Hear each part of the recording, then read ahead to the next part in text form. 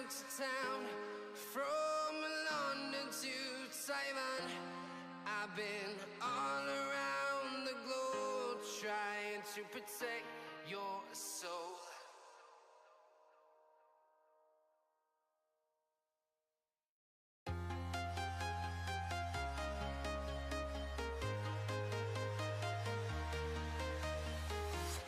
I'm walking alone, the streets are empty.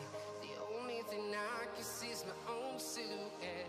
I'm getting stronger, step by step. The clock is ticking, but there's no time for regrets. I've been flying from town to town, from London to Taiwan. I've been all around the globe trying to protect your soul. We are heroes tonight. We will fly above the sky. We are heroes tonight. Yeah. We are heroes tonight. We will fly above the sky. We are heroes tonight.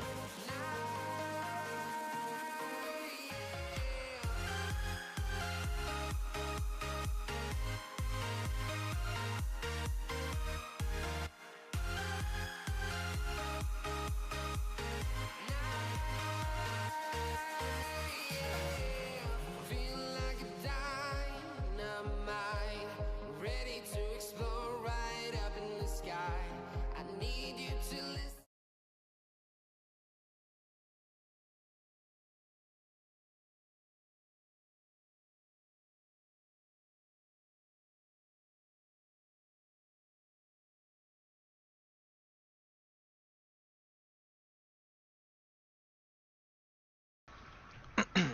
All right.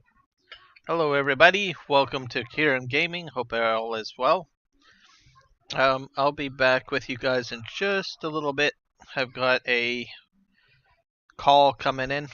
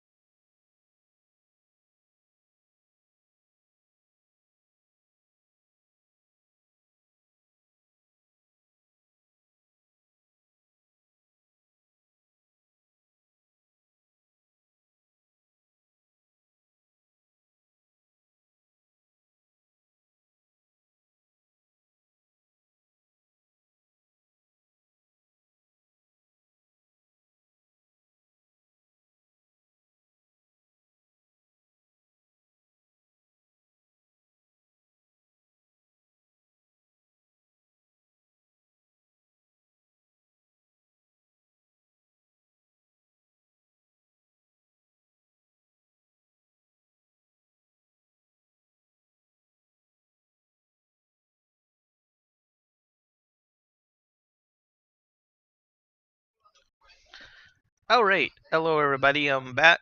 Thank you for your patience here. So we are back on PV Canyon Crossing here. There was a update to PV Canyon Crossing over the weekend. So you guys might want to go ahead and update your map using the SGA tool.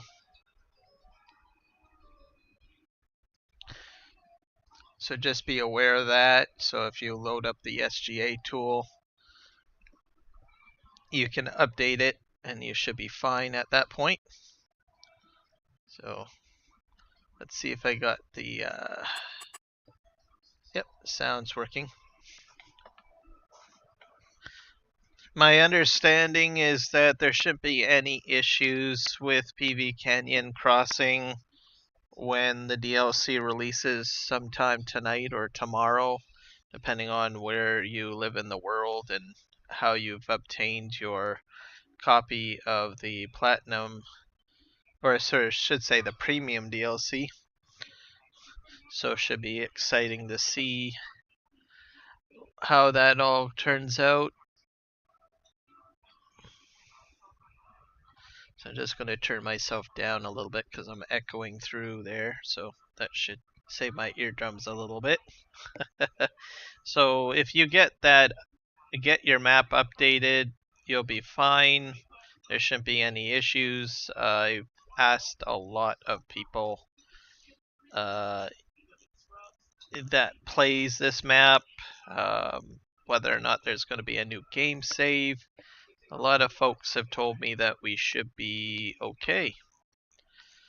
I've also gone ahead and watched the Farm Sim guys' latest YouTube video with regards to the DLC, and he's run a few tests himself that indicates that there's no problems with the new DLC with the existing Giants maps, and he's also loaded up a few different maps that are third party or made by the community, and they worked perfectly fine. You can expect the new crops to work on them, and also the new productions related to that DLC to work. So fingers crossed, everything should be fine. With regards to, like I said, PV Canyon Crossing, everything should be okay. Dajnet is a Giants partner, and he's had access to early access. I think all Giants partners generally get early access to the map to test it out. So should be safe to say that it'll be okay. And there's a lot of people in the SGA community that has confirmed that PV Canyon Crossing should be okay and that I don't have to worry.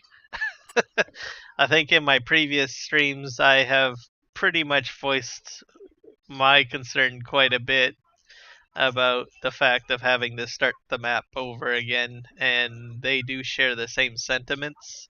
Uh, they play the map as well, and they don't want to have to start over. Dave plays the map, he's the developer for the map. He doesn't want to start over. Billy Alpaca, he does a lot of work on the map, and Boomhauer and a number of other members that have worked on the map play this map, and they don't want to see a new start over. So they have put a lot of work into testing, and they are confident to say everything will be fine. So I'm okay, and I am sure everyone else will be okay. My mouse is dying. I haven't recharged the battery. I gotta get the cable for that. One sec. The light is flashing. So just bear with me, folks. I have a cable somewhere around here for it. I had it yesterday in my hands. What did I do with it? Oh yeah, I've got it plugged in here. It's charging something else, I think. I don't even know what that cable's for.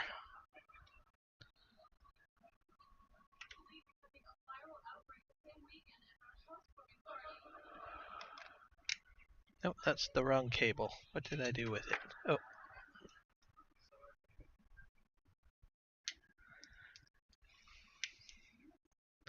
Aha! I completely unplugged it. So I have a Logitech Lightspeed mouse. It's wireless, but I have a USB cable that charges it. So I'm going to plug that in so that I don't go dead in the middle of the stream, which would be a problem. Alright, let's go ahead and get started here. Let's see if there was anything new. I'm The update over the weekend was just an update to fix things and make things smoother and more compatible. So there is nothing new with regards to additions to mods. Loading this up. I'm not sure if you caught my, what was it, Saturday night stream. I did mention there, because that's when I did the update. I had updated on that stream. And let me think.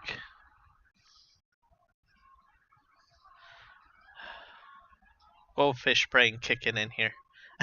Oh yeah, that's right. I was thinking your shaders are going to take a while to load. The larger the map, with this being a 16x map, your shaders are going to take a little while to load. So you'll have jitteriness and all sorts of stuff. Your best bet is to uh, load up easy dev tools, run around the map until everything loads in. Maybe reboot the map and save it, or save it and then reboot the map, and then you'll be fine. I live streamed yesterday on my 4x map of Chilliwack. I had some sluggishness in the beginning of the stream, but as you noticed, it ironed out pretty quickly. Probably within the first 15 minutes, and then I was up and running without any issues on there. So that kind of just to give you some ideas of what might to expect whenever the DLC hits, and any updates to maps and stuff like that down the road. You'll probably have some hiccups. Let's see what the chat's saying. Hello, the Sim Guy. Welcome to the stream. Yep, you're welcome. I will get you a link to the DLC.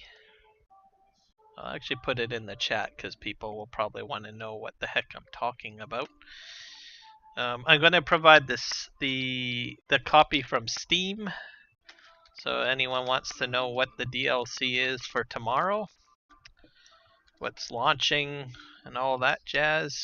Premium DLC FS22. I guess it's the premium expansion is what it's called.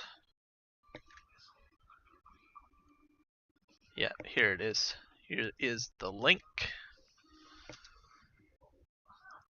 So for folks that want to know what is coming up tomorrow,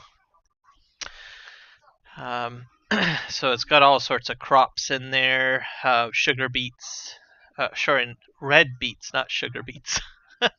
Red beets, carrots, and parsnips. There's new equipment for harvesting, new field preparations. There's new productions, all that jazz. There's a total of 35 plus machines, and a new map called Zalunka. And there's storks that fly around in case you want to see storks. So just keep that in mind. Juan, thank you for joining me, my friend, in the stream today. Also, I enjoyed watching your stream this morning as well as James when he was playing and streaming as well. So, James, just so you guys know, is also a member of the 3Js, and Juan here, who's in the chat, is also a 3J member. I've mentioned them a few times in previous streams. There's a bear with you, crazy. Yes. Hey, well, I got time here. This is a bad joke. So a bear walks into a bar, okay? I don't know if I told this joke anyways, but I'm going to go ahead and tell it while I'm waiting for the map to load up. Bear walks into a bar and goes up to the bartender and says, "Hey, I like your finest beer." And the bartender says, "Sorry, I don't serve people with bare feet." There you go. That's a bad dad joke. I hope you guys enjoyed it.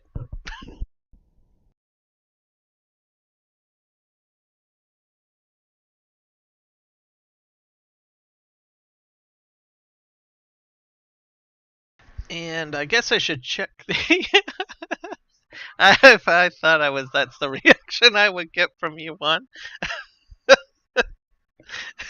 Sigh, good grief.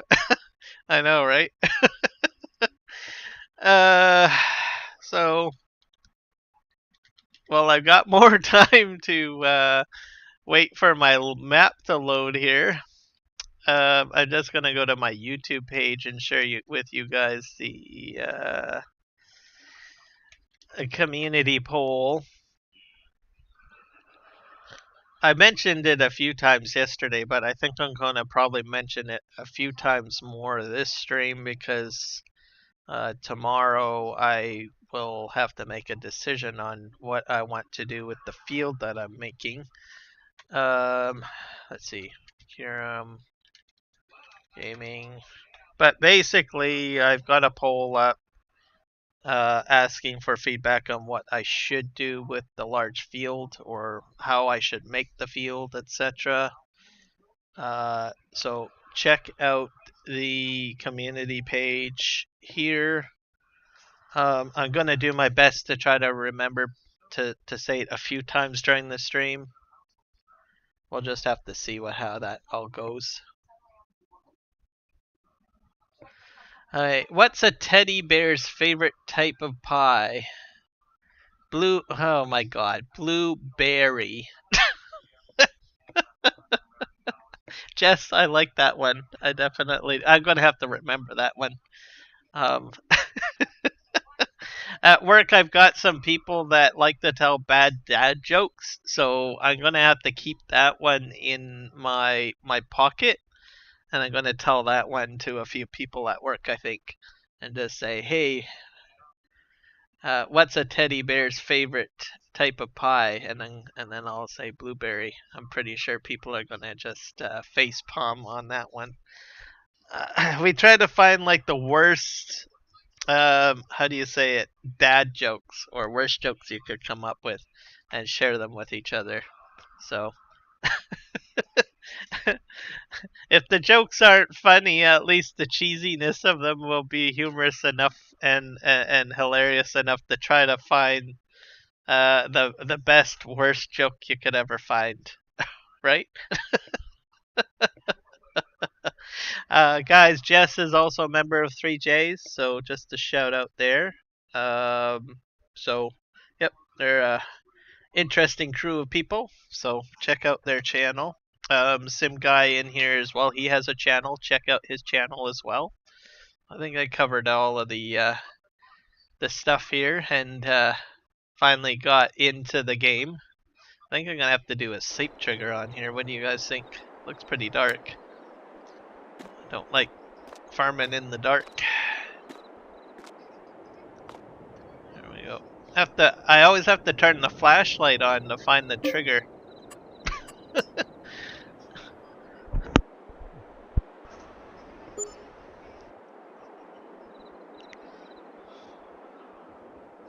Say, why did the teddy bear say no to the ice cream? Or insert any other food? He was beyond stuff. Oh my god, he's beyond stuffed.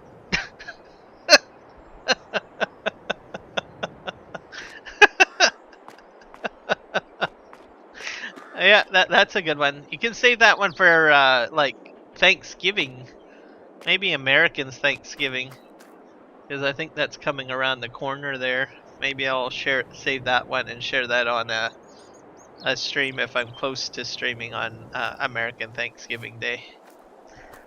Even though I'm not American, I can at least share a joke, I suppose. I don't recall this being empty. That's weird. Nothing is showing. There is stuff in this thing. I guess the shader cache probably just didn't load it in, but for a minute I was like, I'm pretty sure I got stuff in there, and there is stuff in there. Because the small pallet storage section over there on the left or right is showing some stuff in there. So, phew. Back to just to give you guys an idea of what the I've got a total of 8 votes currently, and what's winning is the red beets, carrots, and parsnips 3 field option at 75%. Someone voted for create a big field for barley or oats, and then like I mentioned, someone might want to troll me, and someone did. They threw a vote in for wood chips to make poplar fields. So good on you for trying to troll me. I threw that one in for trolliness, for fun, just to see if anyone would actually like to see me do poplar or not. um, yeah, and there is no votes for grass, so people are like, I'm fed up seeing you cut grass, so which is understandable. Like, you got grass coming out of your ears. We're gonna jump into flight mode just to give you an idea of what we're dealing with for today. Maybe I better speed things up.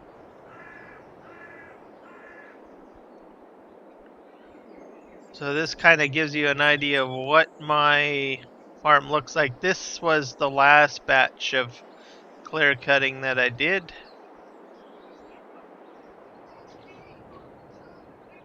And that is a wheat field down there. So I don't really need a grain crop per se, because I've already got a large field with a grain planted. And then back here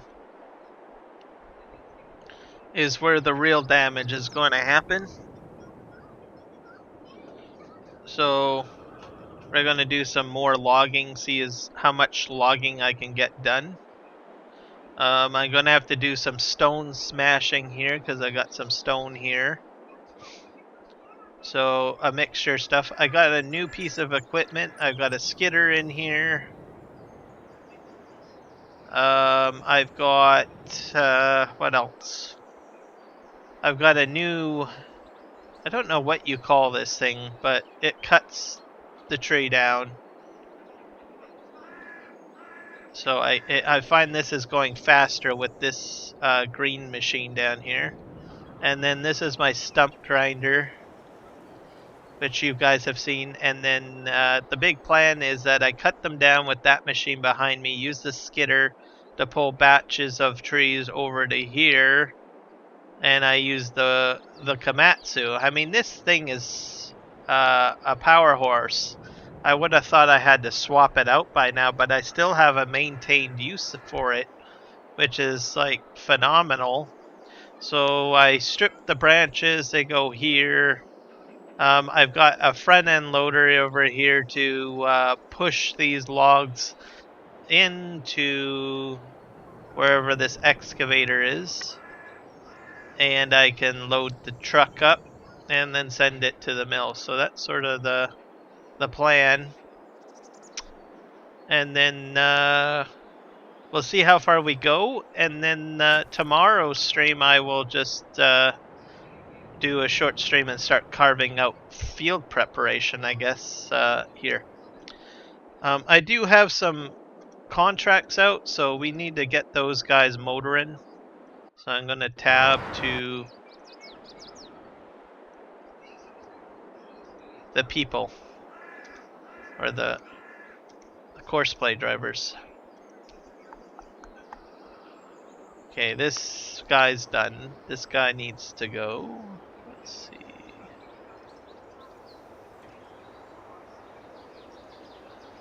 Oh, nearest waypoint.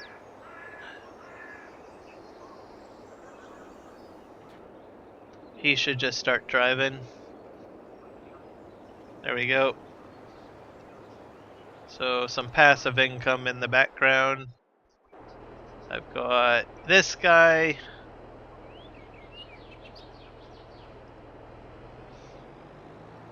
Something that I'm going to just mention, if you do use Courseplay and you've been saving your game and then logging out and then coming back in, something that I've noticed is that saving the game does not shut off the engines of the tractors. like it used to. So if you've got tractors that are out in the field that are sitting on courseplay, when you resume your game, the engines are going to be on. I've started noticing that since I think 2 updates ago or about a month ago. I was meaning to mention it on a live stream, but I kept on forgetting. So I've been noticing my equipment has been running idle when I start up a game session to resume, and I tab through. So just keep that in mind. If you are not regularly jumping to your tractors on a regular basis, you might want to get into the routine of shutting them off before you hit the save button and quitting the game. So it used to shut it off and you used to have to turn it back on, but something has changed in the last month that has affected the start functionality or the save functionality and shut down. So here we go, this guy's going. Let's get this guy going. Oh, I gotta set this to nearest. He will be fine.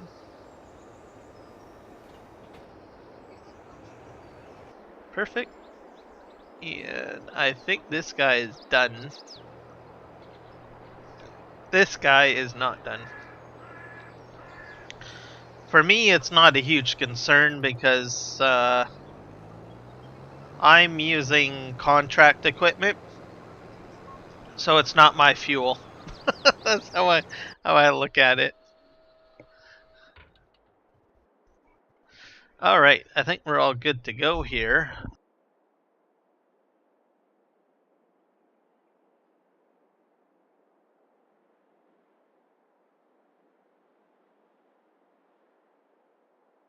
What I need to do is start loading the logging truck.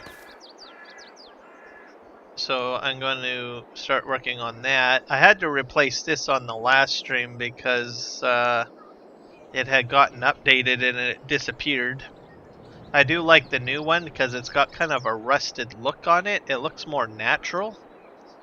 So I guess that's why they had to remove or redo the entire file.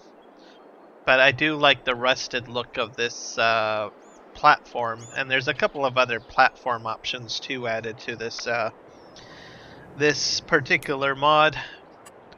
We're gonna turn off the flight mode here. We'll jump in here. Let's see how my steering column works.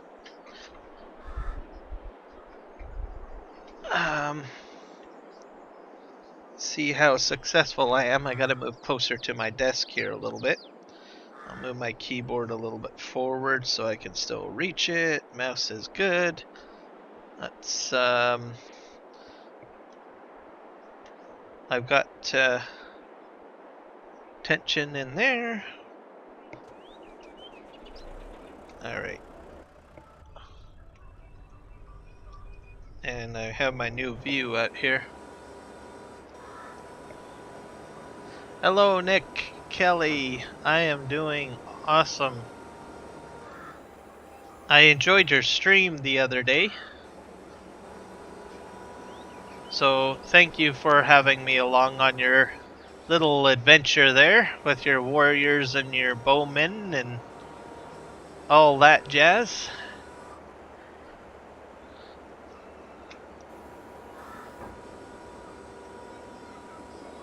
And we're gonna pick this up. That's about a singular piece of wood.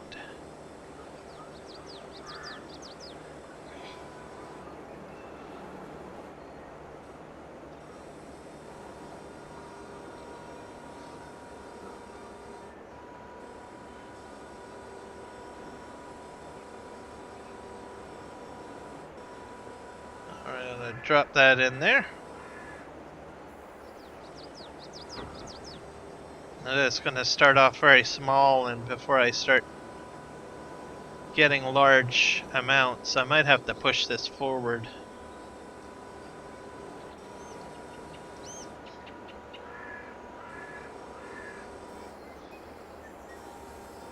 see how many I get here.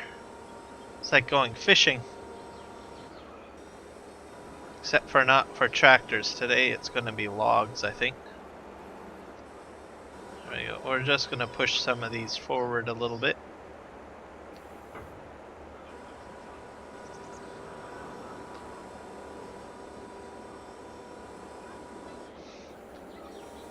The visualness today, I must have the right angle for the camera today. So it just seems to be just perfect.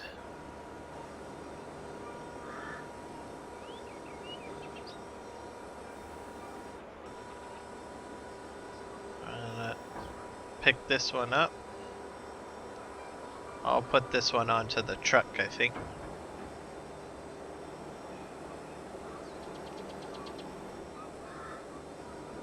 I still have some funky stuff going on with my steering column, which I'm going to have to look into, I think. I'm getting the feeling that I have to have the Logitech G-Hub application running at startup on my PC, which I never had to have before. So I don't know what that's all about.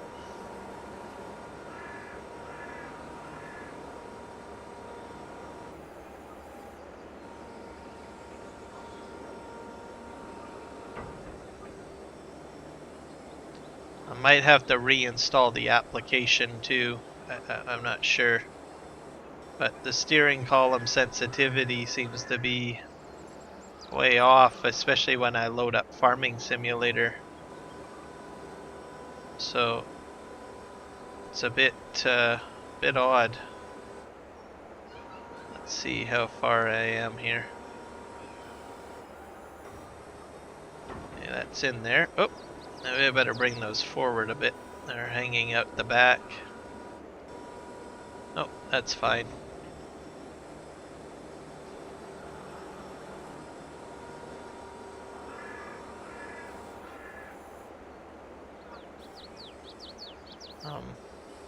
So I'm not sure what's going on with the Logitech. I think other people have lightly hinted at issues that I've watched, so and a bit perplexed. It started a couple of weeks ago, so I think I might have to put some time into troubleshooting it a bit. It still works, it's just that there's no tension in the steering wheel, because the spring is supposed to put a bit of tension on. But I'm not feeling that for some reason. It's just way too loosey-goosey. So I'll have to figure that out. I might have to try another game and see if it's just related to Farm Sim. I do have Dirt Rally. I have American Truck Simulator, Euro Truck Simulator. I can probably use those to test things out.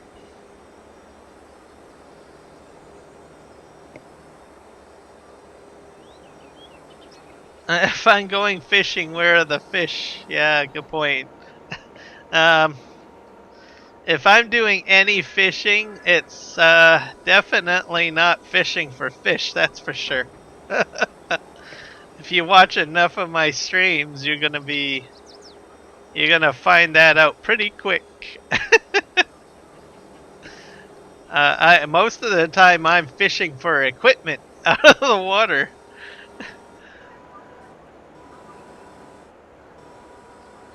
Which is a disaster in the making. Sometimes even supplies too. I drop, for some reason, supplies into the water. Let me back this up here.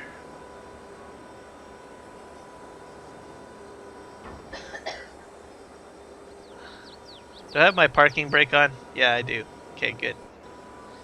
Yeah, if you're using the excavator, Just as a keynote, and most people don't use the parking brake, but use the parking brake because your tracks will not move. So if you accidentally slip up and you hit like a pedal on the ground, or you hit a keyboard button that causes acceleration, that's not going to happen.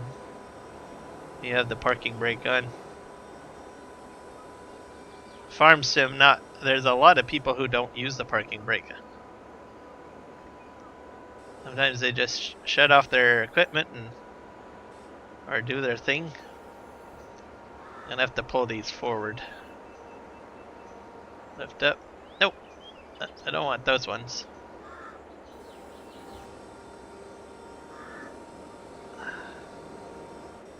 Okay, we're gonna put this along the edge here.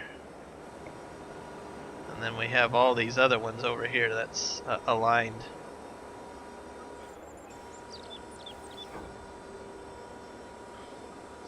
Nope.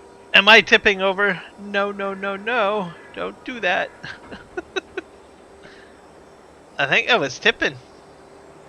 Oh, what the heck? Hold on a sec, guys.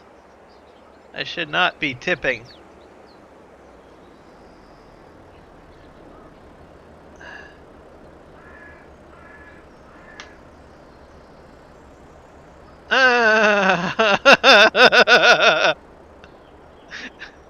What the heck? My counterbalance should be able to handle that. What the hell? What the heck? Oh dear. This is disastrous.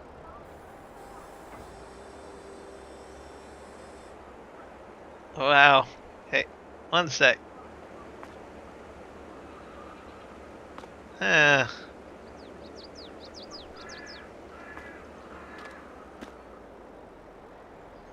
uh, uh, hold on.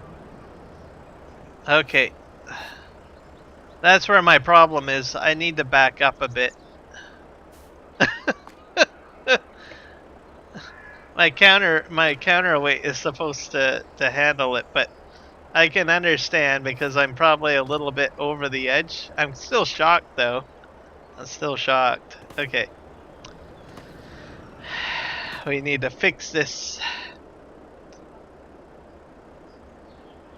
We're gonna back up a bit.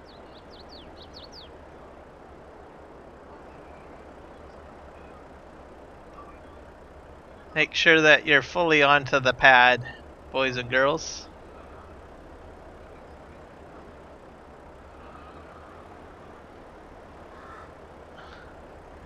Oh, and I'm rubbing up against the truck. Okay.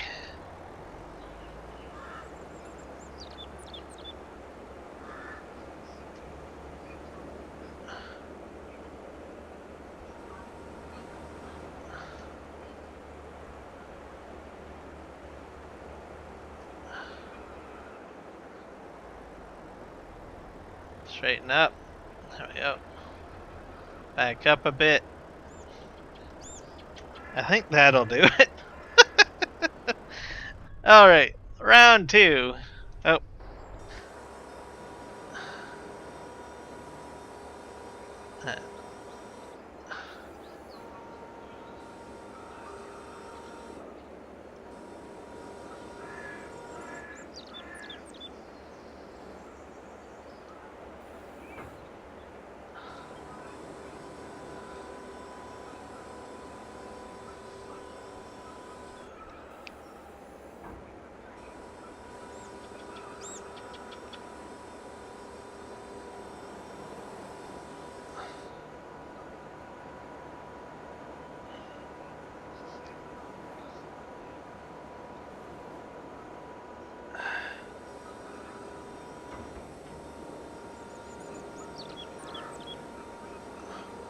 Let's just get it in there.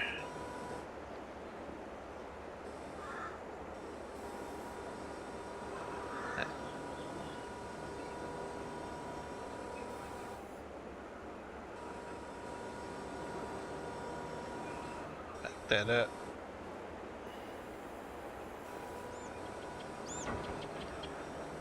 At least my Thrustmaster joysticks are functioning okay. I can get away with a little bit of a wackadoodle steering column issue. Don't mind that. This one we're gonna grab.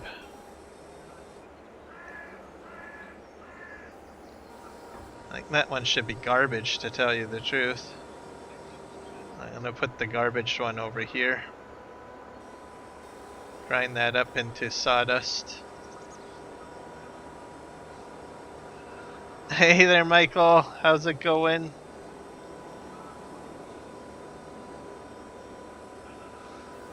Today is log fishing, and hopefully that'll be the only type of fishing I have to do today.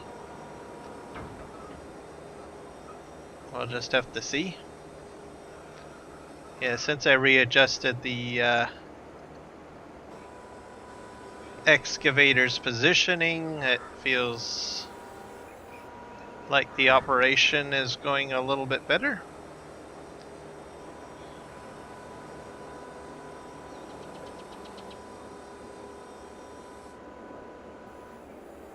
Let's see, this is the big test here.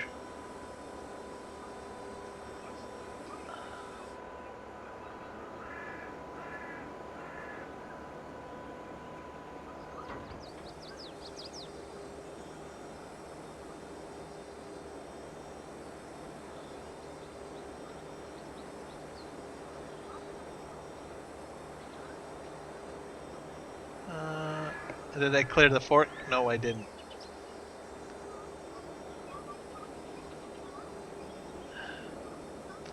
Down.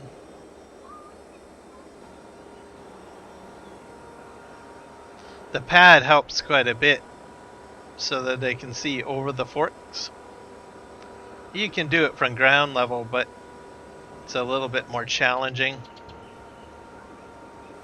Since I put the pad in, it makes this so much easier. Let's just pull this forward.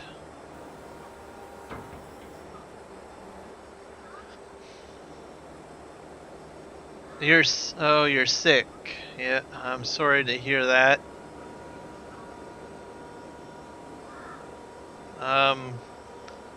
Increase your zinc intake and cut the sugar as much as you can.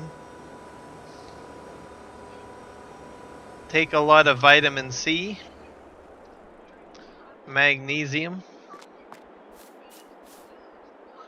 Vitamin C is very important because our body naturally does not convert stuff with vitamin C. So if you have vitamin D or vitamin C deficiency, our bodies naturally cannot do anything to create vitamin C. But most of the other stuff that we can. Surprisingly, we're the only organism, I think one of the only organisms on this planet that can't create its own vitamin C. So it's a fun fact. Zinc is good. It increases your magnesium because it increases your metabolism and immunity.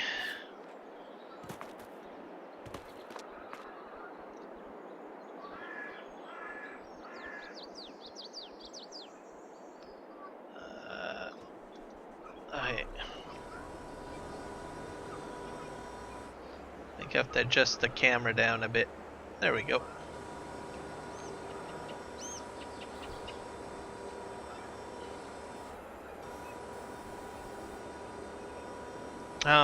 Myself, I should be okay. I don't think I'm going to get a cold this year because of my tea regiment. Because the tea that I take has everything I need in it, pretty much. As long as I maintain a good, reasonable. I still eat reasonably.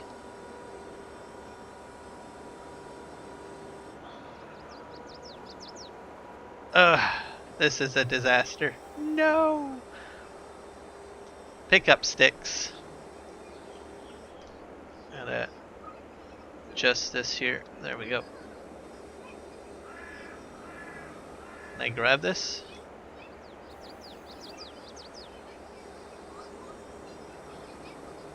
I'm gonna fish that one out.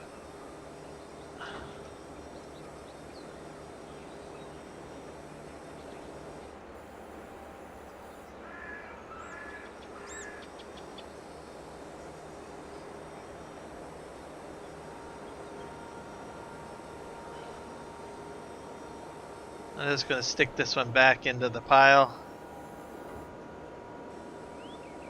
That's good.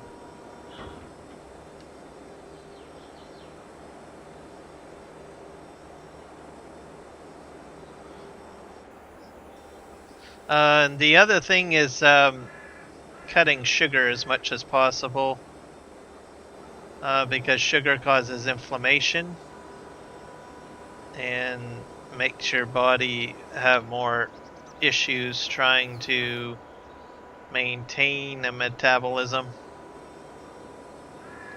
But so just keep that in mind.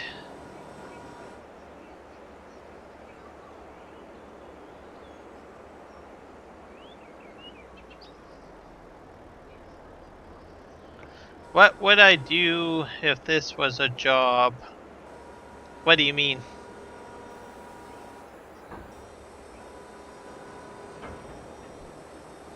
Nick. What would I do? What would you do if this was a job and you were getting $25 an hour? Then I guess I would be getting paid $25 an hour, I guess.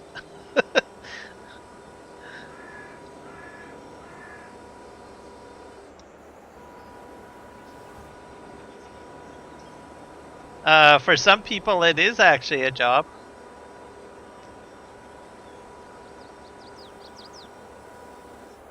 Loading trucks.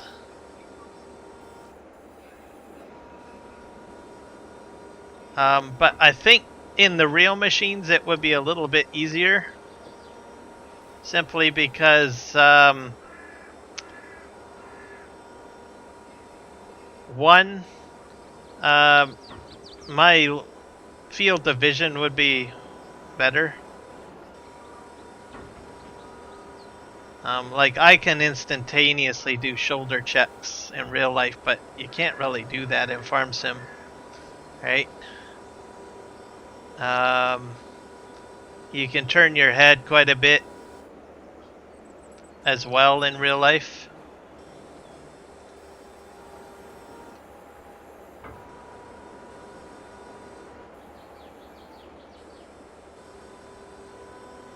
So I think there's quite a bit of advantages there to doing it in real life.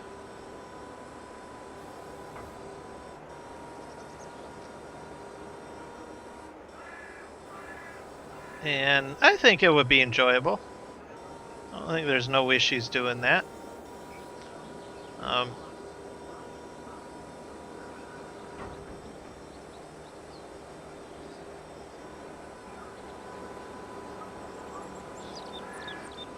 But I probably would be, when I'm operating the equipment, I probably would be doing a lot more shoulder checks while I'm making my turns.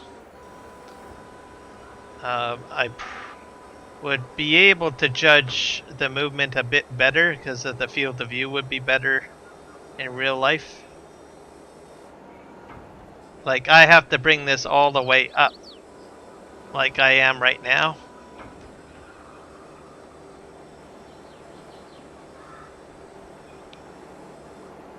Just to make sure that I can clear, unless I had an option to quickly do a shoulder check or swivel my head while I'm doing my operation here.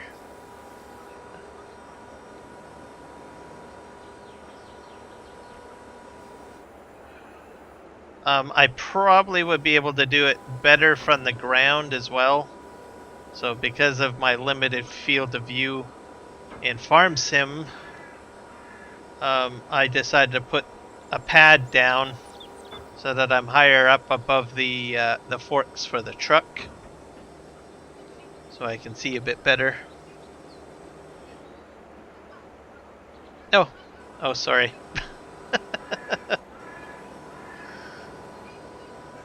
I have been in the cab of an excavator before. I haven't done anything of this type of implement though. I have done, let me see,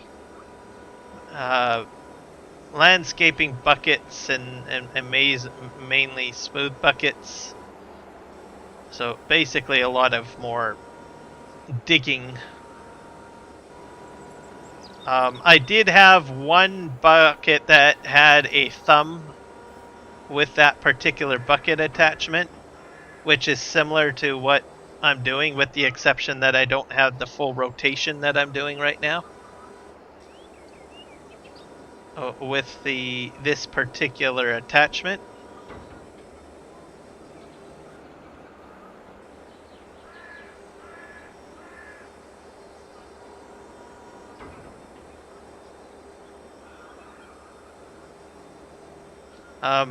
But there's a lot more to just when you're operating these machines. There's a lot more to than what I'm actually doing right now. There's a lot of maintenance you need to do on these machines.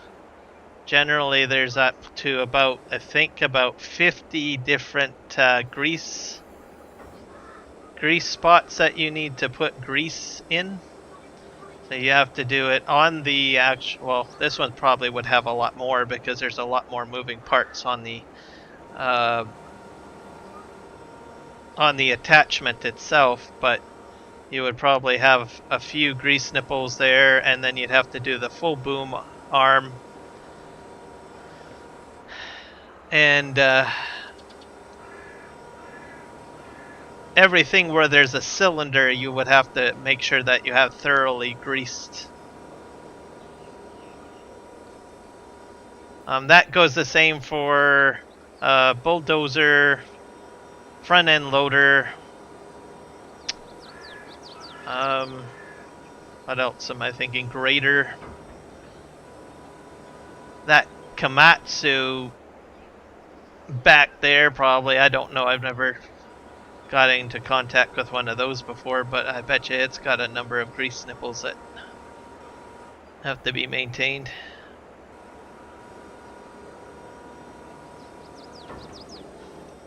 And then you need to check the integrity of the actual implement too. So like a bucket, for instance, if you got rust in it or any damage to the teeth on it, you have to be aware of that, because the buckets do get damaged over time.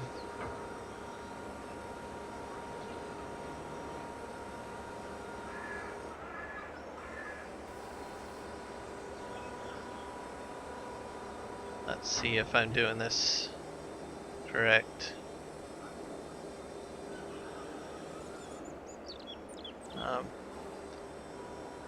Also want to make sure you keep a very clean cab inside your machine as well. Definitely don't want to have a coffee cup laying around and it accidentally gets underneath one of your pedal levers, because inside the excavator there's pedal levers on the ground of your cab.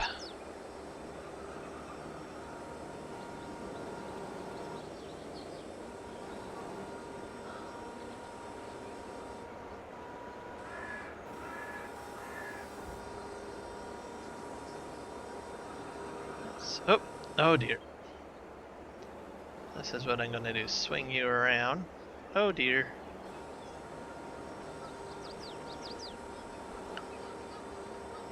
This guy's garbage.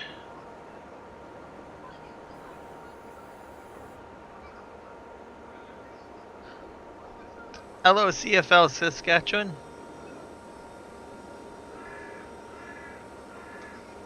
Stripper header of Farming Simulator PC today. Stripper header? I'm not sure what that one is. Is that? Oh, I know what you're probably talking about. Is it that tea cruncher or tree cruncher one? I go into the. I think I actually have that. I think it might be even on sale. This thing, the wood cracker. Is that what you used? This bad boy. I have not used this one yet, but at some point I intend to use this guy. At some point. I just need a bigger excavator, I think. I don't think my current excavator can work. I bet you this thing's got probably about 4 or 5 grease nipples on it to maintain it. Alright. I'm not sure if I can use my current excavator because there's 2 excavators they give you in the game. One that I think can be upgraded and one that can't be upgraded. And I think I got the one that was the cheapest and it can't be upgraded, meaning I can't detach the headers. So I'm probably due for an excavator upgrade at some point. I'm watching the CFL 110th Grey Cup this Sunday.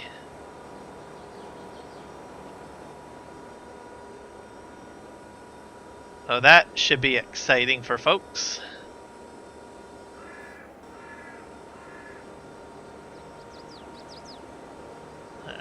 Just gonna bring this forward a bit.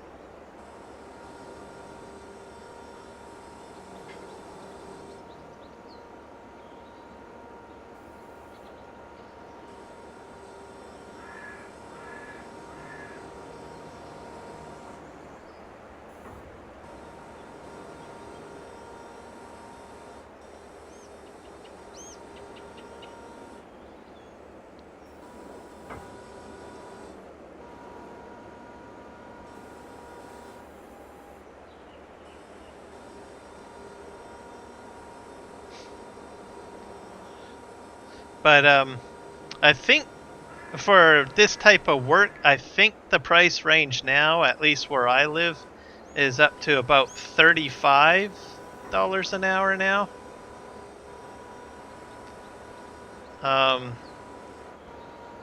And I think the reason for that is that like you can go to some fast food restaurants and you'll be paying the staff are paid like $25 an hour, depending on where you go.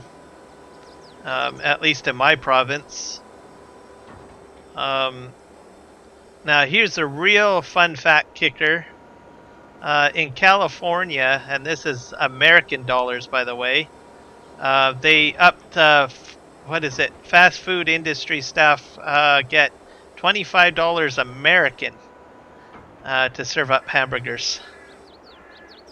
That law was passed, I think, last month.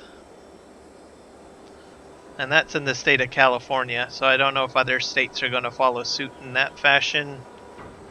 I imagine in Canada it will be the same. And I think I read somewhere, what was it? The Yukon is upping their minimum wage to a fairly high amount. I think $19 an hour. Let's see.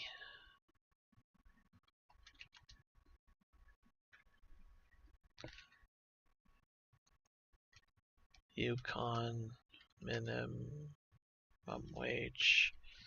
Or was it Northwest Territories? One of the territories is supposed to get a significant bump up. Maybe not Yukon. Maybe it was Nunavut? Or I'll do Northwest. West Territories.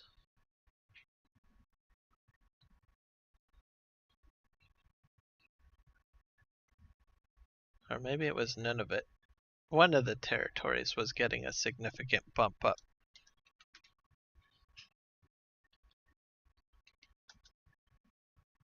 Yeah, Nunavut is the one. They're going up to $19 an hour come January 1st in Canada.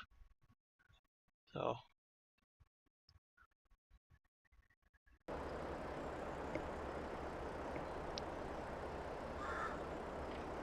yeah, and that's the primary reason for it. Like, I think I watched a documentary that said that in some areas it's like for one can of pop, you're looking for at $5. And the reason behind that is that some of those communities have to have their food flown in, so that just ups the cost.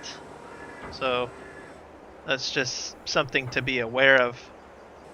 Um, Either that or hope that all of the supplies I need goes in through the winter time, because of the during the winter time it's ice road trucking season. So truckers make a lot of money during that time, and they go on the ice roads and they take in shipment upon shipment of goods to the more remote regions. And if not everything can get through, then that means there's less supplies. And then I think during the summer months they have to rely on airplane, I believe, or flights to bring their stuff in. There's no roads because the roads are all gulag and you can't drive on them.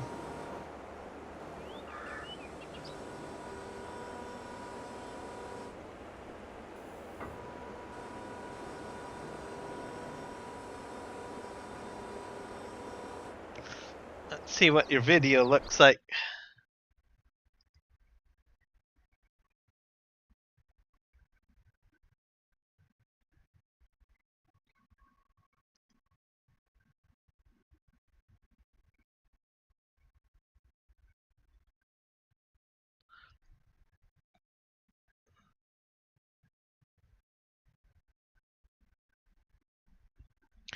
Saskatchewan Grain Farms on FS22 on PC.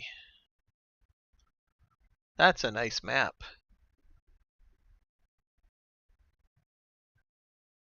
It's a 16x one. Oh, that's going to take you forever to do a lot of the. Oh, wait. No, I think you got like a fast harvester. I think you'll be fine. I see your harvester is just a motoring.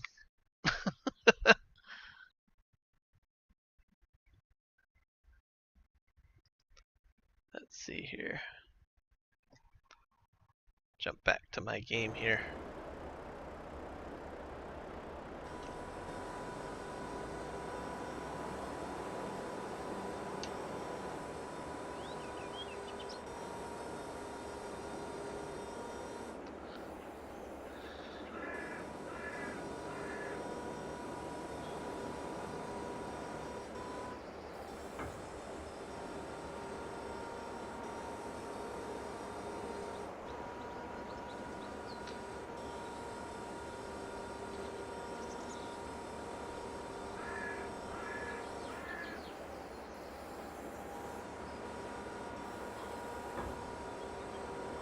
See if I can get all three of these in here.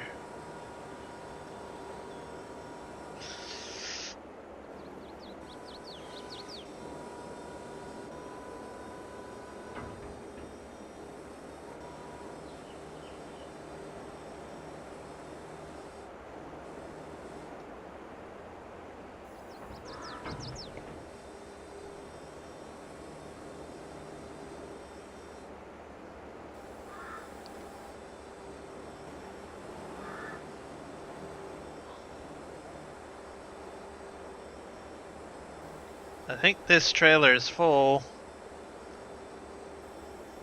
So we're gonna just probably move this ahead a bit. So I'll just go ahead and ground out my excavator.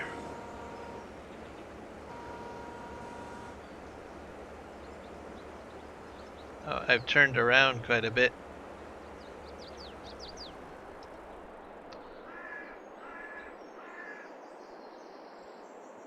Not exactly on the truck pristinely, but it'll do. So I'm gonna just strap this down. This is the inside of the cab, by the way.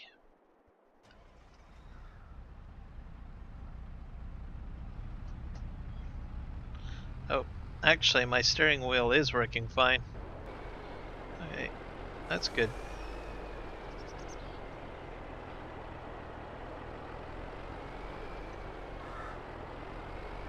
I'm just gonna fill up the next trailer. And we're gonna have to grab another load of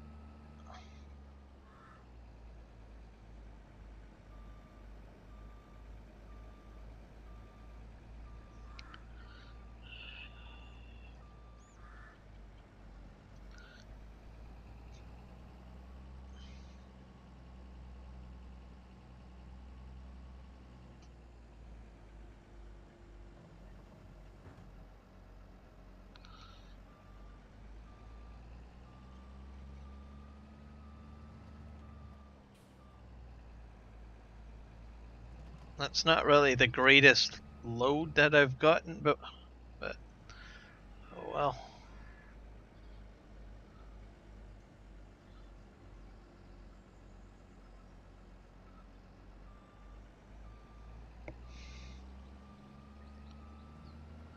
You you have COVID? Oh dear.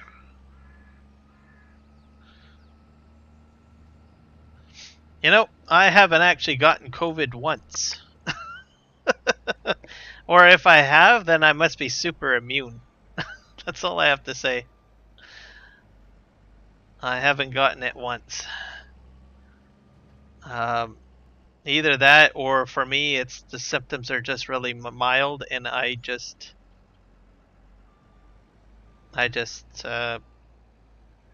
don't get it. So I don't know. But I've heard some horror stories of some of the stuff that people have gone through, and like, nope. And I've been around people that have had COVID, and so I don't know. Uh, so I think I probably have maybe had it in my system, um, but I just had a maybe mild reaction that I don't even realize that I had it or something. I don't know. It's just interesting.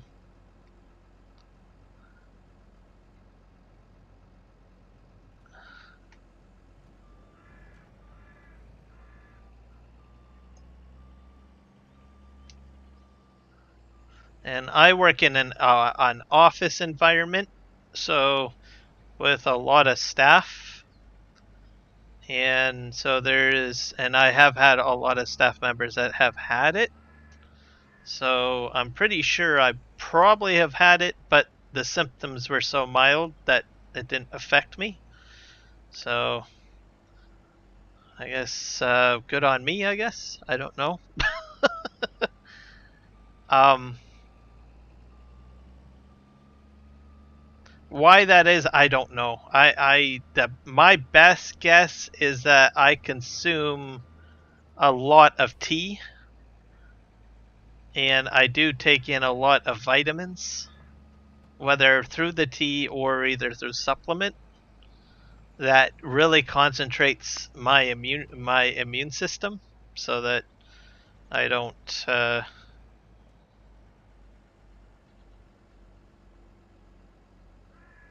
don't get affected. But I can tell you when I do get sick, and I have gotten sick, it hits me really bad, like really hard. So it would have to be a really, really nasty bug or a situation where my immune system is like in the worst of shapes.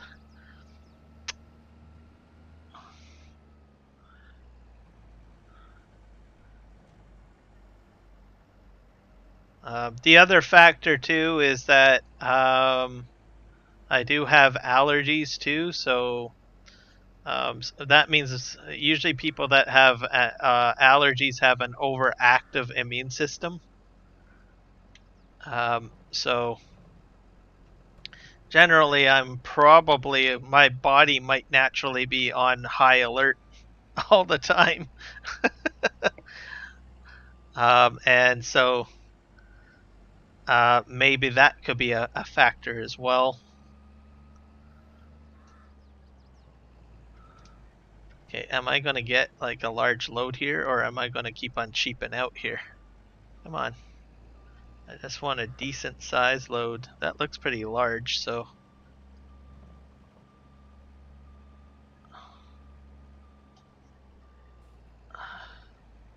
Okay, we're going to go ahead and drive forward.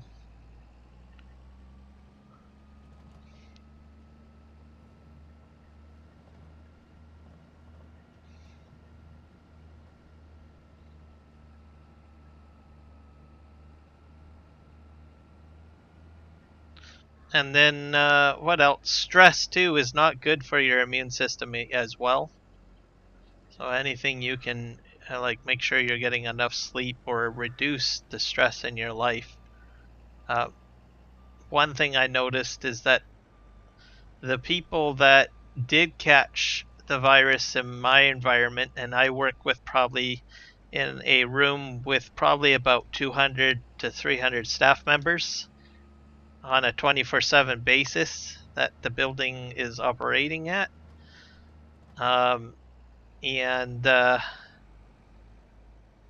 in fairly close proximity, and most of the people that I'm aware of that did catch it had some sort of stress in their life, like that stressed their body out. Um, Stress is not good. Stress is actually even worse for animals. Like as a prime example, if you, I used to have an aquarium of fish. I used to be into fish as a fish hobbyist, I guess. The last thing you want to do is stress out your fish. And if you stress out the fish, they catch different bacterial diseases. Their immune system just goes completely compromised. That's probably, if you've ever had an aquarium full of fish and you change the temperature and you stress them out, you've probably had a situation where they've gotten sick quite easily, like within like what do you call it? Within an hour or so, and then next you know it, you try to give them the medication, but it's too late. They're already dead with by the end of the day, right? Um, so that affects everything, even animals too, livestock, your dog or cat, and then as well as us humans. I think we do a little bit better with dealing with stress. I mean, we get sick, but I don't think we die from it. Some cattle have gotten stressed out to the point where they've gotten onset pneumonia within, I think, within 30 minutes of whatever caused their stress, whatever the stress episode would have been. So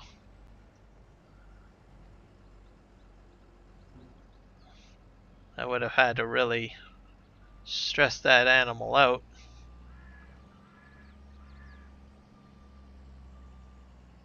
Oh dear. This is a mess. You know what? I think I'm just gonna try to go right in for it again.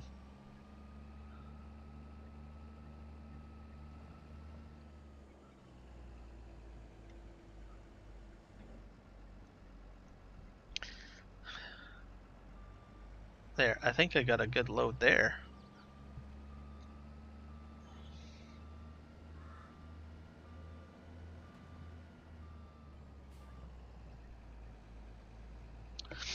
You have allergies, Kelly? Nick Kelly?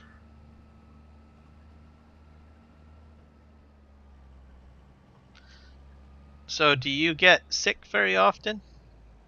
Or do you find that your immune system is usually better? With the exception of, your allergy situation, right?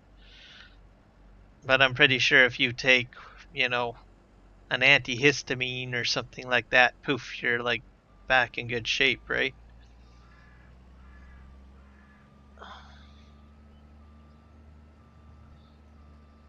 But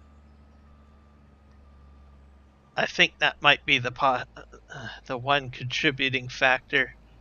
And then also a healthy lifestyle. Like I don't drink, I don't smoke.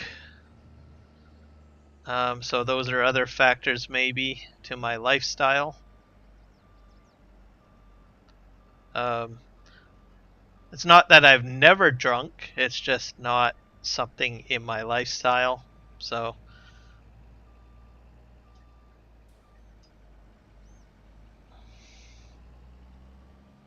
and smoking, definitely don't do that.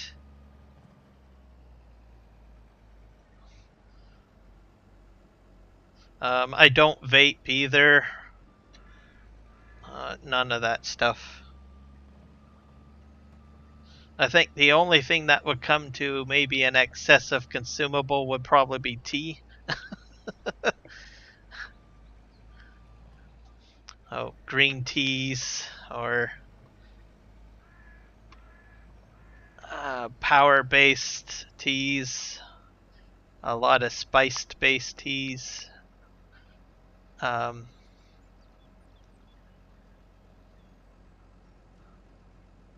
am I going to be able to... No, I can't get that. I'm going to just try to knuckle push some of this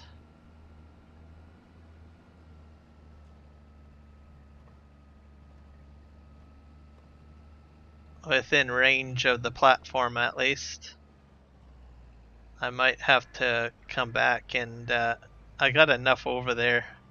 I'm probably going to have to do something. Oop.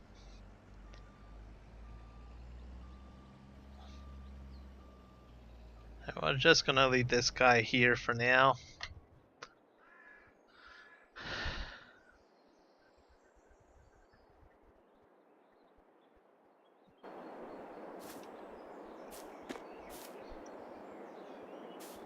So you're probably going a lot. You're probably confirming exactly what I'm saying, because your immune system is on high alert due to your allergy reaction. The only issues you probably have, and you can correct me if I'm wrong, you probably only have issues with allergies, most likely, unless I'm wrong.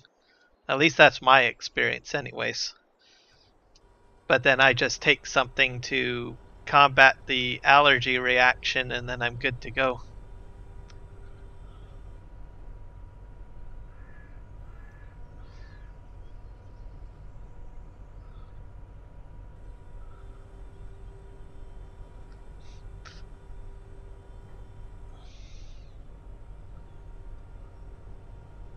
Let's just grab this here.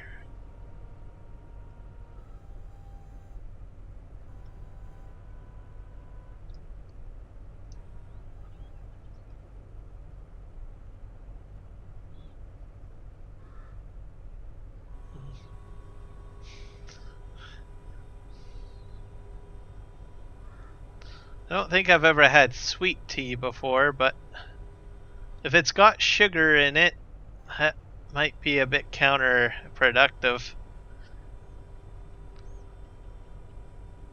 So, and I say that because what happens is your body will digest the sugar and use that as your primary source of energy. and your system will reject the benefits of the tea. I don't know if that makes any sense. Sugar does that to everything. So if you digest like a salad, your body is and then you have like an apple pie afterwards, it's gonna, your body's gonna source and digest and utilize the sugars, and then you're just gonna pass through all of the nutrients of the salad through your system.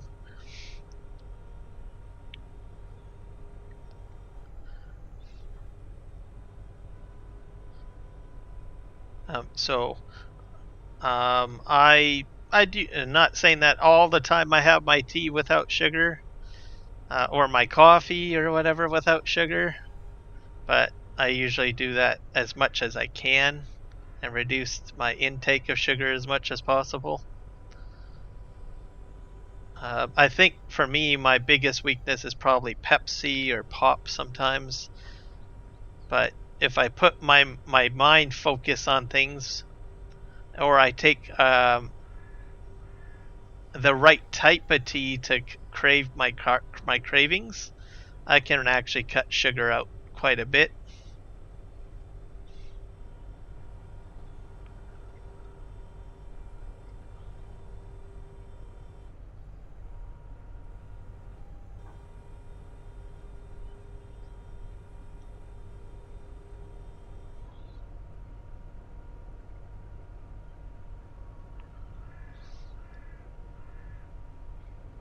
Um, if the tea's got honey on it, that's a huge debate. Some people say, "Oh, you're fine having honey," and then there's some people that say, "Well, there is sugar in honey," and then people are say, "Well, it's natural sugar; it's good for you."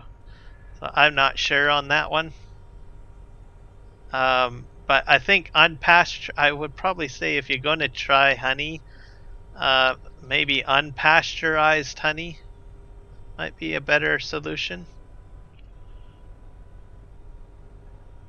Because then at least you know whether or not they added any process. Because if it's unpasteurized, you'll know that there's a less likely that there won't be any uh, what you call it, processed sugar added that companies tend to like to add into everything these days. I don't know what's going on here. A big giant bunch up at the end. Hopefully that fixes it a little bit. And then we got to source this one. There we go. I think it's because I put the smaller ones in there. That's the problem.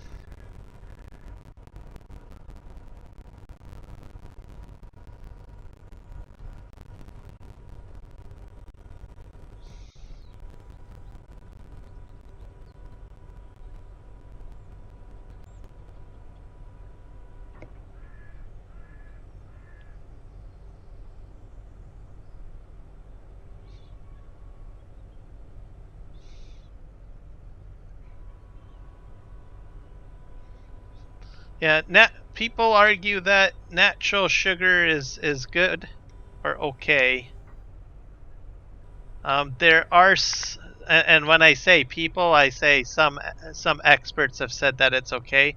There is a small group that say that honey's, even though the natural sugar isn't good, but I'm not sure on that one. But what I will say is far better to have honey than having um, processed sugar put into your beverages. So,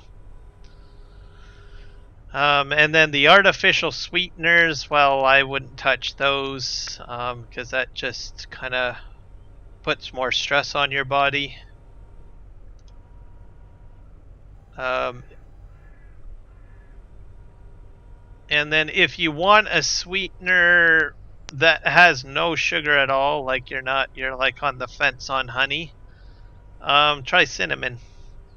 Cinnamon is not a sugar at all, and it's a sweetener. It's actually recommended to diabetics as well, because it controls your blood sugar cravings.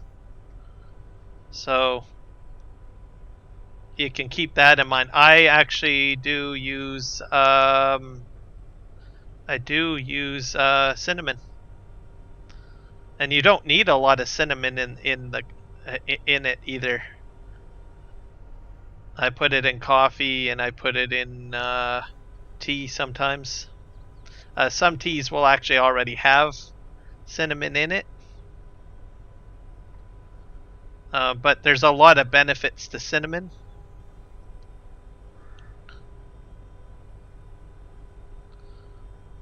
Um,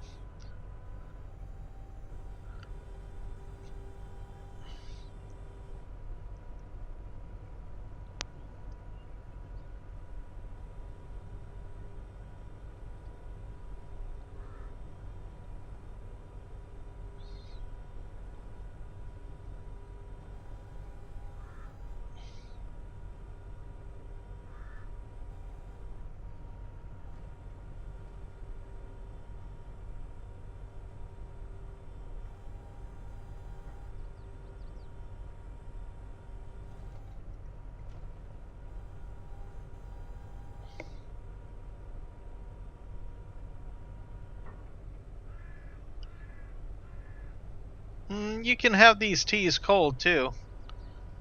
Um, One thing though, if you have the teas cold,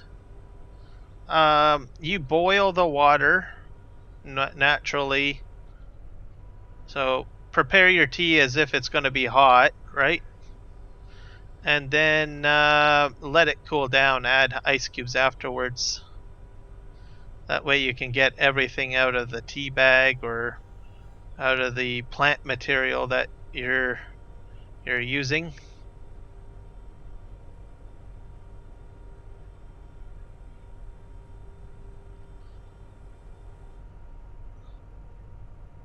So I actually have so that's how I make my hot teas cold during the summer. So I might, like as an example, what I might do is I'll prepare my tea at night. Just boil some water, grab a container, put the tea bags in the container and put the hot water in to the container. After that, I throw it in the fridge and by the next morning it's cold. Maybe throw some ice cubes in there.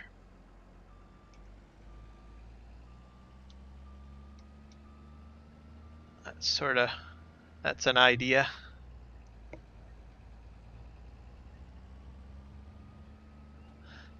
How did the tree cross the road? I don't know. How did the tree cross the road?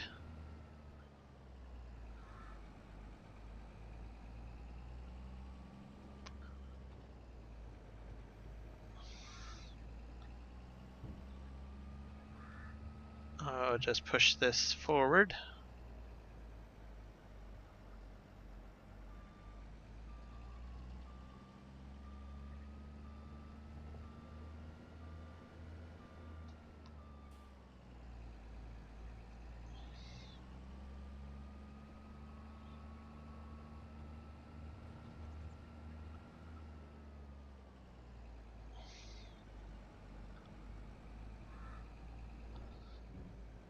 I think I'm gonna have to go in here and dig out some more trees.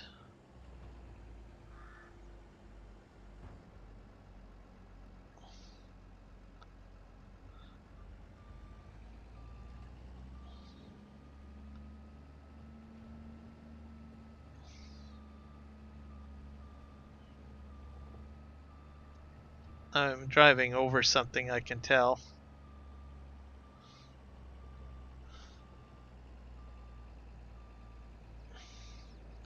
I got some sort of resistance going on. Yeah, I got logs.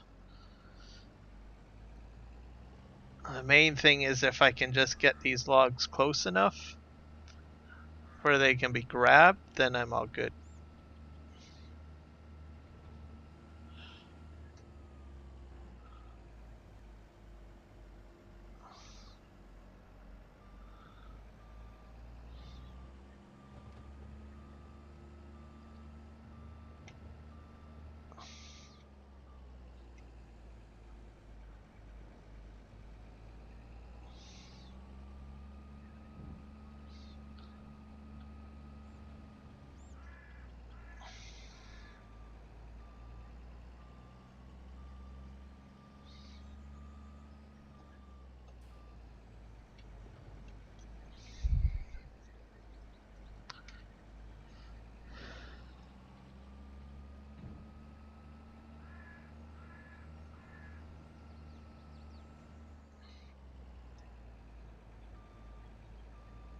And I think I got one by the truck over here that I have to grab. Let's just see if I can fish this one out here.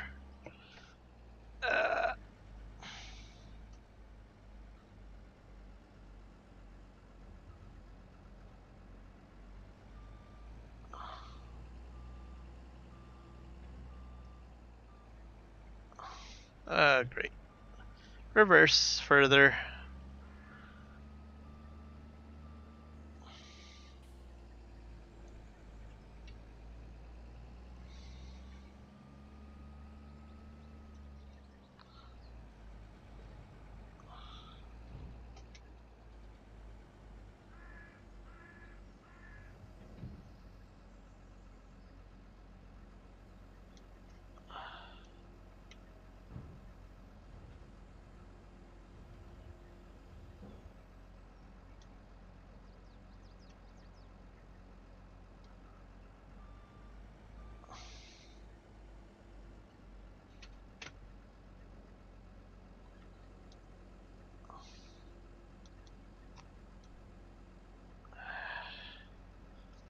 Okay, this is a bit challenging. Grabbing one is always a pain.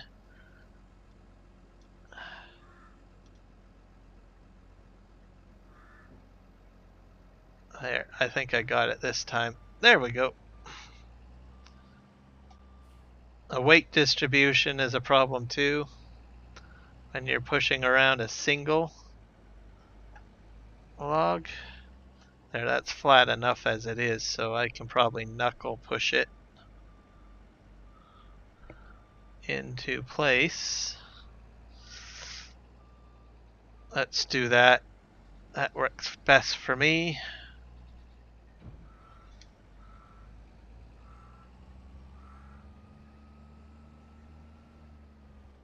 There we go.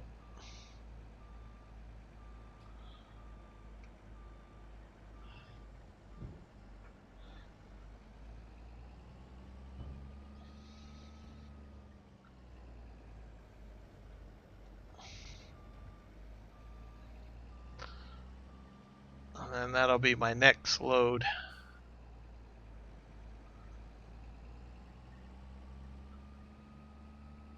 There's one more log over here that I think I have to push forward.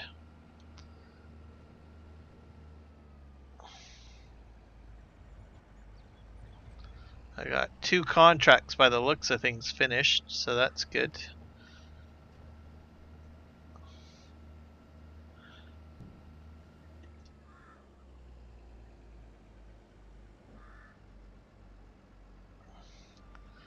That's a bit better of a lift for a single piece.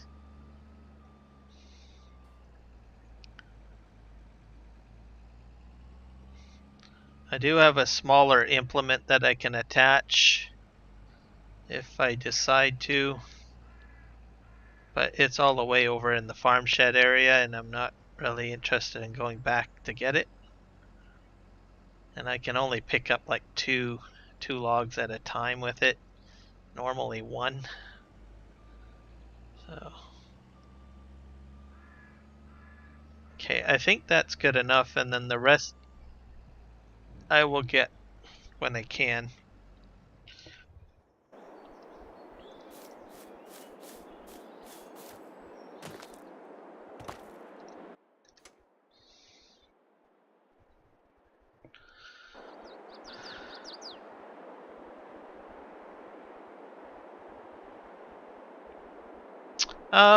No, I have not. I have not tried Texas sweet tea before.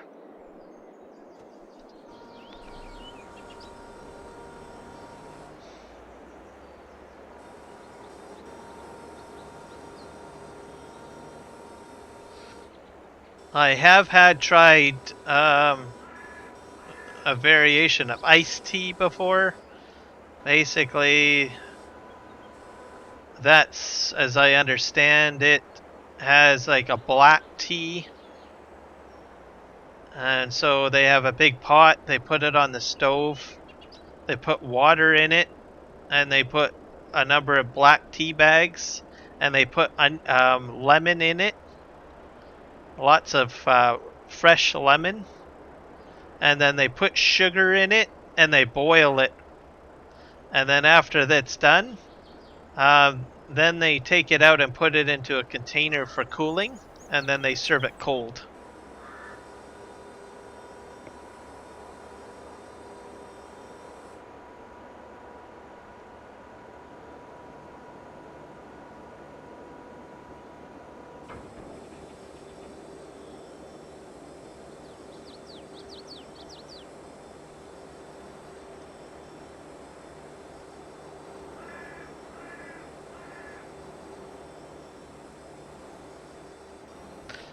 I've had some different variations of kombucha as well, which is a bunch of different fruits.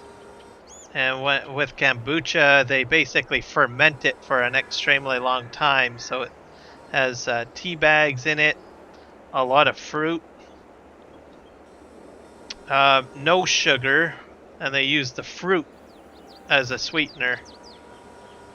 And they let it sit for at least about 2 weeks to ferment. Sometimes longer, depending on the person, I guess.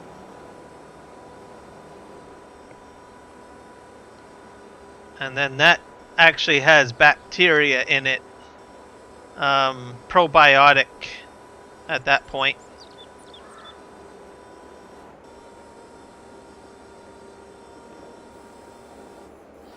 And then when they store it, because with the kombucha, I mean, they put it in a sealed jar or something, so that it's just natural bacteria or a good bacteria.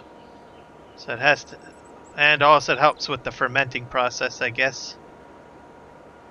There might be some other stuff that they put in to cause the fermentation to happen.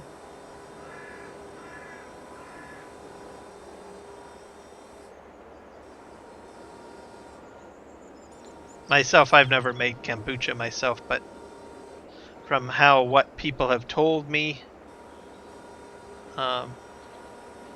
that's generally the rough idea. I might have left a couple of steps out. Not sure.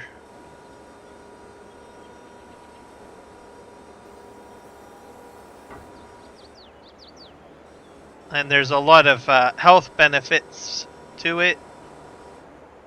I was skeptical at first. I thought, oh, this is going to make me sick. This better not make me sick.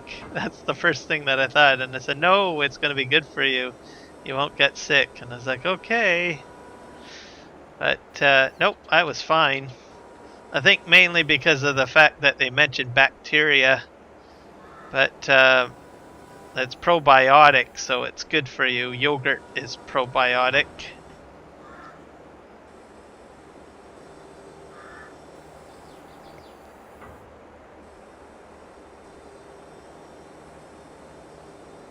So how is your sweet tea made then? I had a feeling it's probably made differently. I think I'm out of range to getting that piece there. Let's just go down here.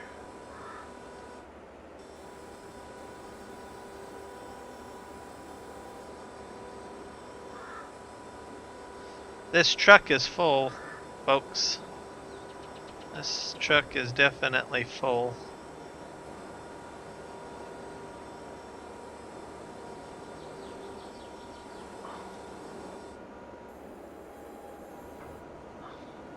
I think I dropped the log down here somewhere. I don't know where it went, but I think that's going to be good. Alright.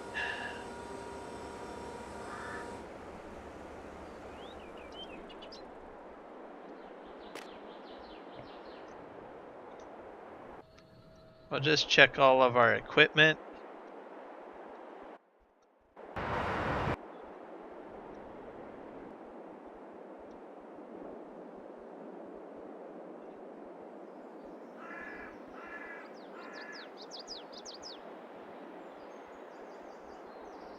That one's done.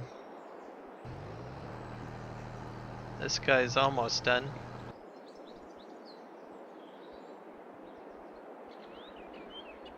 I think this guy's done.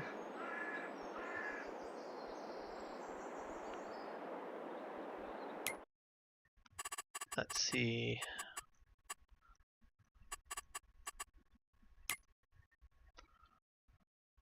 I've got about 1, 2, 3 more waiting contracts to worry about. All right. Let's get back to the truck, shall we? I need to take that load of logs down.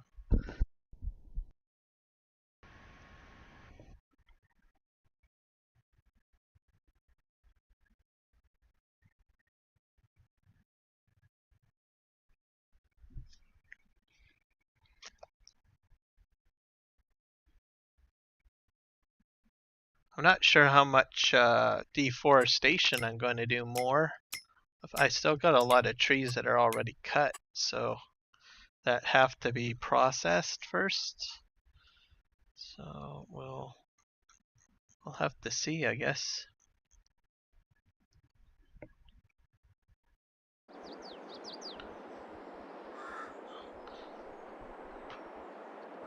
We're gonna strap this down.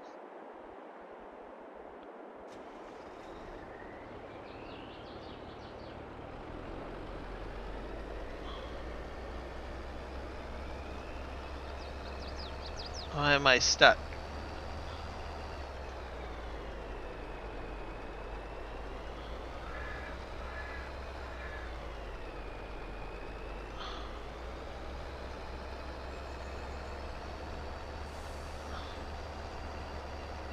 Okay.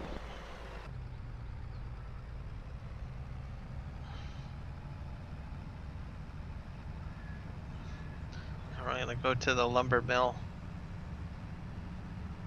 That's a pretty heavy load. Oh dear. Oh, I got stumps over here, don't I? That is not good.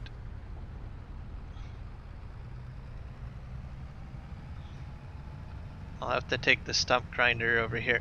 What is hanging me up? Oh, seriously? That one little knob? Oh god. Okay. Okay, let's turn this way. Yeah, I'll have to get the stump grinder over here. We'll go up this way.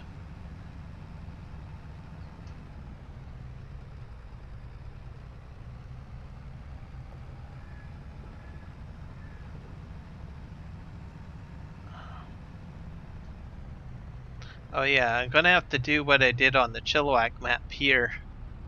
I'll have to remember that. I'll do that when I get back. I'm gonna put one of those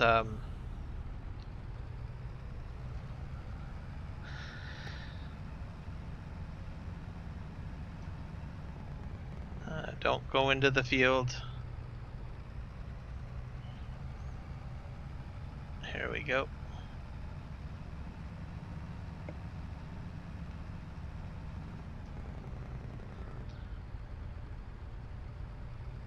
I've got a pallet pusher mod, so I'm gonna put that onto my platform on the back of that straw processing facility, so that I can just simply go up to it and just push the pallets out of the way. So I think so I'm gonna do that and see what happens.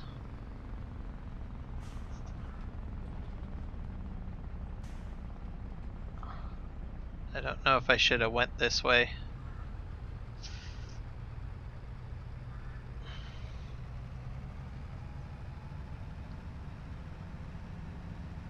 So far I'm doing okay. No crash counters so far. Now that I said that, I bet you I'm gonna crash or something's gonna happen.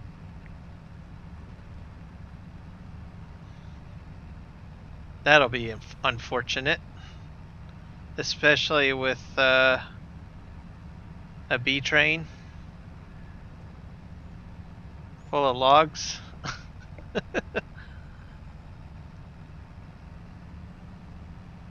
I don't think I'll have any water problems this time around because I don't think I'm going to have to go and do a boat trip. Uh, Speaking of which, I got to show you guys some of the other stuff that I bought. I think off a stream. I don't think I was on stream when I bought it. I've got a tedder and I've got a windrower. So I'm going to start. So my next cut is going to be basically hay.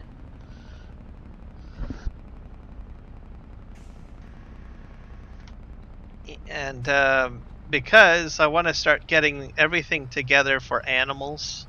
So you guys have seen me do what, several cuts without with silage bales. So that's the plan. Just said that when she came to Texas, she ordered sweet tea, and she thought it was going to be a distant in sugar, and the sweet tea tell her like a brick. Huh? Have to put a letter in here. That little heart's in the way. Just said that when she came to Texas, she ordered sweet tea, and she thought it was going to be different in the sugar and the sweet tea. Oh, it hit her like a brick.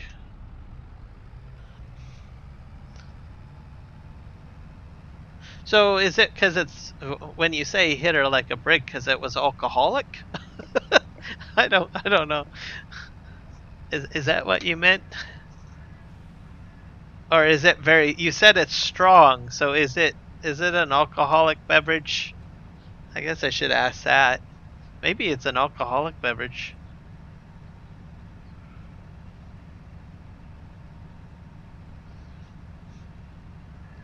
Kind of like a moonshine or something, but made of tea. Hey, anything's possible. I mean, you ferment, like I said, kombucha is fermented. So maybe you just put something in there that stimulates some sort of alcohol effect, I guess. I don't know.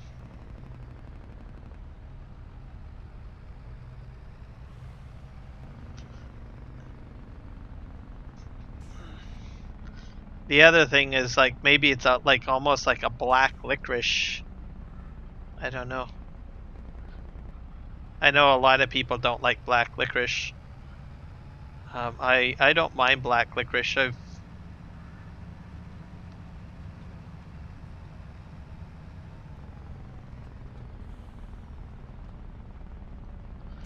Oh, they put a lot of sugar in it. Oh boy.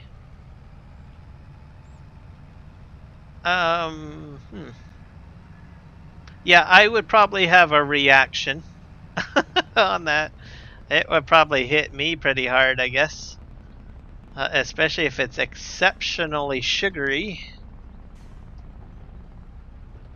I do like some sugary things, but I don't like them too sweet. Uh,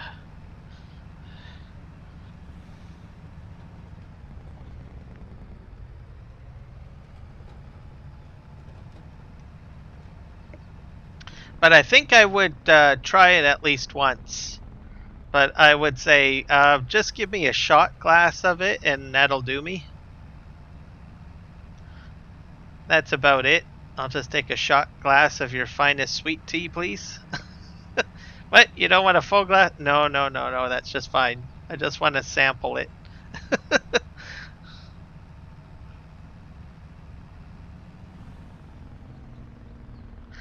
Oh my god, 80% sugar. I think that would give me diabetes. From just one glass alone. So yeah, I probably would say, yeah, give me a shot glass, please. I'll try it out, but I'll just take a shot glass.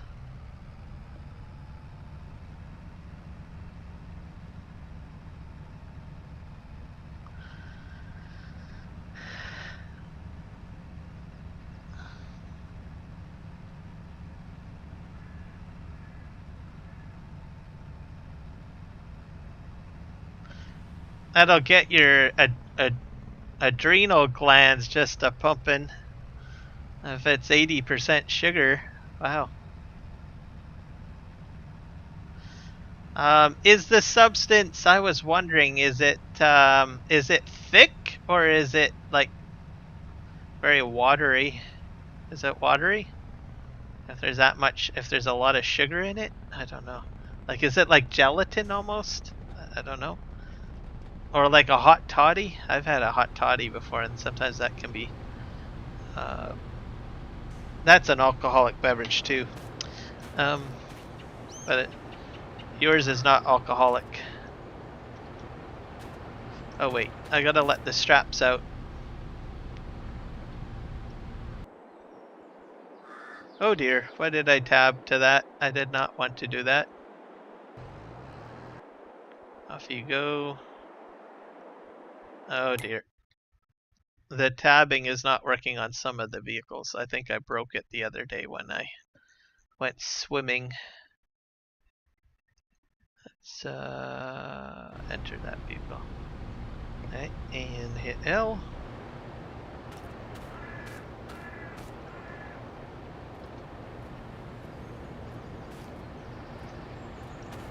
I think I still have some straps in place.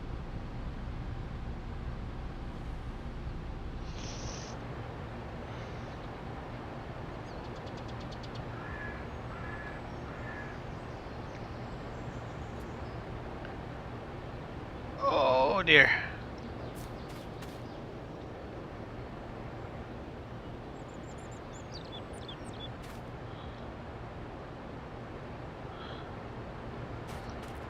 Just a few to sort of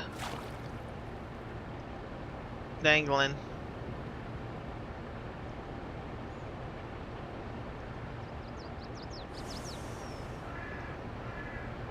Oh dear.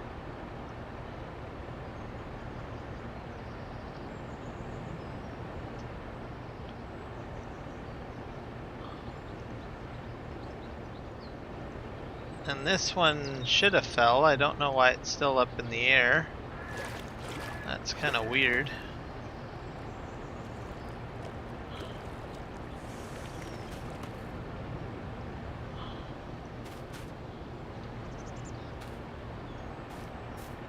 That is just weird.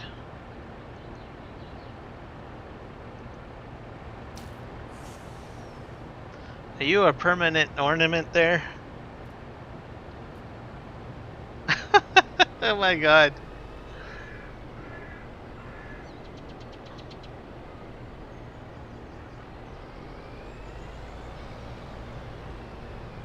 Maybe if I go the opposite direction, let's see.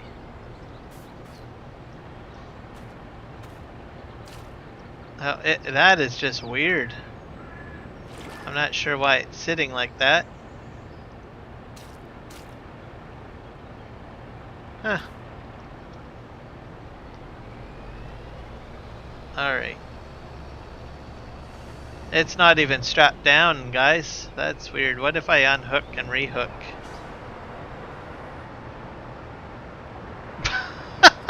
Crazy. Alright, well that answers that.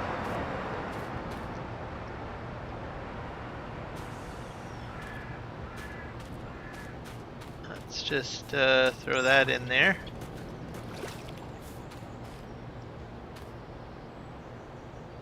That's about 73,000 liters.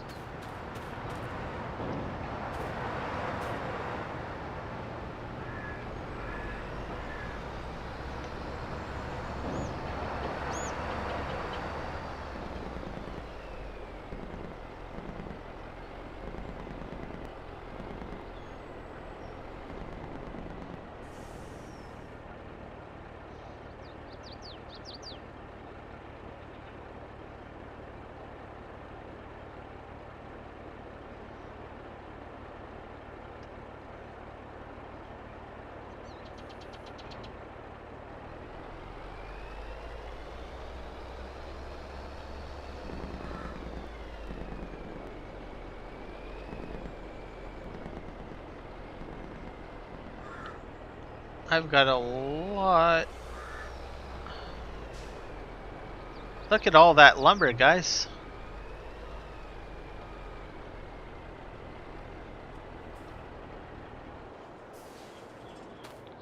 That's what's gonna pay for the equipment. All this lumber.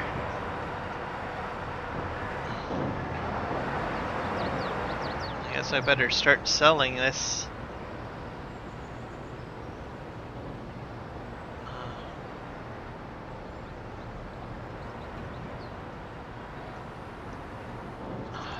So tomorrow's equipment, I think, is going to be paid for.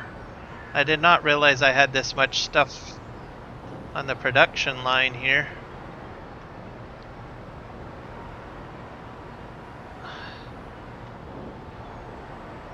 Maybe I might even be able to buy a new lawnmower. There we go.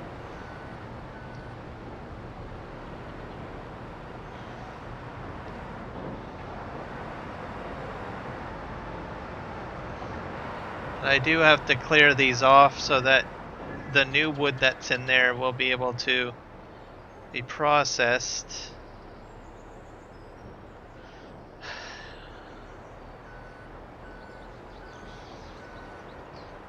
That is a lot of lumber sitting there on.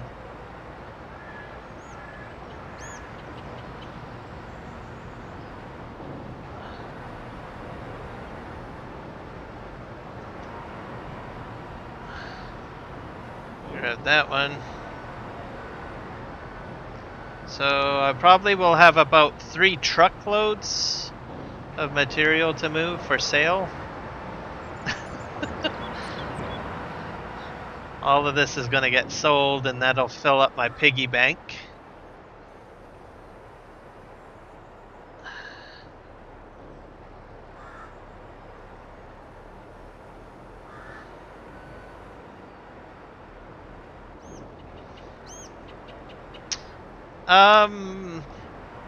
Let me think here. If I tasted something that was extremely sweet, I think my eye would close and wince, and I probably would be a little shocked, I guess. And I'll be like, "Ooh, that's very sweet." Not a sour, almost like a soured reaction, like a sour reaction, but maybe not quite. I think more or less like a kind of a shock. Like, oh boy, what am I consuming? That's usually my my reaction to sugar-covered candy. I was like, oh wow. I think that's what my reaction might be.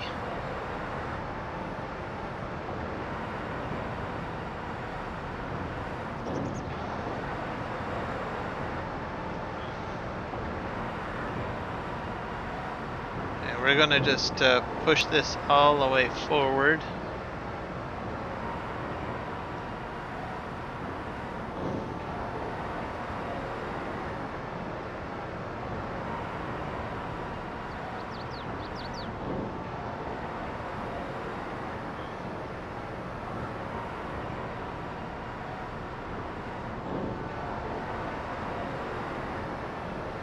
Gonna go in like this.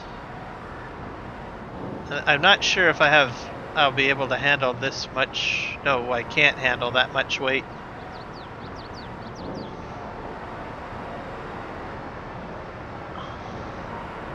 Can I? No, I can't. Not on this forklift. Oh my god. That was a bad decision.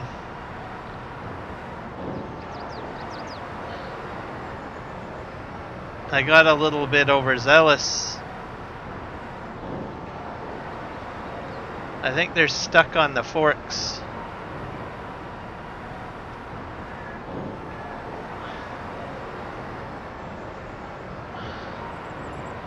There, let me see if I can push forward. See, for some reason It's when I'm trying to reverse out that I'm having issues.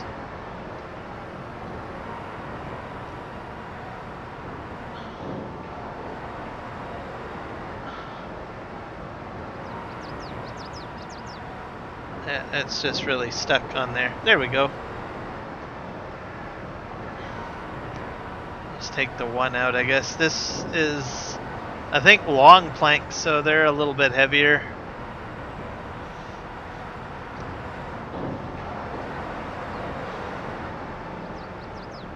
I'll have to take them out one by one, I guess.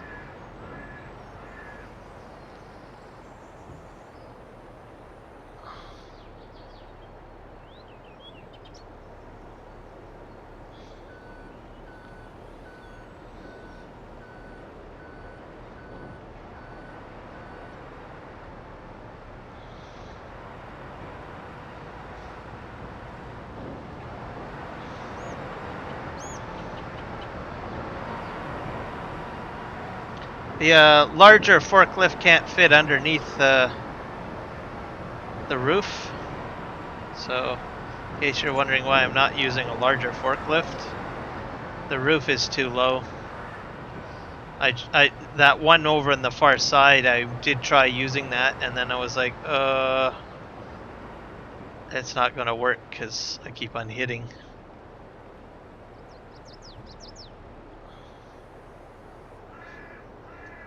I think my pedals need to be adjusted. I keep on pushing them out of the way. There we go. That's better.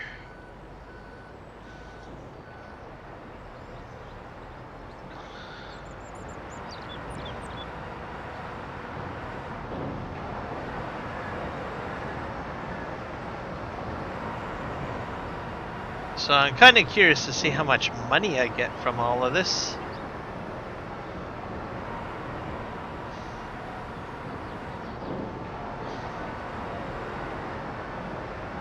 There. So what I'll need to do is go in this way. I'll spin around the corner. Whoop. I'll go in this way to get this one.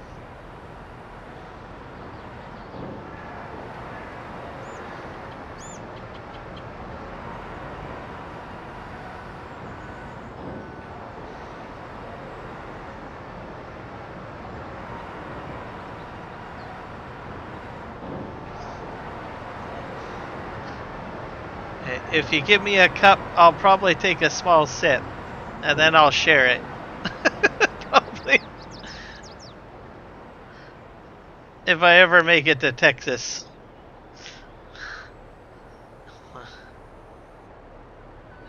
Probably a shot glass will do me good.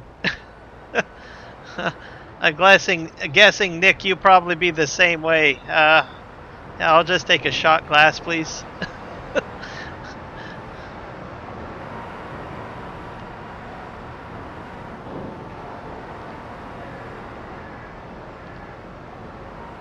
Let's see here. I'm gonna just go right up against here and see if we can flip that. I'll have to flip it again because the fork's it's upside down. And then this is where I can probably get right underneath. I probably need to flip it one more time. Oh dear, that was wrong.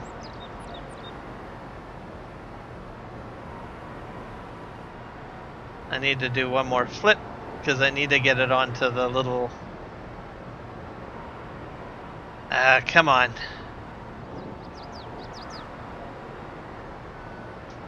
There we go. Perfect.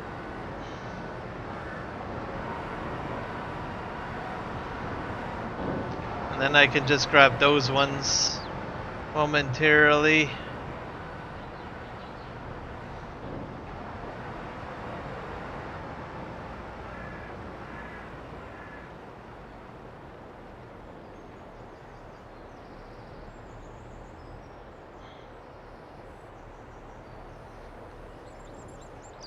Come on.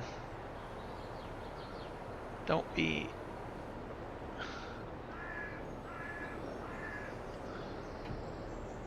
There we go. That's now cooperating. I'll just push that back. There we go.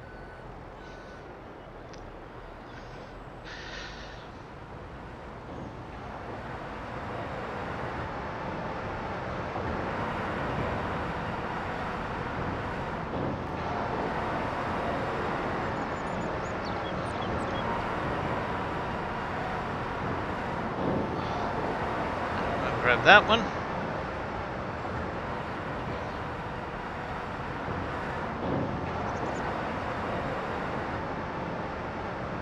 The state of Pennsylvania has 35% sugar in the tea, and then in Texas it's 80%.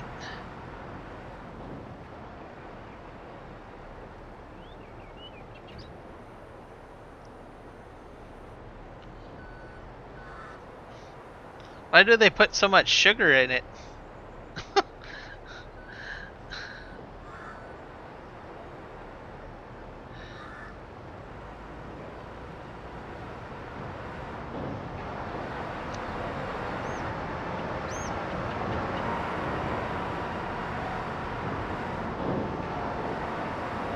Okay, I might have went a little... Oh, I got two of them. There we go.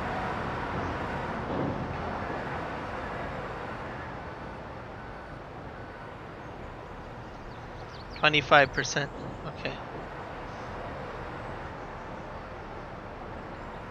Okay, so I take it, Nick, you've tried the 25% amount of sugar. So what is your thoughts on that? Is that like sweet enough?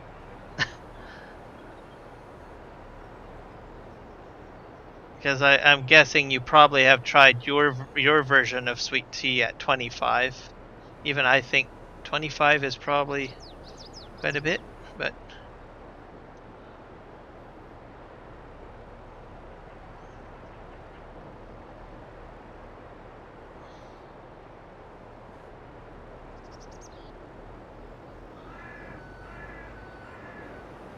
And then if you say that is probably, if you say any more than 25% would be bad, then I can probably use what your concept would be. Get a better idea.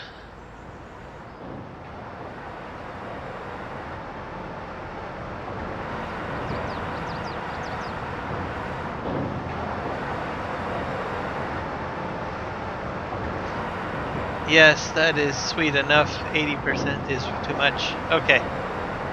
That's what I thought.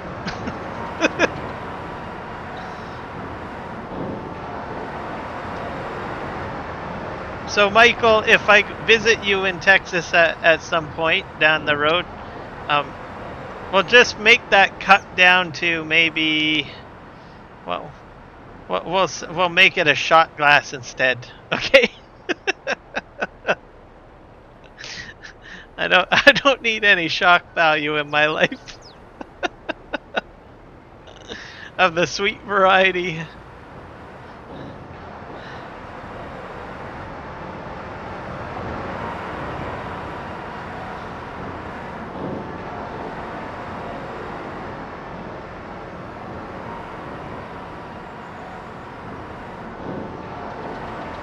Lowest is 60, man.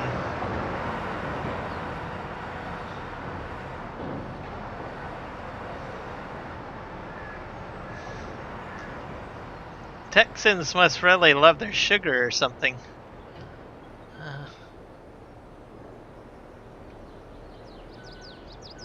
I wonder, oh, here's a good question. I wonder if they have a lot of sugar cane in Texas. Do they grow sugar? I know Florida has sugar cane. And some of the other southern states, I think Louisiana, I think.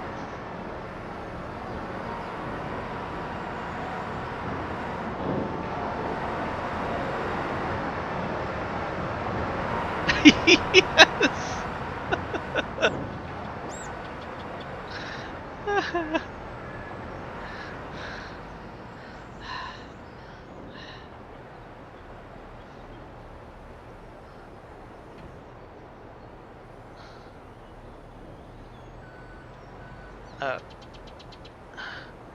Oh, I had it off the forks. Okay. I'll just push that there. It's all gonna get auto-loaded anyways. Da da da da da.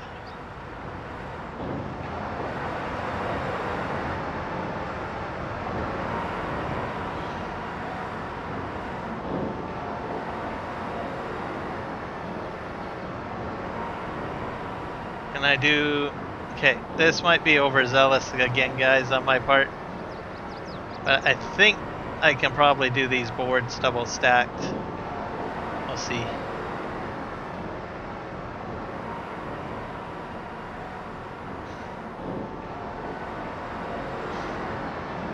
There we go.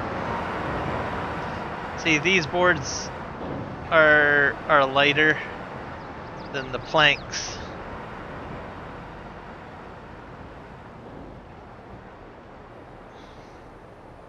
So I was able to take more out.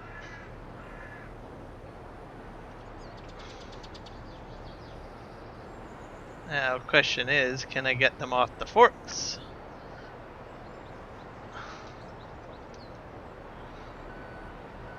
There we go.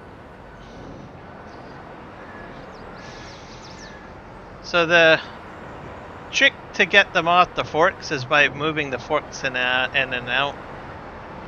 So it's still a little bit of maneuvering, but that's usually the best thing to do to get them off the forks. Okay, here's the last set of planks.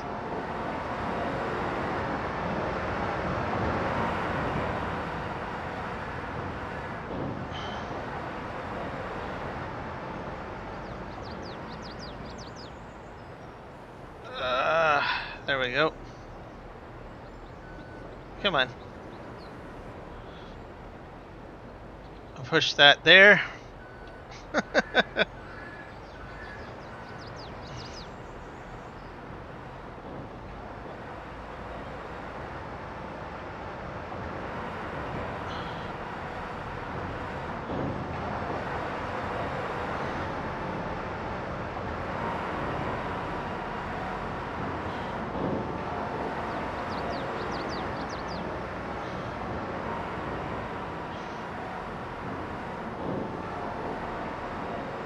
Just do this.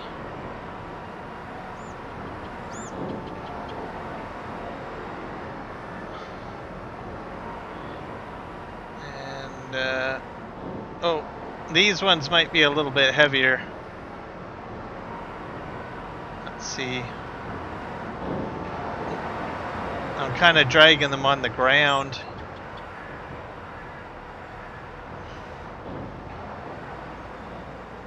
I'm gonna just, yeah, these ones are a bit heavier.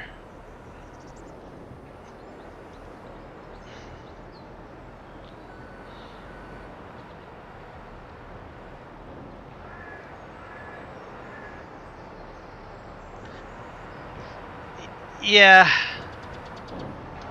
I would probably tend to agree on that one with that amount of sugar.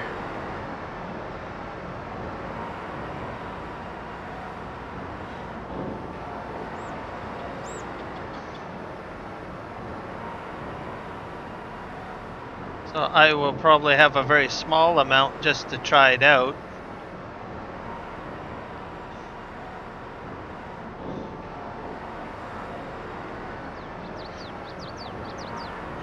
Okay, does it at least taste like not just sugar?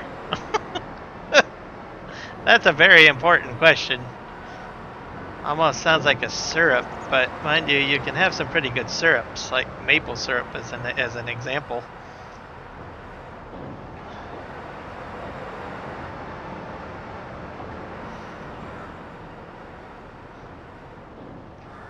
Well, I guess it tastes like tea. I would hope that it would taste like tea, because it's tea.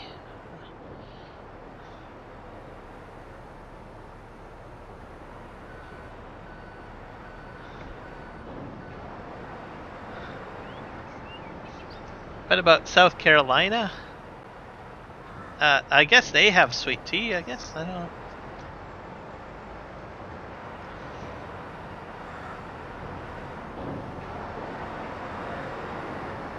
It's not. I don't really think it's a thing here in Canada. That's for sure. Sweet tea. We don't. I don't even think the beverages would even pass our food legislation.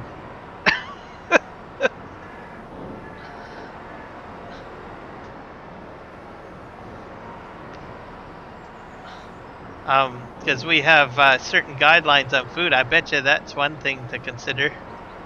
I bet you it would be illegal to sell it in Canada with that amount of sugar in it. Because a lot of our food laws protect our health. Is something to consider. Like as an example, we'll have Oreo cookies here, right? But we use different ingredients than compared to the United States. Because I think there's a higher sugar content in Oreo cookies, so I think they modify certain ingredients to be more healthier or reduce the amount.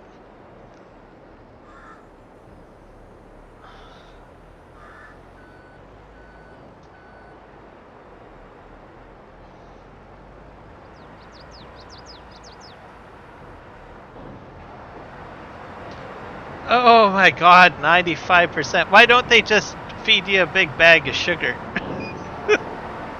At that point. Well, like, here you go. Try this on for size.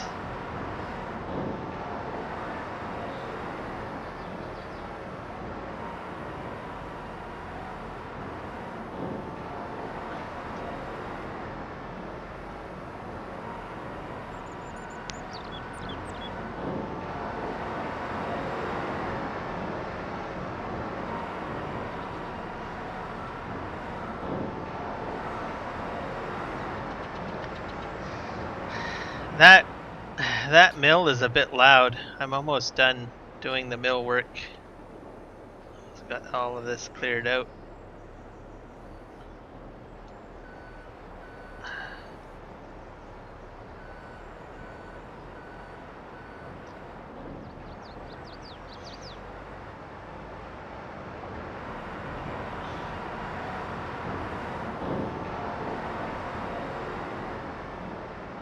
Grab that.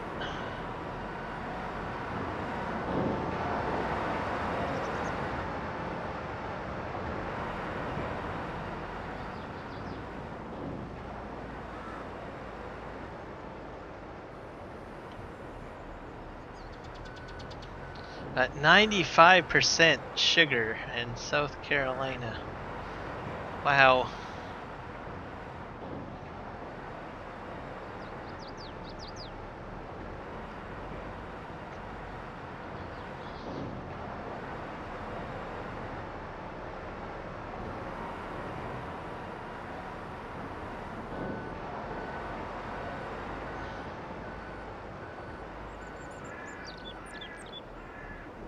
I wonder if I can get these up on there. Let's see what happens. Does it take it? Nope. Just unload here.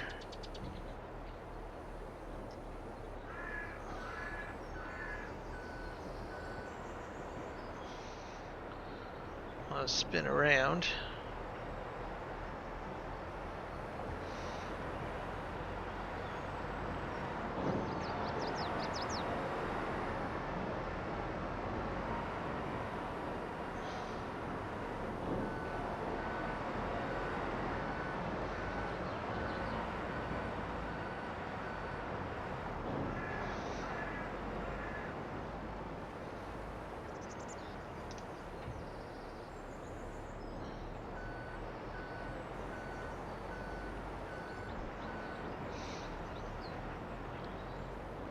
Be glad once these spawn triggers are cleared. And then I don't really have to come back here for a wee bit.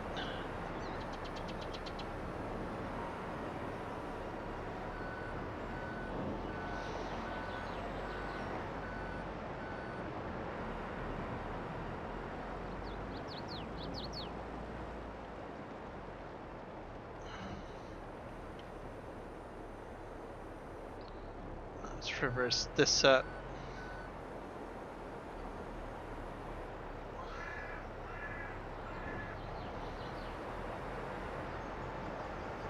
I'm gonna go in here.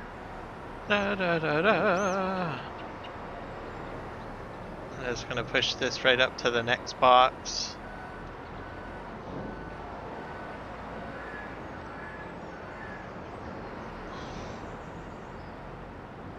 And then the spawn points will be cleared out, and then I'll just have to...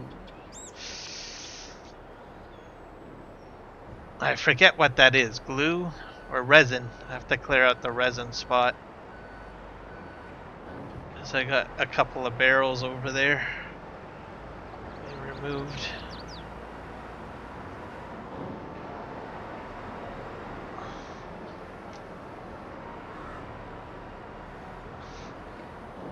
Oh.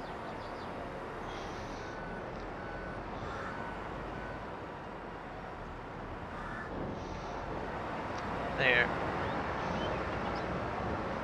Almost done. So I'm probably going to have, with all of this material, 2 loads.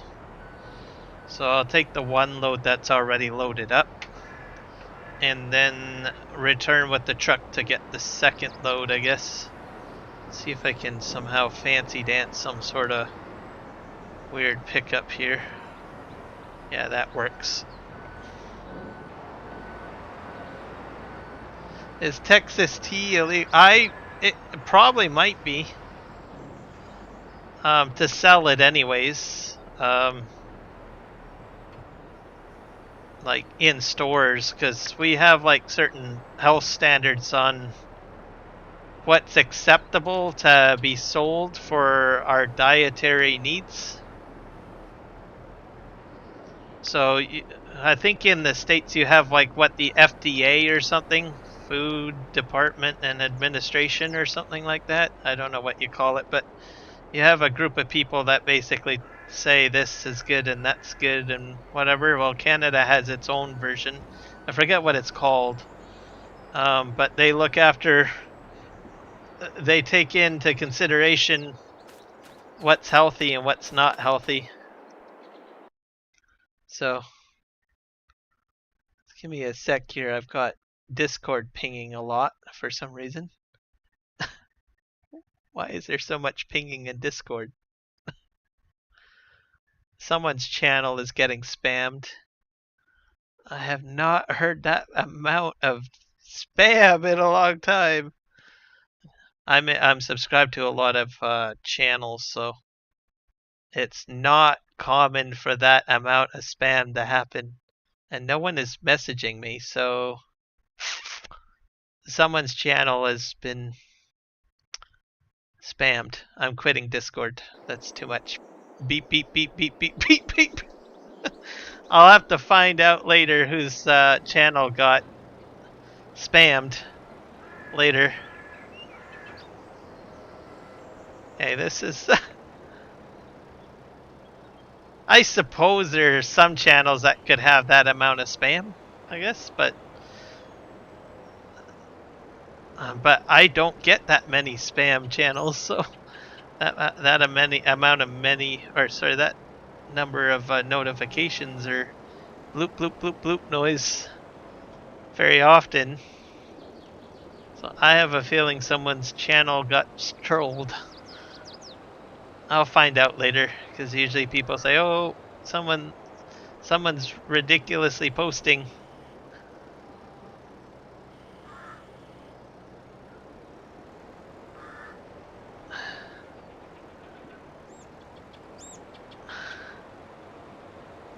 That's probably one of the reasons why I don't have a Discord channel.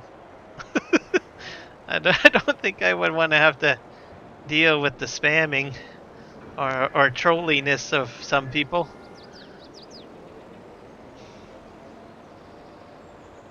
Oh, Keith. Oh, well, you're my resident troll, huh? Oh, no.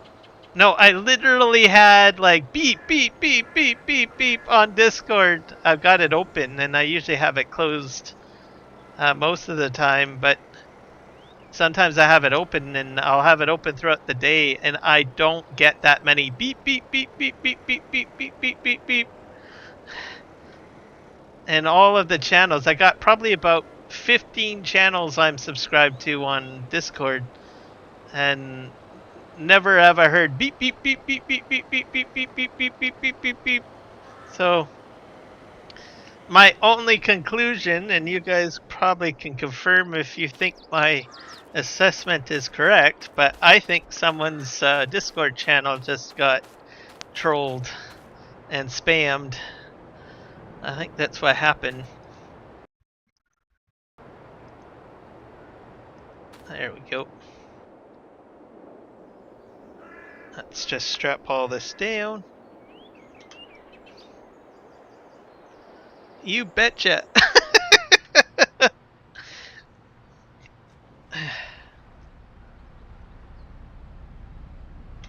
um, and and I have seen some troll attacks on some of the channels that I'm in, and sometimes it's hilarious because they'll go from one channel to the next channel. Because sometimes some of the channels that I'm in are all interconnected somehow, and then it's a matter of the moderators are just hunting them down.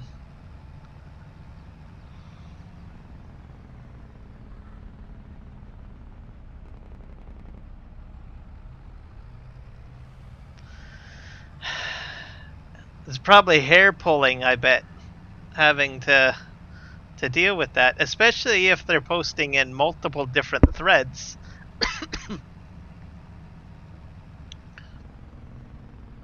And channels. Oh dear. Oh dear. Oh, oh no! No! No! No! Don't tip over it. There we go. That was almost a crash counter and a half. Okay, is my load strapped down? Yes, it is. I'm going to Home Depot, by the way, guys. Home Depot needs a fresh load of lumber.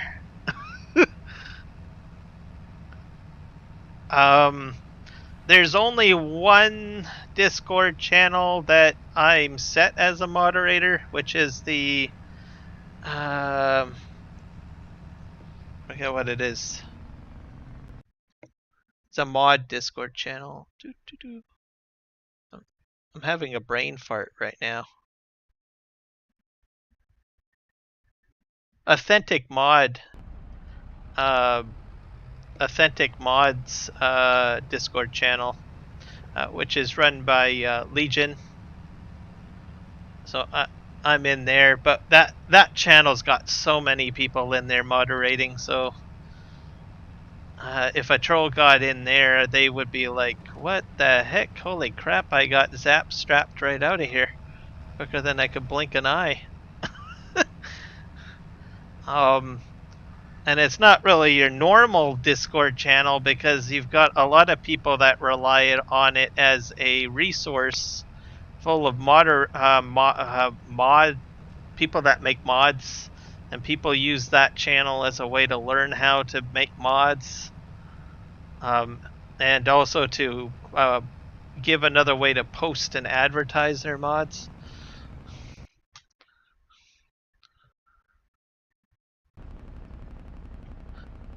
Nope, not Josh's. Legion, his channel. It's called Authentic Mods. And basically, it's got a ticketing system in there. It's all set up specifically for mods and modders and people that are trying to find mods that are not stolen, I guess you could say. Or copied or bad what do you call it, imports from FS, or bad conversions from FS19. So they got a ticketing system in there. And they even have a ticketing system for testing of mods. So if a modder is building a mod, they can go in there and say, "Look, I need some testers that I can trust. Can you hook me up with that?" And there's a ticketing system that you can get into to put that request through.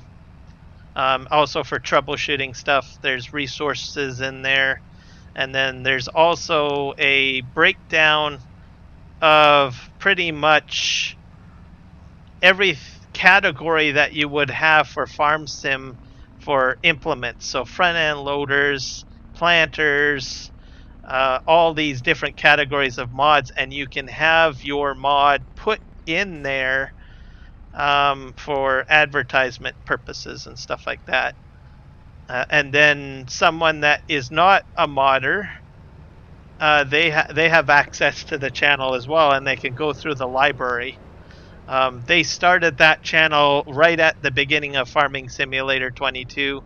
It got generated because there was a lot of people doing a lot of crazy stuff at the beginning of Farming Simulator 22, where they were taking the work of other modders, basically work that was made in Farming Simulator 19, and uploading it to different download sites and stuff like that. So to curb that, they created that particular Discord network system. So to mitigate that and to give a platform to the players that were saying, "Hey, I downloaded your mod," right? Thinking it's the actual modder, right? That brought it into Farming Simulator 22 and saying, "Hey, it's not working. What the heck," right? So there was a lot of modders that were getting a lot of flack for that, and they didn't even upload it. And so they said, "Look, this is a problem. We need a place where we can put our stuff without having that negative backlash." So we provide that as a safe area for users to go into that repository and know that the mods that are posted there are from legit sources, or the real people that made it originally.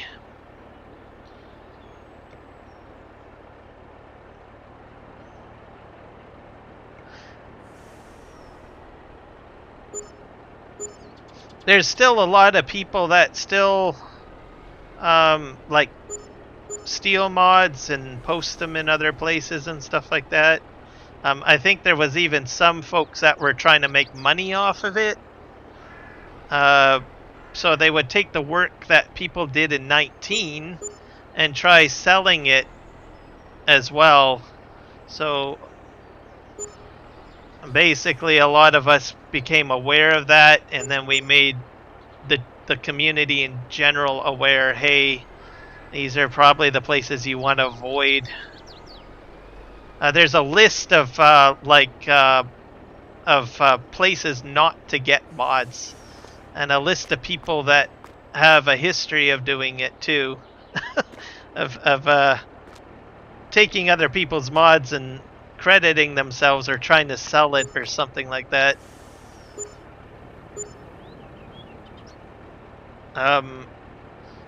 Myself, I'm a creator, and there was a number of creators that actually talked about this particular channel and this problem earlier on in Farming Simulator 22.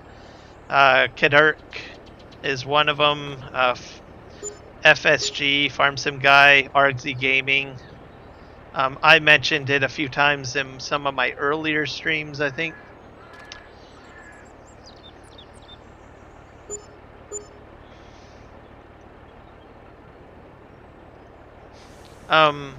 It's still widely used as a resource, mainly now for educational purposes on how to get started with modding and get assistance with their mods and stuff. That's sort of what it's kind of turned into.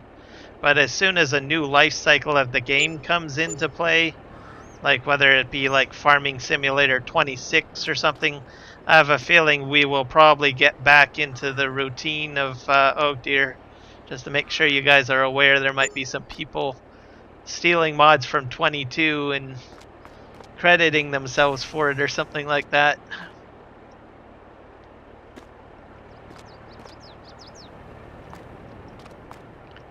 I gotta get this guy off there.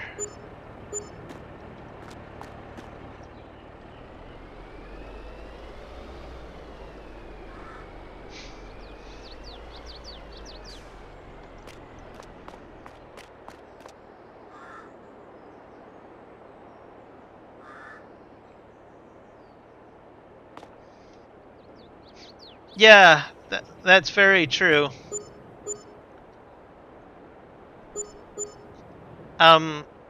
The number of modders in there generally provide the information to the Discord channel.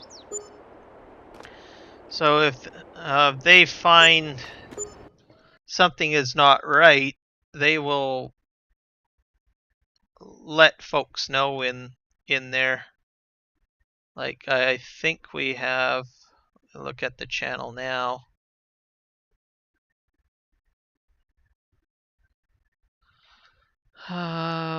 We've got, I think, about 24 modders in there listed that are online now, and that's always online at any given time. And then our user base is 1,129 users that are usually online at any given day. And then we also have an area where people can submit suggestions. So if there are some new modders that are like, well, I want to get into modding, but what do people want? We have a huge list area where we have the general users or people that play the game that submit ideas in a list, and then modders can just go and pick and find out, what they want to work on. So that's in there. Yeah, whole whack of stuff in there. Testing gets used quite a bit in there as well. So a lot of modders will usually go in and use the testing system to rally up people and say, look, here's my mod. I need some testers. Can you help me out with it? Right?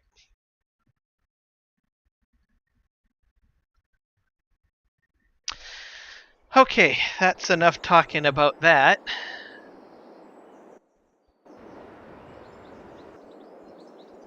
And then myself, like I said, I'm just sort of I am a moderator, and then we have a whole group of organizers in there, and then Legion has his own assistants that help moderate it as well when he's away. And then Argsy Gaming is a co-founder.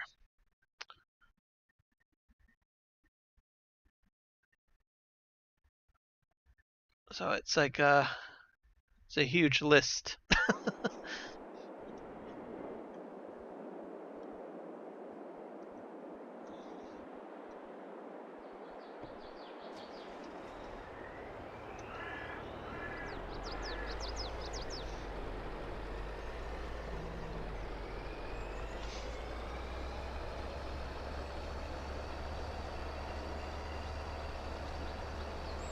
Okay, we're gonna head back to the lumber mill because, guys, we got some more lumber to move up to Home Depot. So I'm up to 100 and what, 10?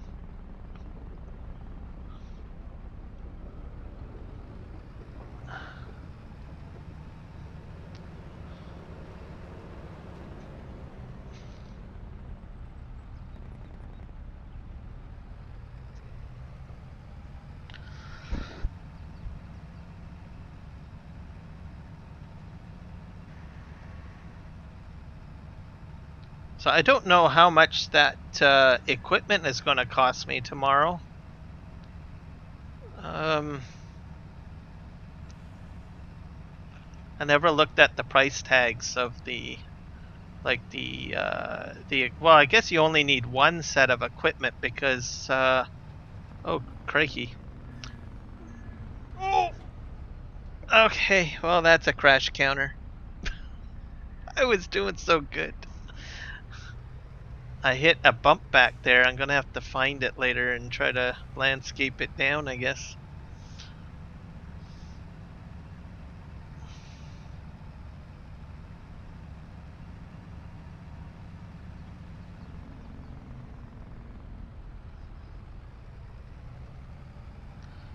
March is when the heat comes back, huh? Oh, so that's when your summer sort of starts, is what you're saying.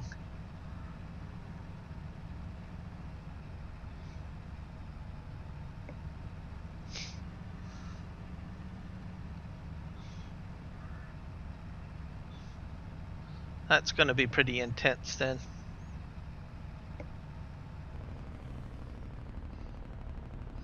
Oh.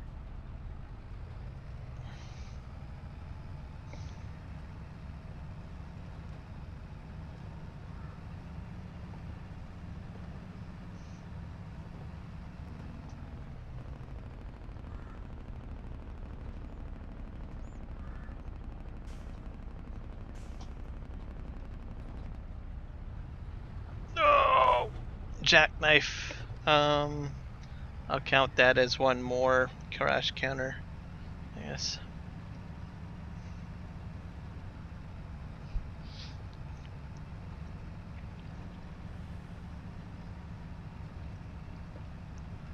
I don't know how many trees I'm going to get removed. I gotta do.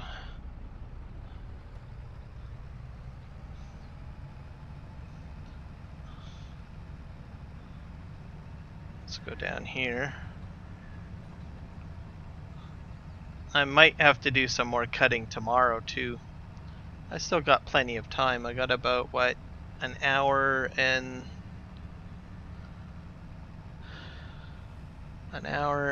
almost 20 minutes. An hour and 20 minutes left. My stream.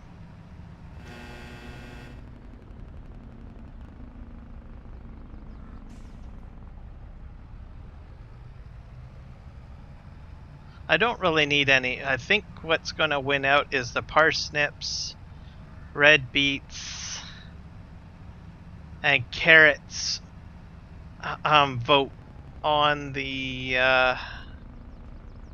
community page. So, and I don't think I'm going to really need any real big field for that, because if I'm pretty sure that the yields are pretty high.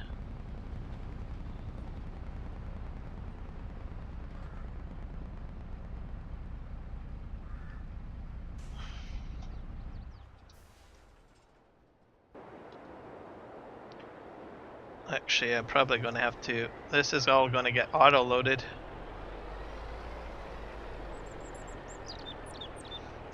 Shift R.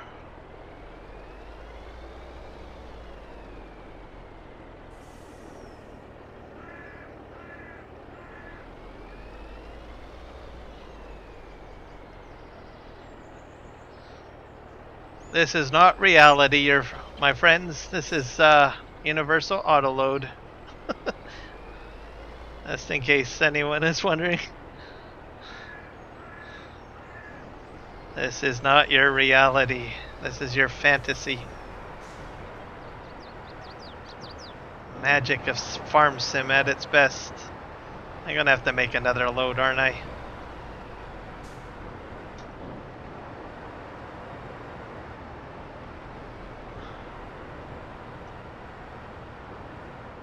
Nope. I'll just pull up ahead a bit.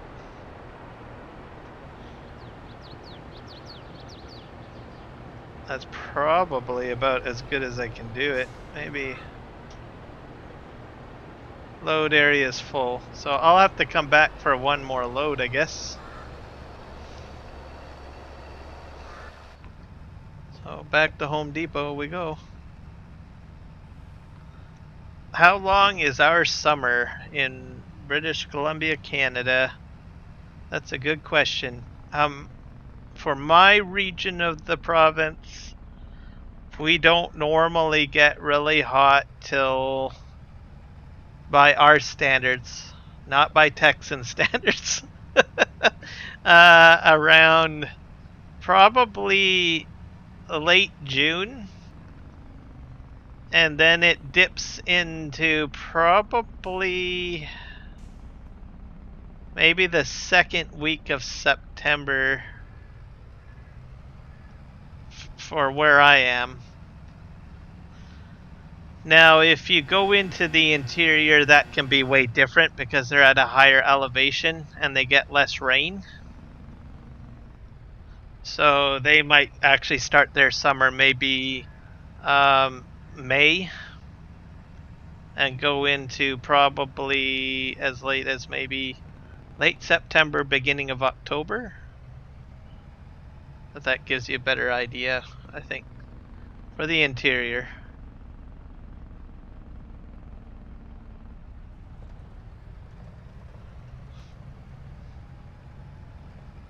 But myself, I'm below sea level. I'm in a valley, and we get a lot of, and I'm fairly close to the ocean. Well, about 100 kilometers away from the ocean, and we get a lot of clouds. And because the clouds are so low, they can't make it over the peaks of the mountain. So it kind of gets like a log jam, really. And so we get a lot of moisture.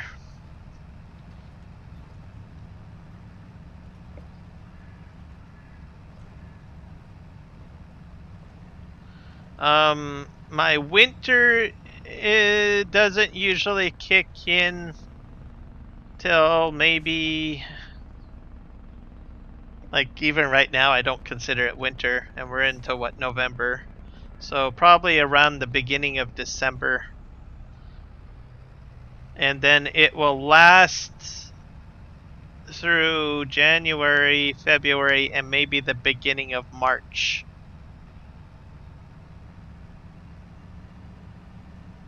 And then our fall is pretty much really rainy, and our spring is usually really rainy.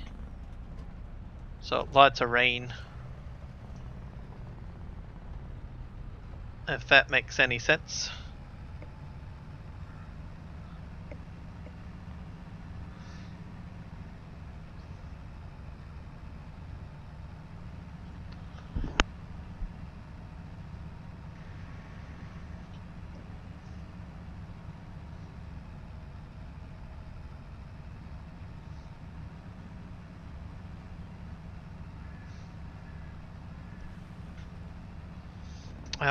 And a lot of the time, even during the summer months, there are sometimes we, depending on the weather, sometimes we get overcast of cloud, and it's just gray sky. You can't see the sun.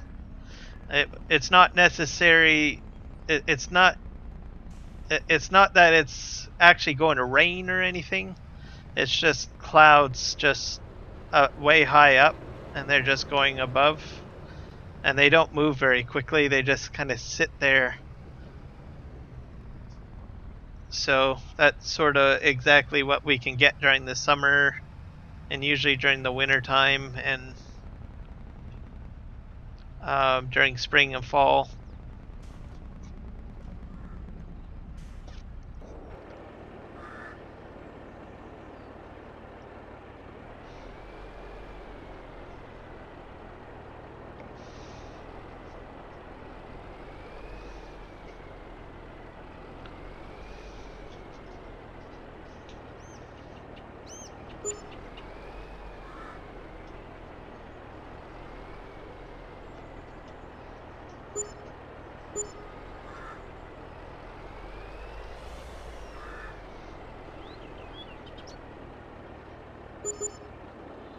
Well, 186K.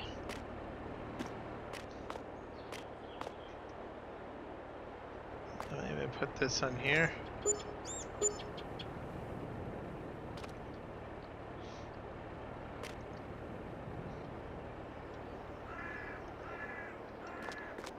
This guy fell off the back.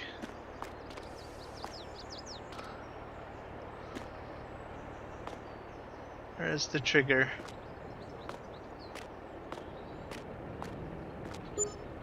There we go. Now oh, and there's another load up here. Universal Auto Load is picking it up. I'm almost up to 200K. And then I've got contracts that are pretty much almost done too, so I honestly think I'll be able to get my my equipment that I need for what is it? Doing parsnips and carrots and all that jazz. I think I'll be able to do it. And there's a bump here that I'm going to avoid, so I'm going to go on this side of the road.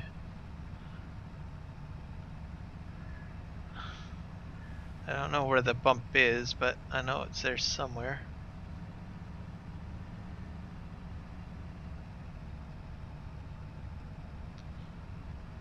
My only issue is probably that I don't have all of my lumber cleared out. Oh, there's the bump there. So it must be in the middle of the road.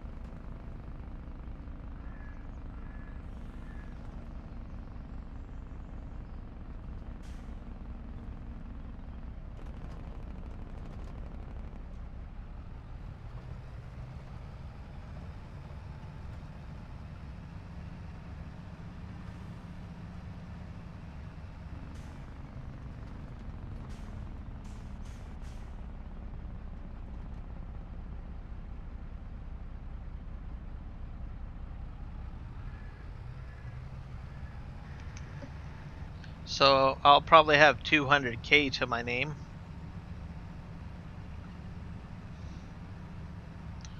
Which will be good.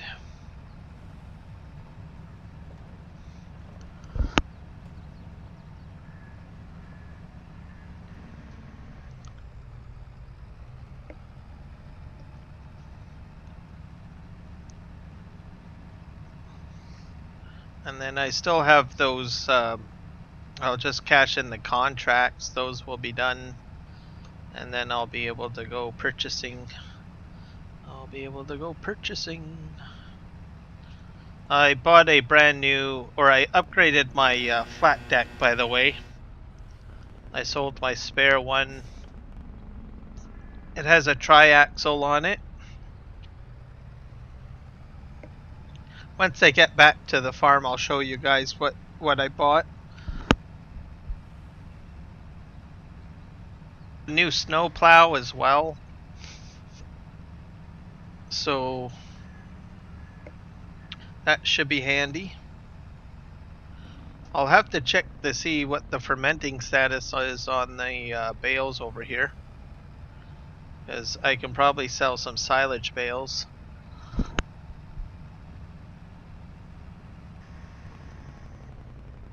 Alright. And we're into the month of April, so.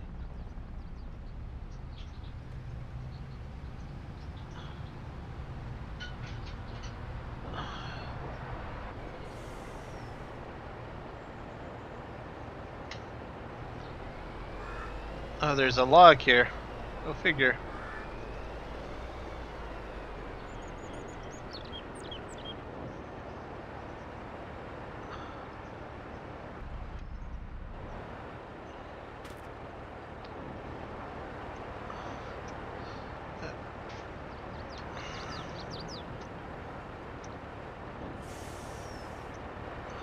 See if my mouse is charged now.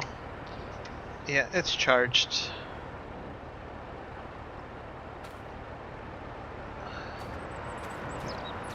I guess I pushed this from the main road, I guess. Throw that in there. And how much lumber? I got 72,000 liters of lumber in there. Oh, I can probably take this one along with me.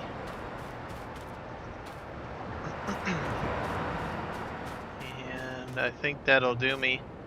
The resin, I'm saving because that's needed for a factory, but it's starting to stack up, so I'm gonna have to start working on getting that resin used somehow. I think it goes to the glue factory.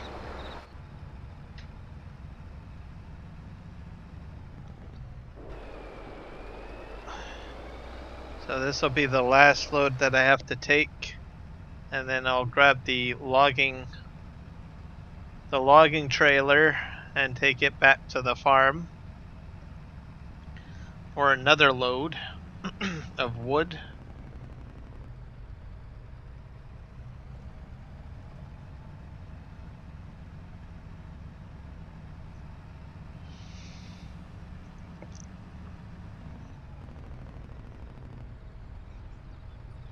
So I'll probably go over with the lumber sales over 200k with this last little bit that I'm about to sell.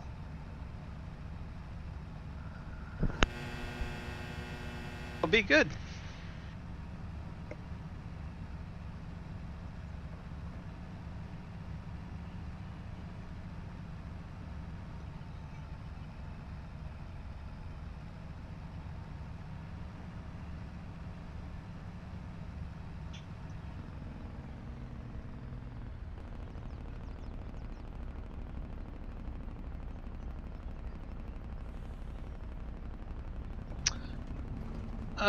Those temperatures are pretty high. I mean, I've experienced them in British Columbia where I live. They're not fun. But I think you get that temperature a lot longer than I do. But we do have moments where we do get temperature up that high, and it's just not fun. Oh, hey, Digital Lakers Design, welcome. How's your day so far?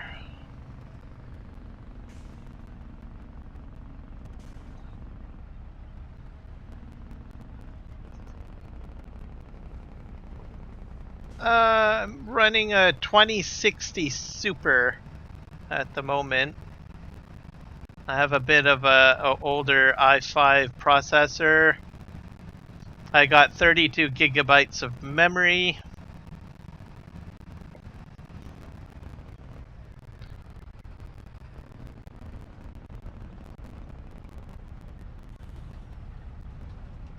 I got an MSI, I forget what it is, motherboard. Pro A system board.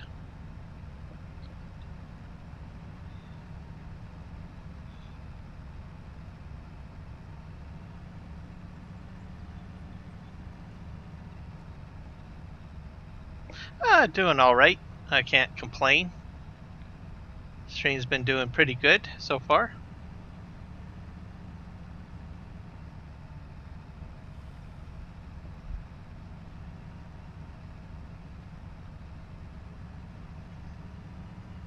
So I'm waiting till there's some sales, but which I think, even though I'm in Canada, I am looking to probably purchase I think a 4060 Ti.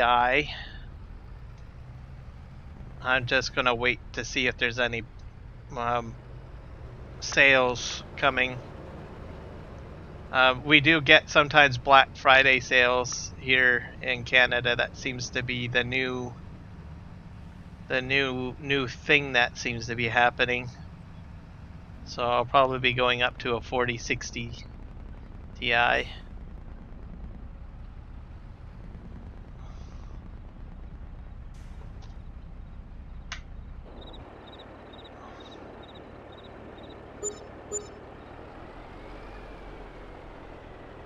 Which will be a nice upgrade to my 2060 Super that I have.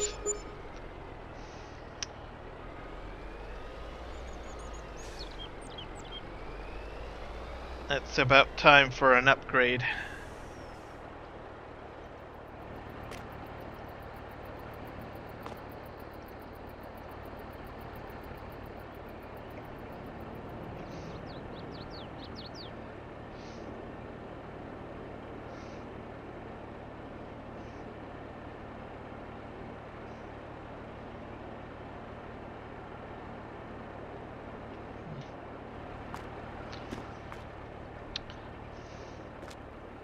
Yeah, I notice with larger maps I get a lot of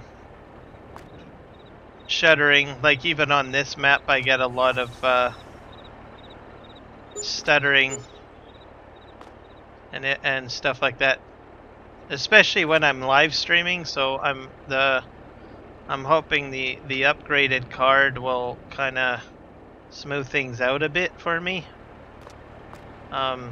I did try streaming at 4K at 60 frames per second, and that was a bad decision.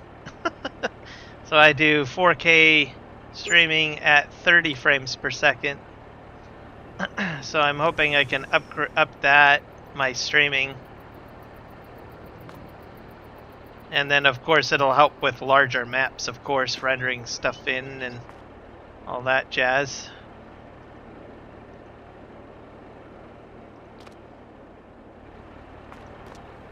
For the 2060 that I have, I'm like amazed at what I've been able to do with it. I didn't even think I could actually do 4K streaming.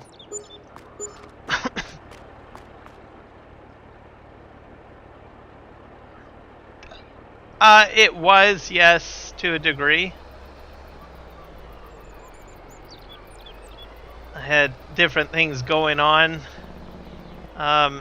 And I did have a lot. I think what had happened is it did prioritize my gameplay and a few other things, but I had like OBS Studios shouting at me when I was at 60 frames per second doing 4K. It did not like that. It kept on saying, "You need to check your render settings," and all this crap. It's like, okay, you don't like this at all. Then I switched the settings down to 4K 30 frames per second, and this is what I'm doing right now. So, and I notice some shakiness when I'm playing the game, but maybe not as bad as some of the people that may have a whoa. That's a crash counter and a half. That's like that's I'm up to 4 on that one. No, we'll put that at a 5. I keep on forgetting about that bump. Actually, you know what? I'm going to inspect the road because I don't understand what I'm hitting here.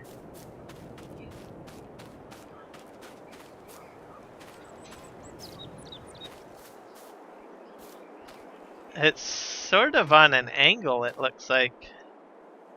I don't know. Something here that I keep on hitting that sends me flying. I don't know. Huh.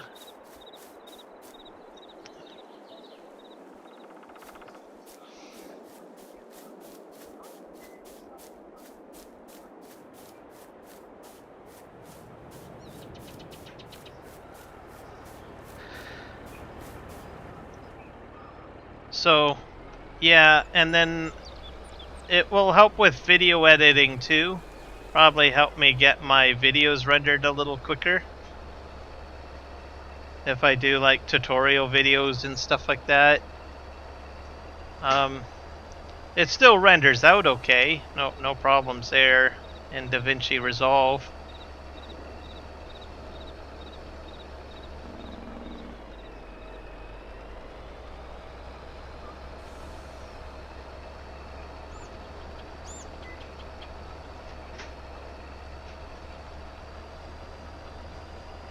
Because I think the 2060 is what? I think an 8 gigabyte card.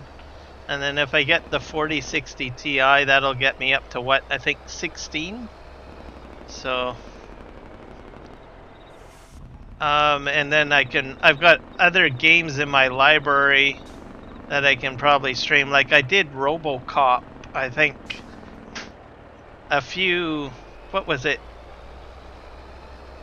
Last week or the week before, and I put it at ultra high, and my like you probably know this on my channel, I have like about four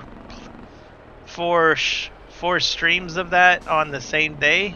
That's because I think it kind of crapped out because I had it on ultra high settings. It'll play ultra high, but when I was trying to stream, it didn't like it.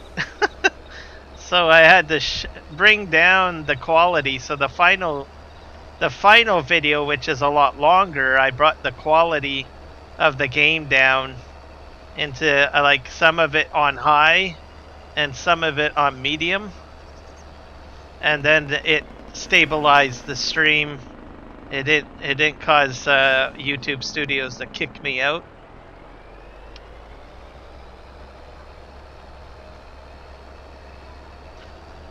Okay, so yeah, 16 gigabytes.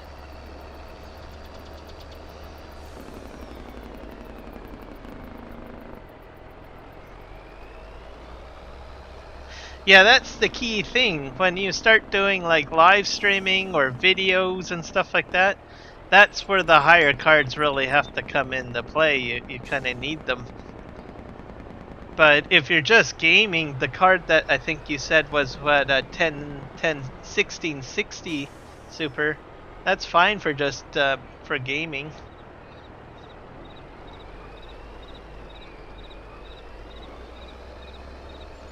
Even my 2060 is fine for just gaming alone. But as the newer games come out, right, and if I want to play them and stream them at the same time, that's where the problem sort of kicks in.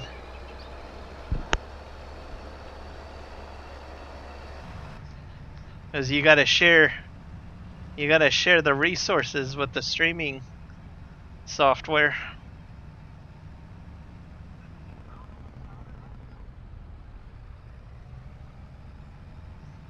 Oh, there you go.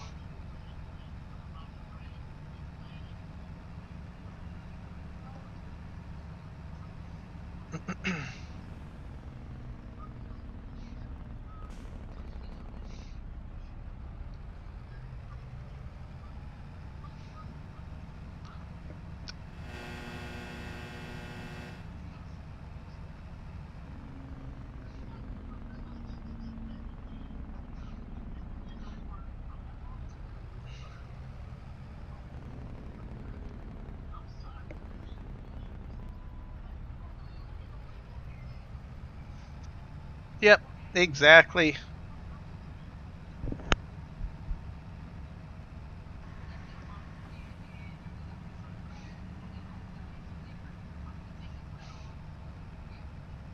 That's just how it all works out. I don't know. Hopefully we can stay on 4K for a good long while with regards to streaming. Because I guess the next step up is what, 8K, and then that'll be like, oh great, why are you introducing 8K streaming to us? It means we have to all buy new systems and everything like that.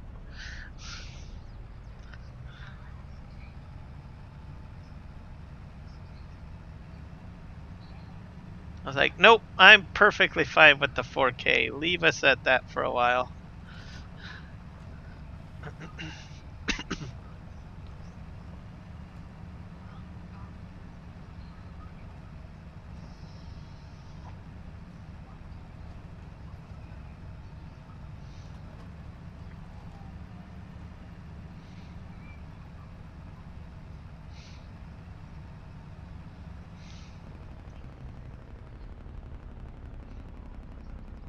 Well, that's the thing, and the 4K, and I'm a culprit of this, by the way. I watch most of a good chunk of my YouTube content on my TV.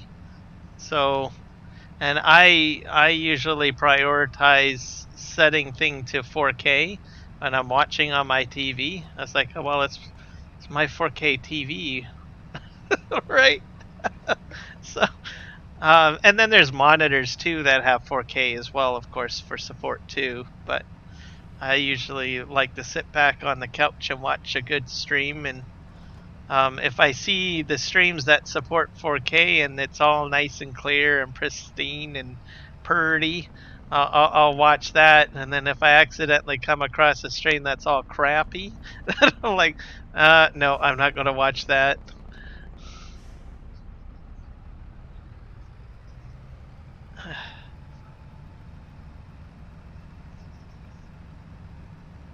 And then the other factor too is that some folks, um, they especially like myself, for instance, or any channel that is not, what do you call it?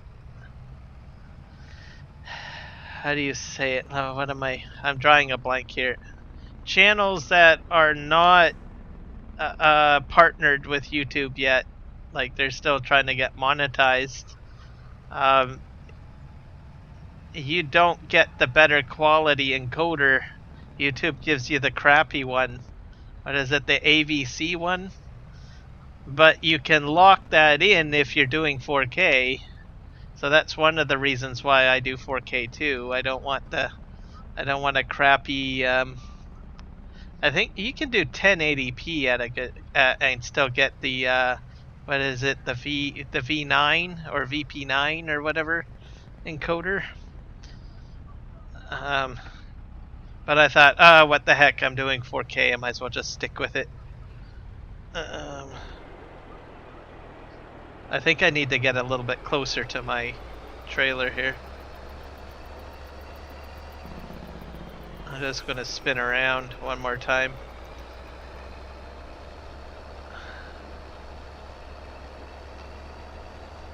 Because I learned that pretty earlier on. I was like, what the heck? Why is it playing back crappy on YouTube? And then I learned that what YouTube does is if you're not partnered or something like that, they give you the crappy encoder unless you hit the 4K.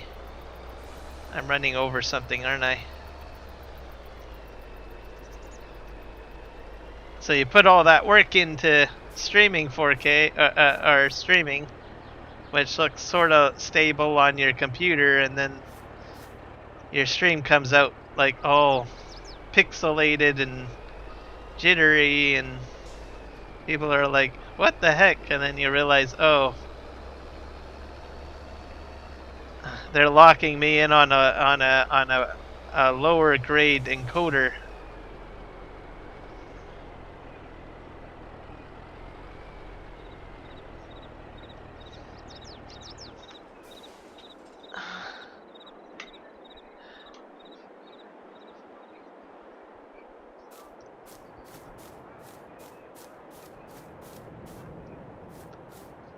I'm just gonna cheat and move this trailer over. Yeah. So that I can probably just kill that. There we go.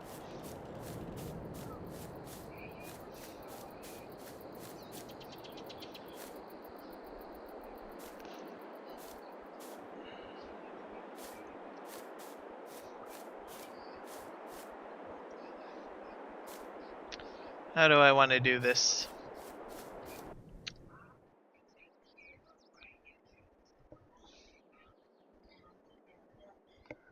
Yeah, it's called realistic-ish.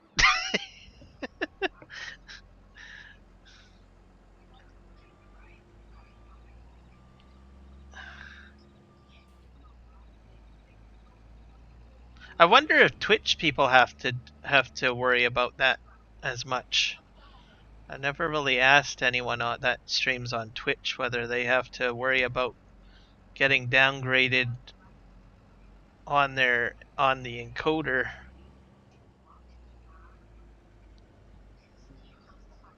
on their streams.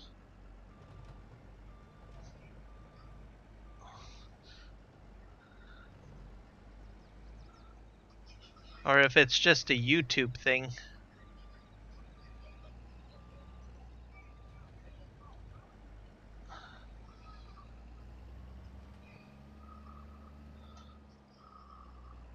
But I can understand they would rather prioritize good quality resolution, and then also prioritize the people that make the money. So, not to say that I'm not making the money, but I can see why YouTube would probably do that. Okay, how am I going to back up? Am I going to hit my... Yeah, I'm probably going to hit that, aren't I? Okay, let's just... I'm going to back up this way because if I go and make a wide turn, I'm going to have problems. Oh, I still had problems. I hit the attachment on the front. That's okay. It's probably used to getting hit a lot. It's an attachment. It's what it does. Okay, we're going to go over here.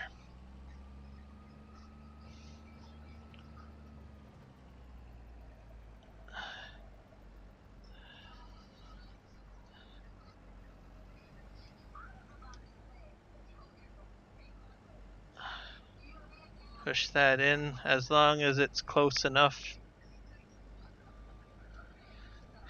And then we've got at least a few more logs that I have to grab over there. And then I'm going to grab the skidder. I've got a big pile of logs on the other side of this log harvester that I think is a little bit further away from my loading zone, so we're going to move those a little bit closer. Just for you guys' information, this front end loader that I'm using is not with the Platinum DLC, and I'm just mentioning this because I think it's just freaking awesome what I'm able to do with it. It is the New Holland front end loader that Giants imported over from FS19.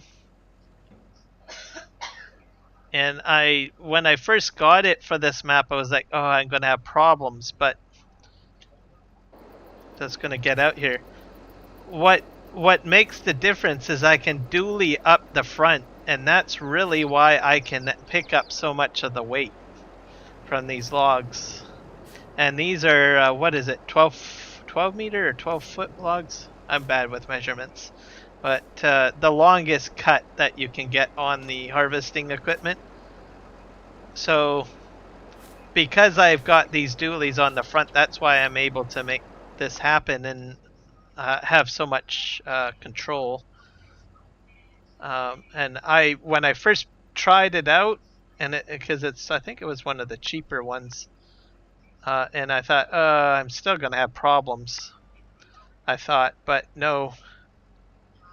So for doing the logging kit, I definitely suggest this one because I think the Platinum DLC front end loaders, they're great, and I'm not knocking them at all.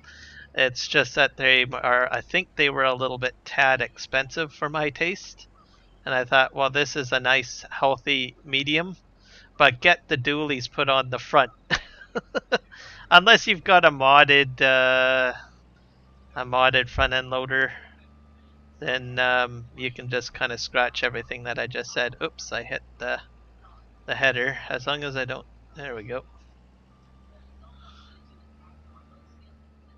So, and like I have no sway at all, especially with that height. Smaller front end loaders, like the cheaper ones, you can do that's okay, but you'll have to keep your load always low to the ground. Like my earlier streams, I had a cheaper one. I can't remember which model it was, but it was one of the first cheaper variants of the Platinum DLC ones.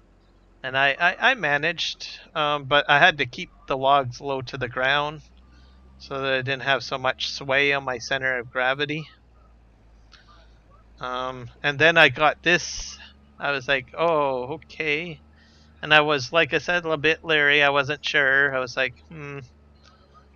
But I couldn't really afford the Platinum DLC newer front end loaders, so I was like, well, I'll give this one a go.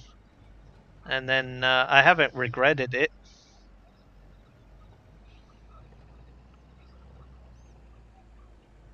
Did I pick you up or no? Nope, I didn't. I don't think I can get my forks in there because the let's just dig it into the ground here and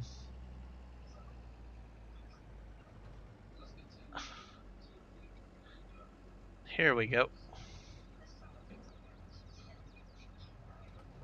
There.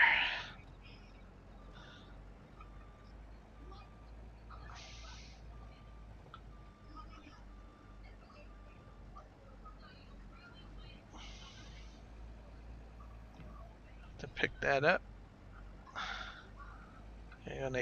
I'm gonna just do a wide, oh dear. I think I messed up my pile a little bit.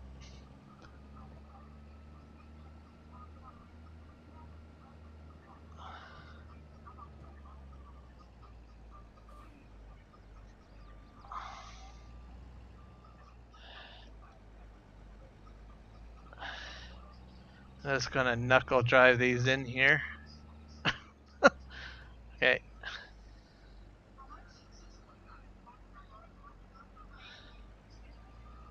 And I'll just push that one that's sticking out kind of weird at the end there. Because not sure if I'm going to be able to grab it very well with the log loader. There we go.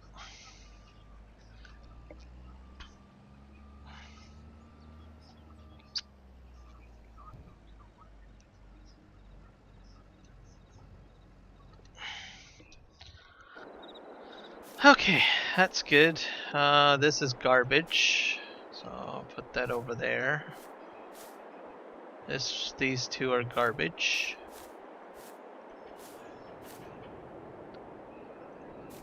So what I mean by that is they'll end up being wood chips, and I do need wood chips on this map.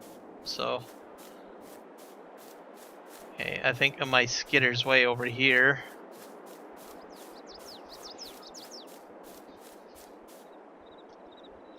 Now, something that I need to figure out is how to get that bay. Let's see.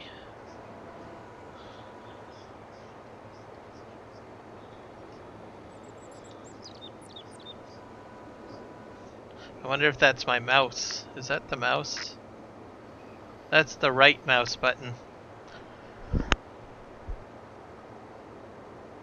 Let me think here. So if I lift that like that and I turn, maybe if I turn and lower the, no, I don't know if I want to do that.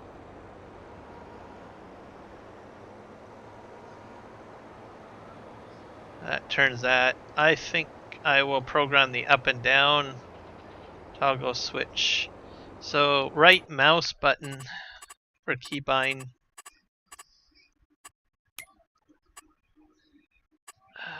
This is going to be crazy trying to figure out what controls that front dozer blade. It's going to be vehicle controls, I believe. I generally don't know enough about streaming. I need to do a lot more research. Yeah, there's a lot of research involved and looking up stuff, but if you're not monetized, like I said, when you upload your video or you live stream and you're not monetized, if you are trying to stream at a resolution of 1080p or something like that, they will take your video, analyze it, and then give you a dumber codec. So just something for you to be aware of. Like even my videos, I upload 4K just so that I can get the better quality codec. It basically forces YouTube to use the better codec. Either that, if I don't, then it just looks crappy. And then you're wondering, well, did I do something wrong? Is it my computer? Is it my my software?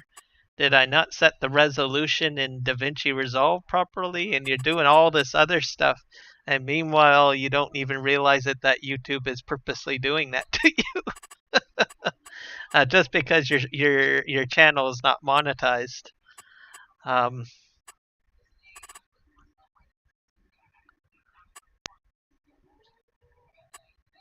So just keep that in mind. If the video comes out and saves to your desktop and you play it in your player just fine, and it looks great just as you had intended it to be, and then you upload it to YouTube and it's not looking good, it's the YouTube encoder.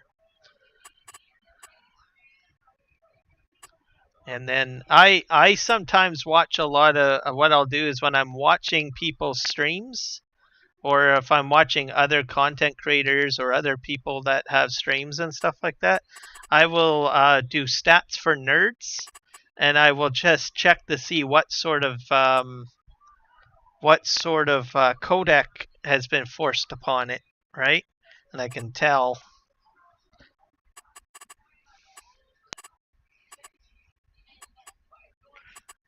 And there's a lot of non-monetized non-monetized channels that have the AC. I think it's AAC codec, which is the bad one, applied to their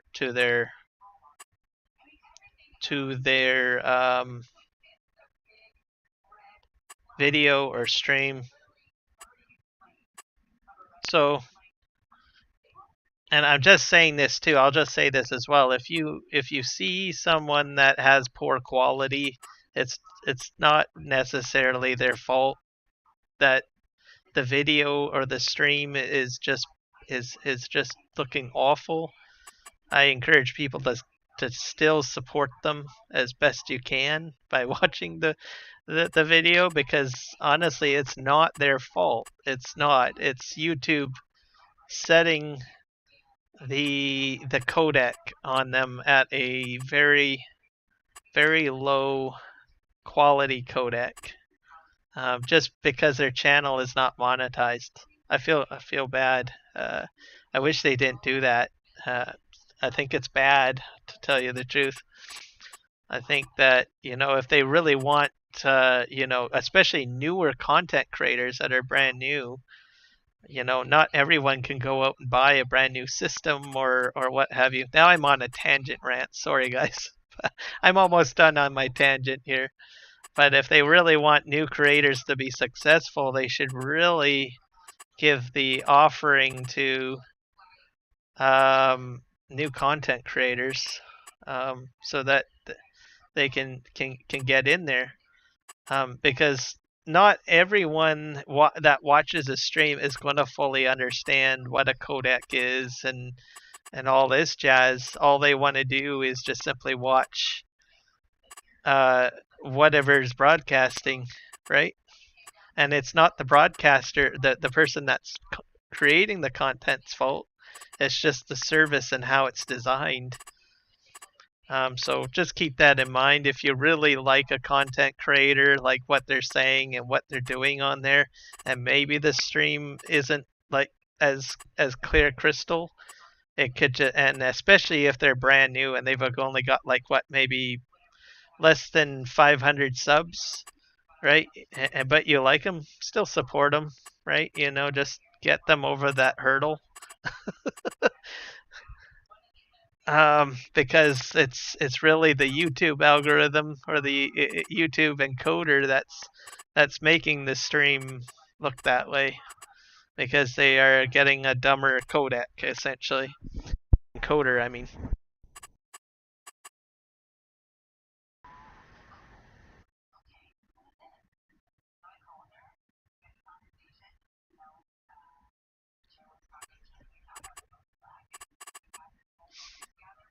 Yeah, there is ways to still get I think it's the V6 or P6. I can't remember. I have, like I said, a goldfish brain.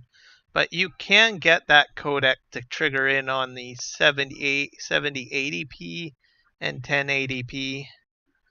I have seen some people do that and get it to happen. I think I did it once or twice, but then I thought, oh, I really want to shoot for 4K.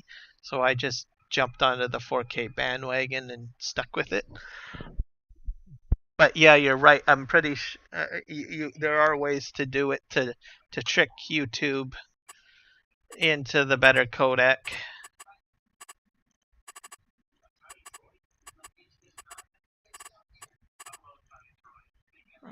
Now I was trying to.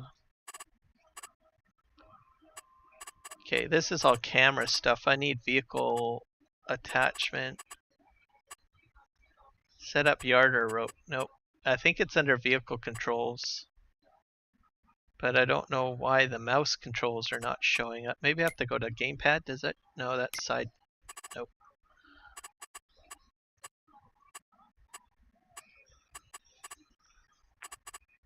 Mouse control left. Open flap. That's placeables.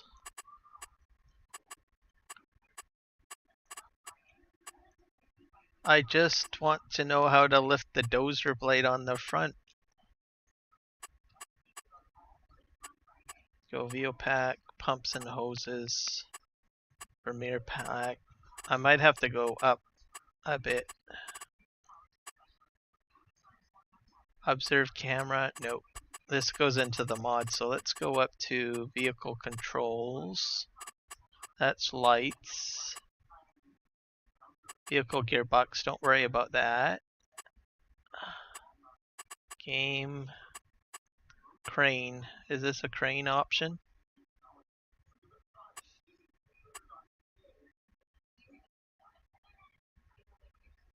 I wonder if it is a crane option. Let's see. Middle button, right. Close front loader tool.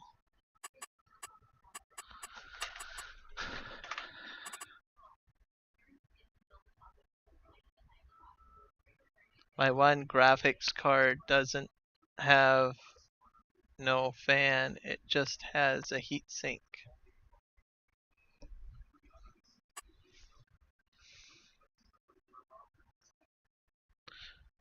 Mine has two fans on it for cooling. I don't think I've had a heatsink in a long time.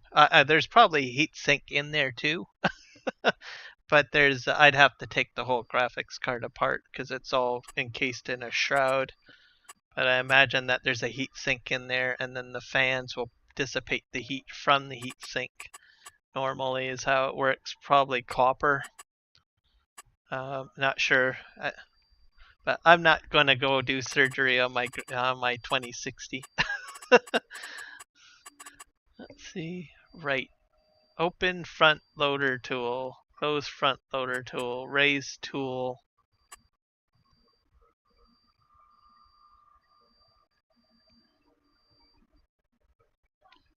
Left and right.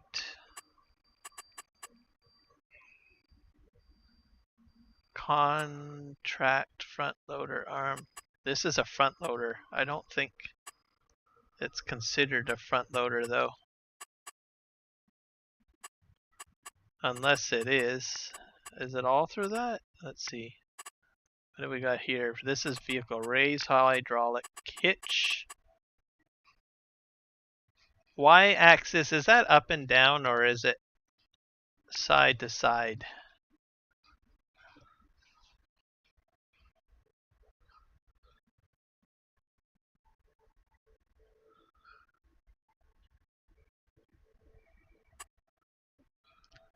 Lower drawbar?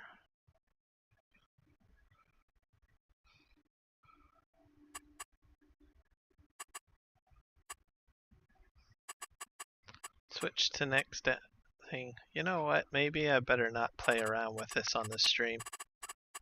I'll have to fiddle around with it. I can save the XML and then just repaste it in without doing anything too damaging. Full drawbar left, full drawbar, lower drawbar.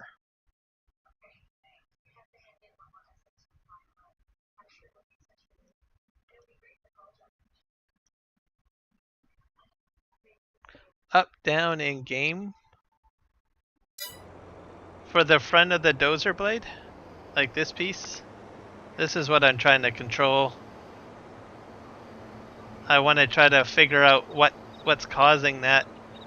Now what I'm doing right now is I'm using the right mouse button, holding it down and going up and down.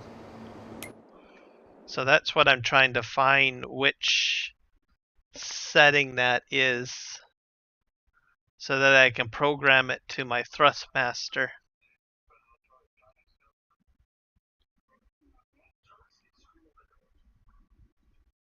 So you said up and down.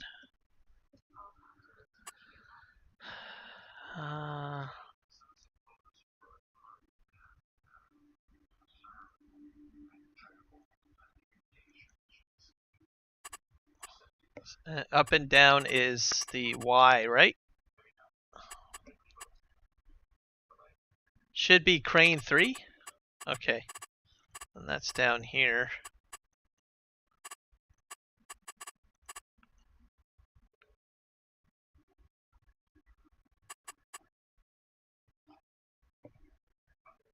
But they all are different. Yeah.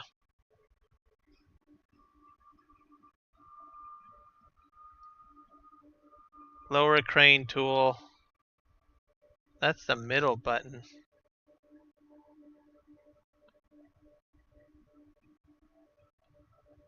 Lower crane arm.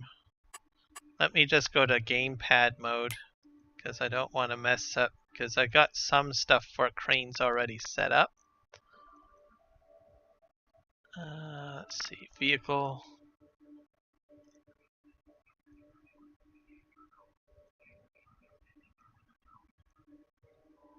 That's the front low. Raise tool axis 3. Maybe it's this one? Maybe? Let's just try this one, because there's nothing in there right at the moment. So let's do up and down. So raise tool axis 3. I'm curious to see what that does.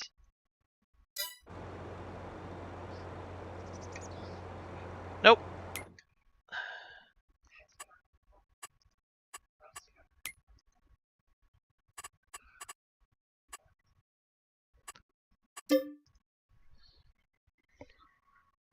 So delete. Let's do this one. Tool lower. Just clear this out first. Then we'll go into the crane stuff. Just to make sure it's not a front end loader thing, but you're probably right. It's probably a crane feature. Delete that out.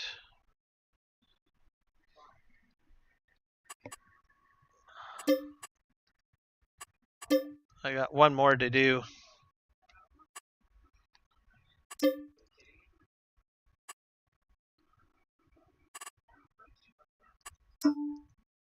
Trying to be very careful here. I don't. Nope, that's not it either.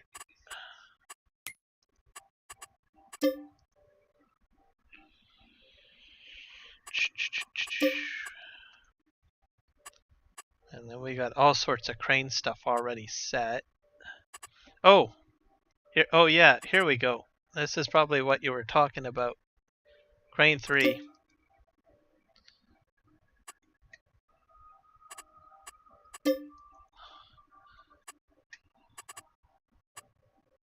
Save. Okay, this has got to do it. What? No! Come on!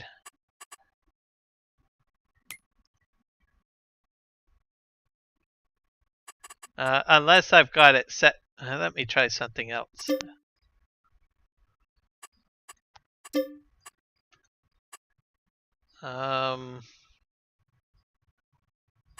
Those are support legs. I didn't even know we had support legs. Let's try twisting. Nope.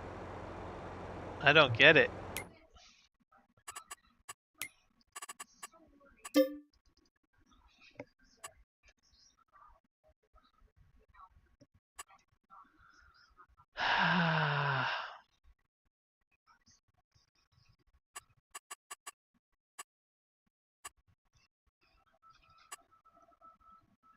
It's gotta be that. Come on.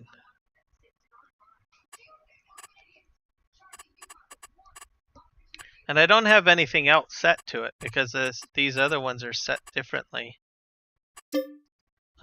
Maybe I'll do the other controller. Let's see what happens. Let's save.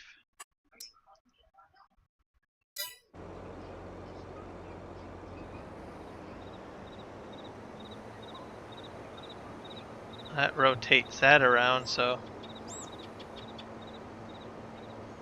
that's the wrong one.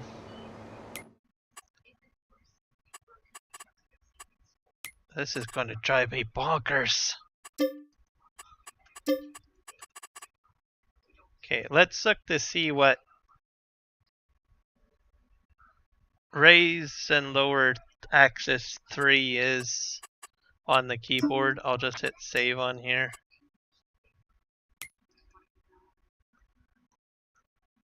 Or the mouse, I should say. That's Pale Stack.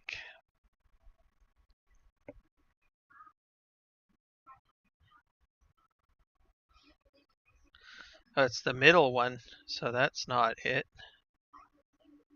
Retract crane arm and extend crane arm.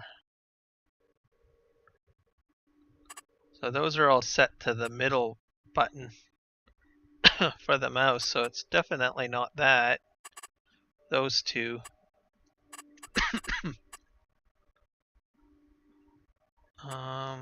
Open, I don't know what, this is for a placeable. So I know the right mouse button controls it up and down. So maybe extend crane arm and retract crane arm? Extend. But I've already got set that to that.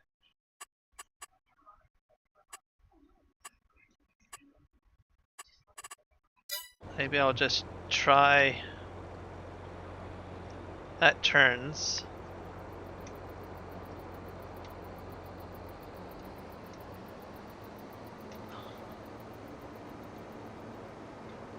No. Twisting, forward, back. Yeah, that's not moving at all. I'm hitting every button too.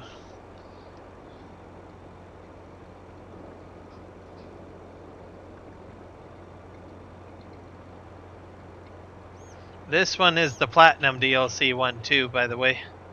So, but like I said, I can use the mouse going up and down.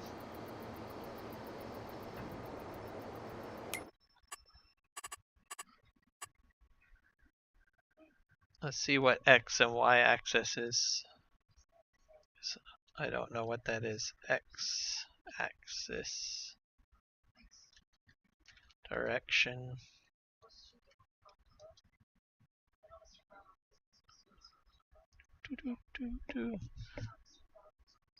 The ground plane perpendicular.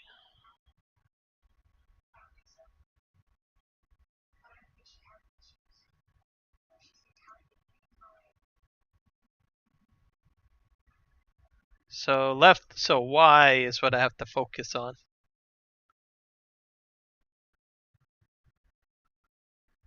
Maybe. Let's see.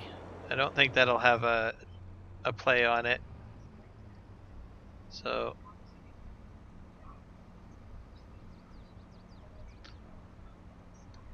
but nope. So Y is up and down. All right, let's go back to game. Let's see. So right Y plus and minus. So extent front loader arm. Let's see.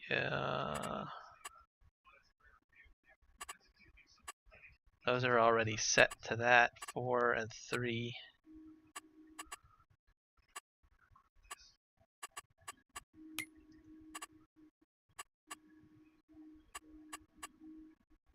Contract front end loader arm. Extend front end loader arm. Front end loader tool.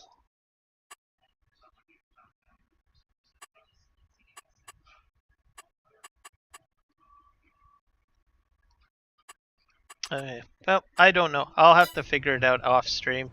I'll probably look it up somewhere. I can still sort of navigate. Okay. But eventually I'll get it programmed to my Thrustmaster control. Then I'll have to write it down on a sheet of paper somewhere so I don't forget.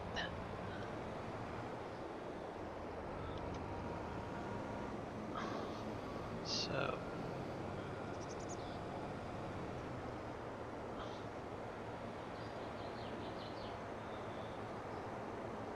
actually I need to push that other bunch back a bit because I'm a little bit too forward.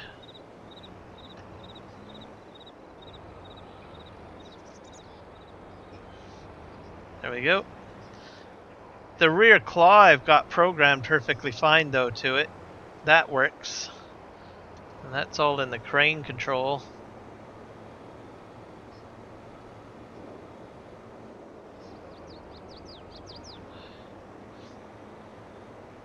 Other possibilities, I might have to remap some of this. I notice sometimes remapping helps. Okay. Okay, there we go.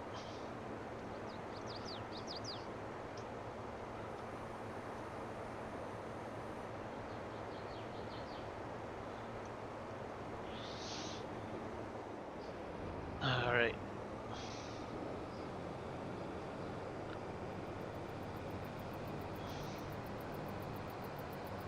So we're just going to do a big large swing around here. I'm going to just head all the way over here. Oh dear. How did I hit now? Oh. Raise my dozer blade. The one thing I'm trying to get to work with my controllers.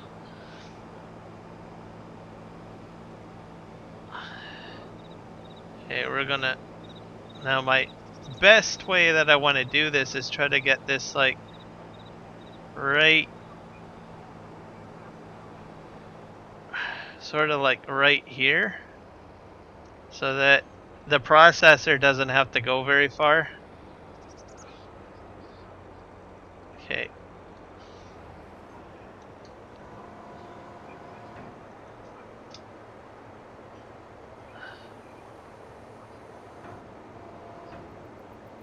Okay, now I can get another batch. Because the way that I did it before was just a huge mess. This is like a really bad, unorganized logging lot, I'm just saying. So, let's see here. I have to get another batch of trees and drag them over. Can I grab this big bunch over here? I think I can.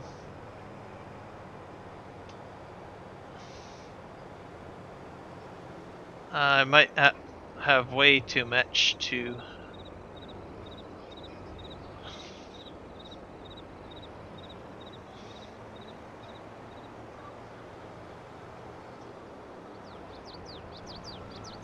I might need to push them in a bit more.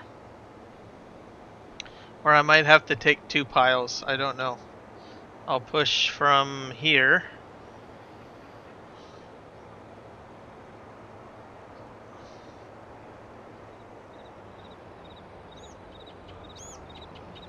And I will push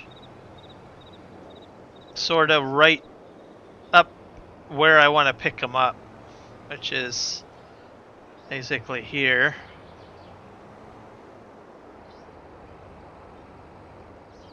There, and then I need to push from the front because I got a bunch that are a little bit shorter, I think, if I'm not mistaken. So we're gonna just push this way.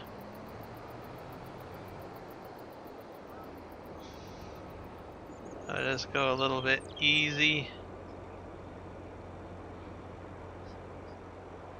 And I'm not even sure if I'll be able to get all of those in. I think I'll just do one more push from the side.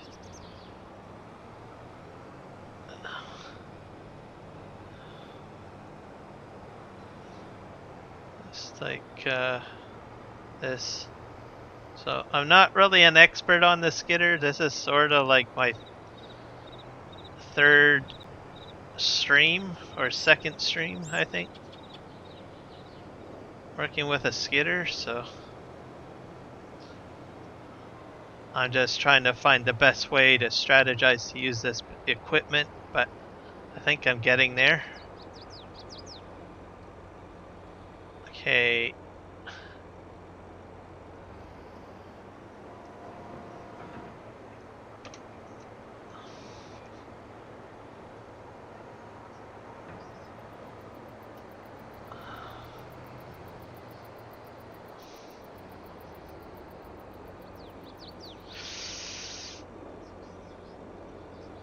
I think I'm missing a bunch. I don't think I'll get them all in.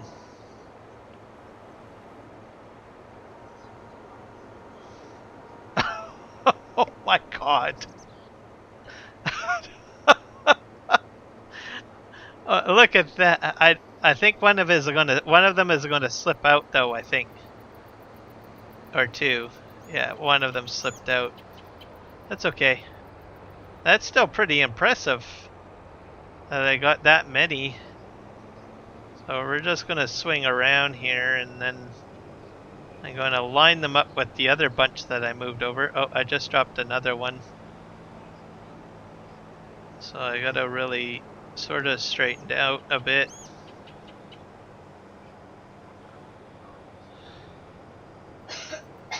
And then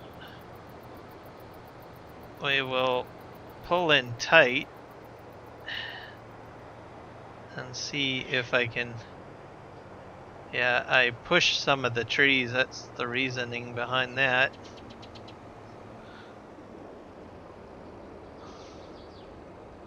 Okay.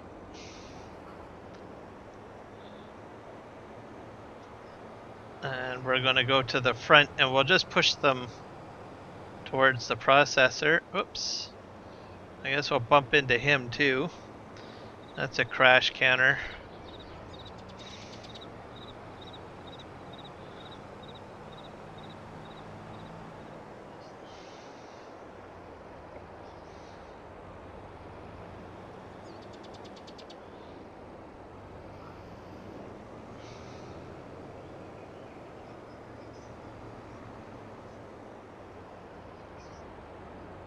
There, that's good.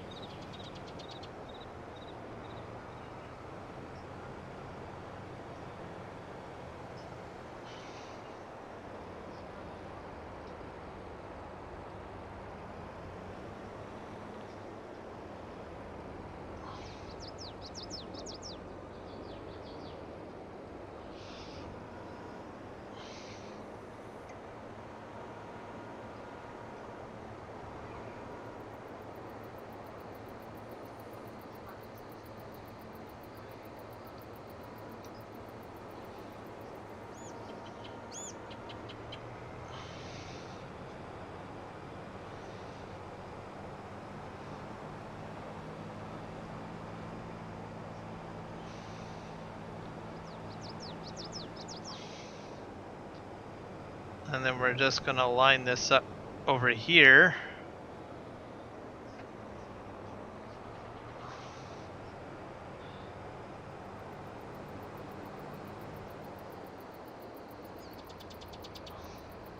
Let's push that there. And then we're gonna push it into place. Like we did with the other ones. Oh, no, I'm not gonna hit him this time. I probably should have moved him out of the way a bit more. Alright, we're going to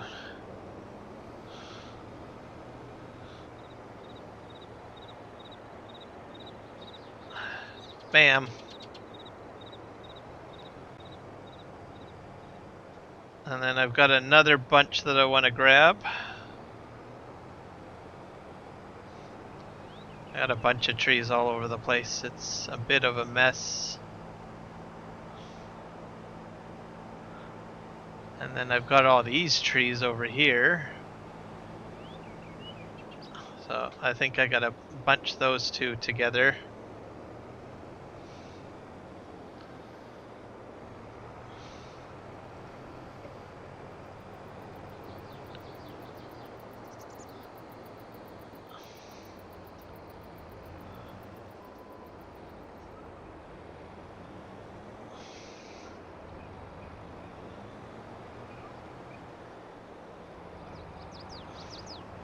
Alright, and we'll reverse.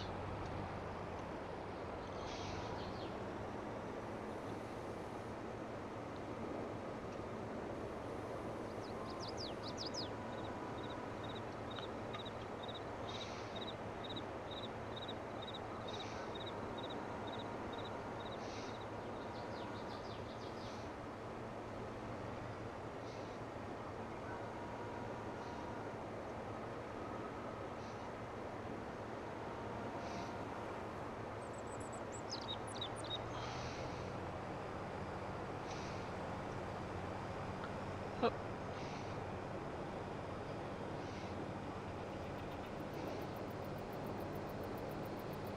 I'm gonna just bunch these ones in together somehow.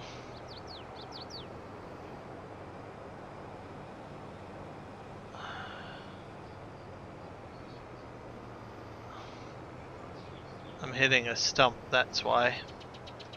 Alright.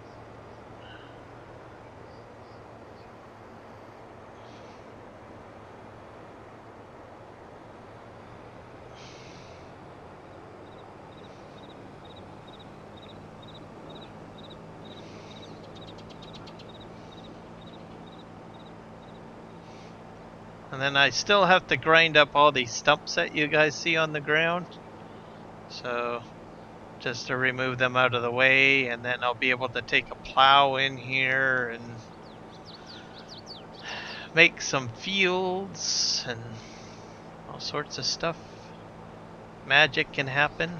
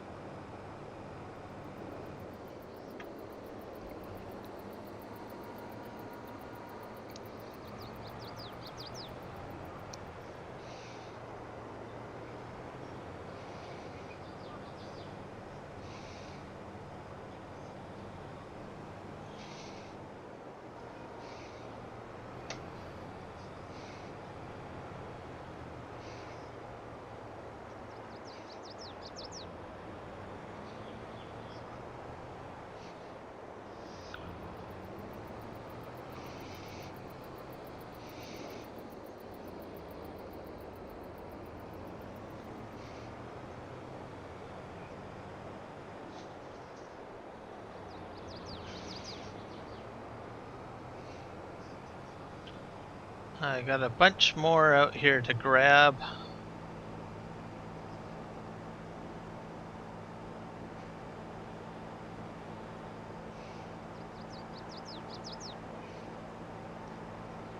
I got 1, 2, 3, 4, 5, 6 maybe more piles to pick up. Let's see. Okay, we're gonna.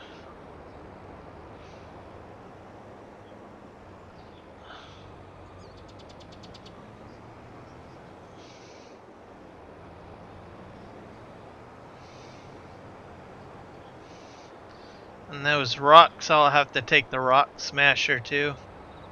Maybe I'll grab that bunch back there.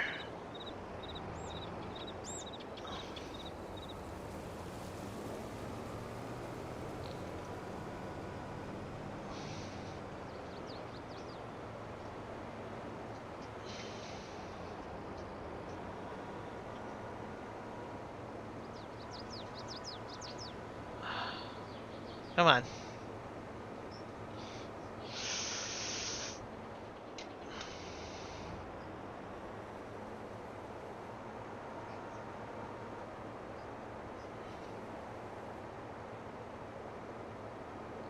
A little bit too close to my rear tires. There we go. Now, let's go. Rock and roll.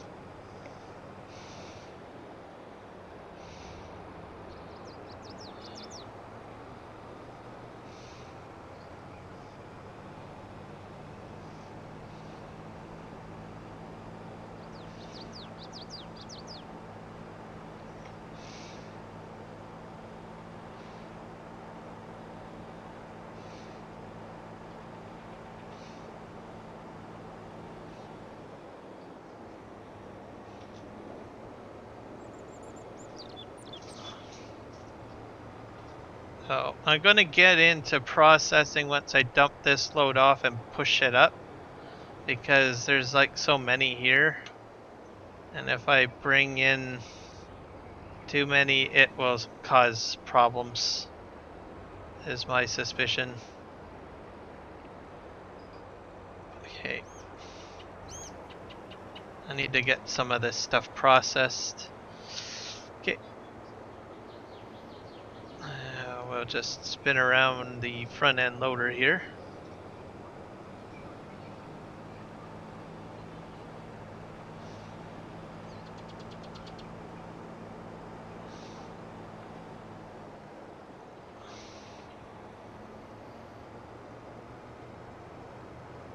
We'll just get this batch basically processed, and we're going to keep the skidder just right here as a buffer so that my logs don't go too far away, and if they do escape on me, then, well, I have it as a block. We're going to go ahead and process these logs. So I think I'm going to just set myself up like this, I think. Spin this around.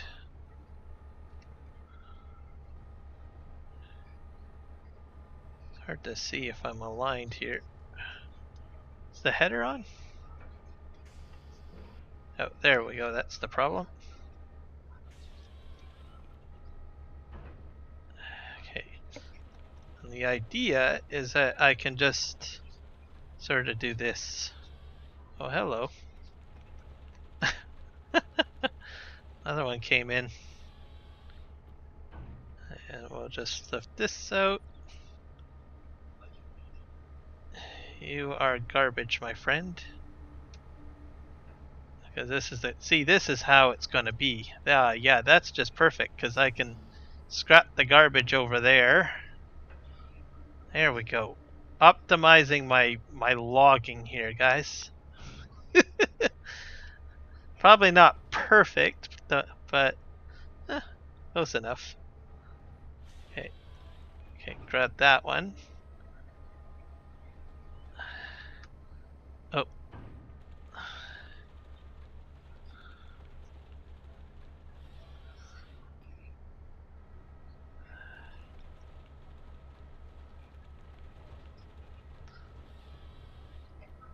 And this piece is garbage.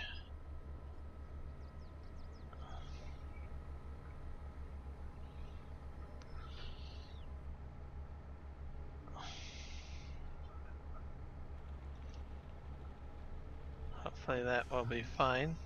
Good enough.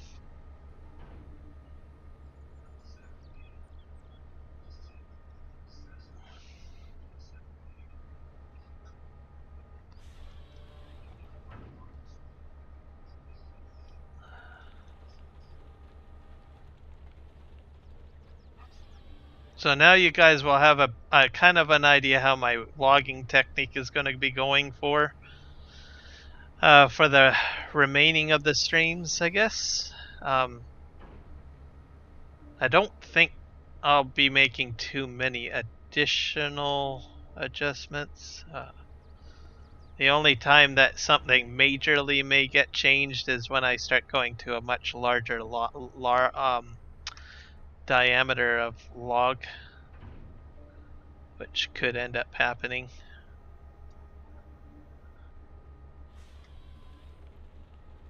So I can even re-pick up a piece that is already cut and push it forward and sort it a bit better if it's in the way too. So that's the benefit of doing this. Let's see if I can pick up another piece. I don't think it's working very well now. It's hard to get in there. I might have to grab this piece up here. Yeah.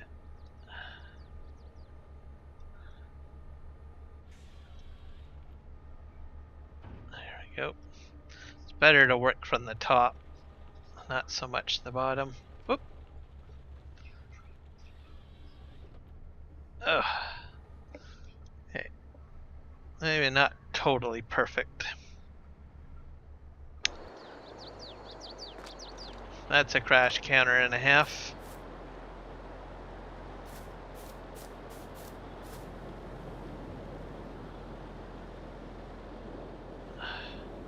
Oh! Oh dear.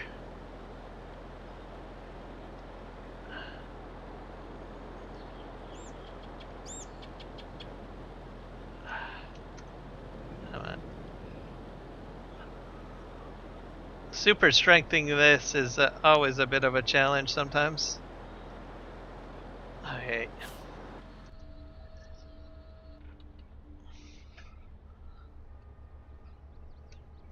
So what I'm going to do is I'm actually going to this time spin this around completely.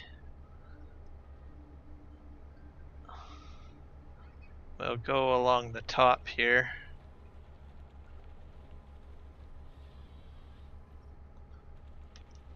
And we'll spit that one in there.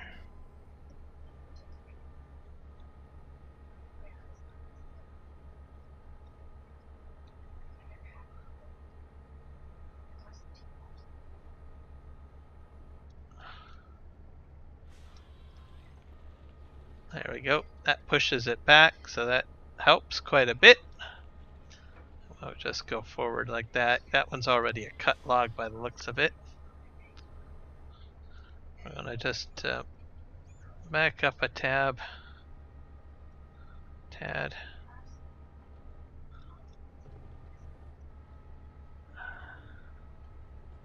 These logs might be a little bit too close together. That can be the challenging part.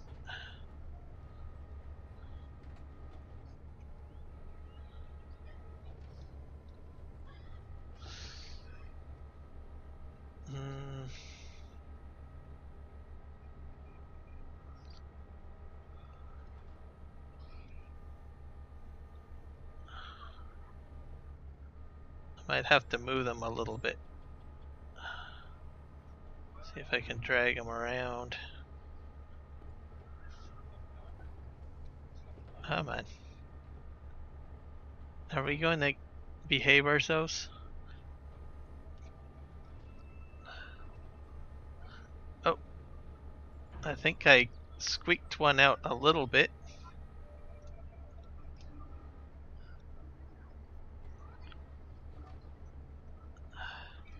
The head has to be like sort of reasonably on it in order to pick it up. I think I did too good at pushing these things together. Reverse maybe.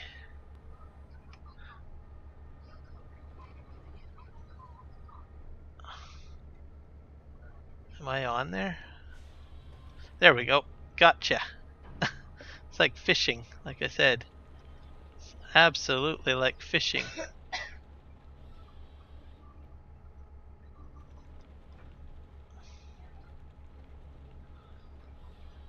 Okay, and this piece is garbage. I'll just dump that one right like over here, which gets turned into wood chips in case you guys are wondering. And I do need wood chips on this map because some of the productions support it. So there is value in wood chips.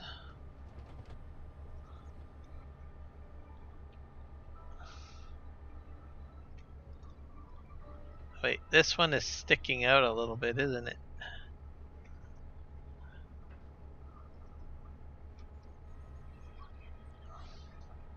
Oh, I had it almost. Alright. I see how it is.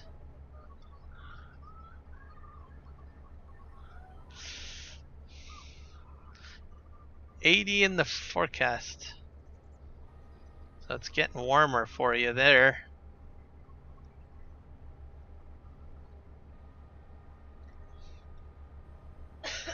Come on. Oh, there, I wiggled one out, sort of.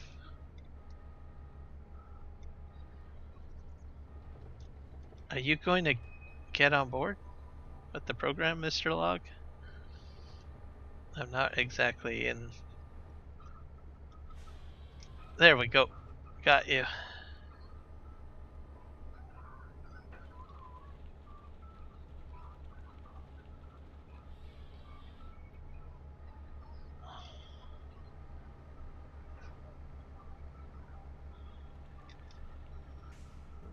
Get it dumped over there.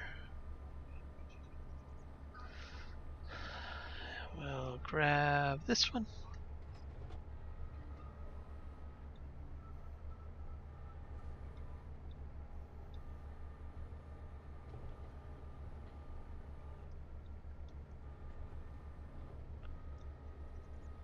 Come on. Be nice to me. Come on. Ah, there, gotcha.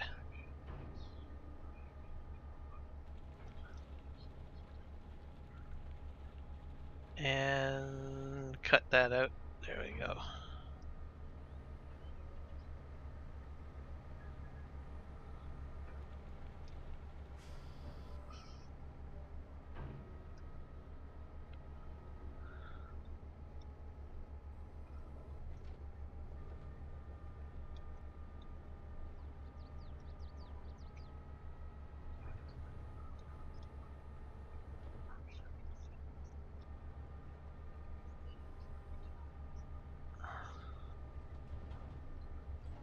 These ones are out a bit more. Maybe I can get on that one.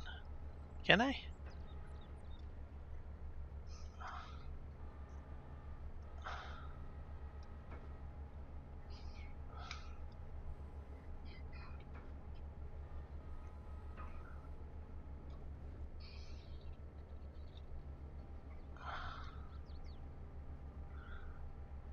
That's a bit challenging.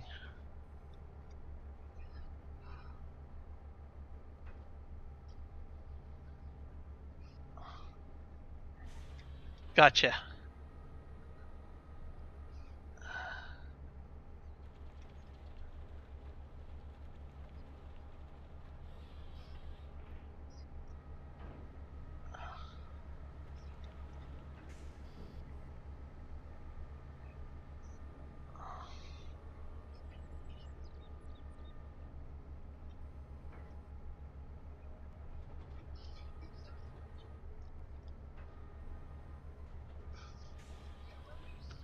Got you. I'll move forward a little bit.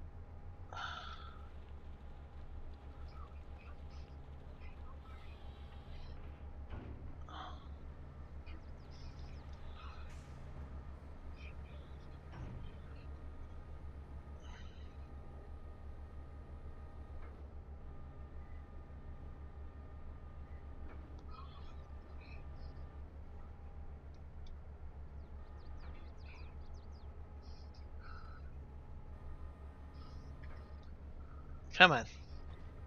No.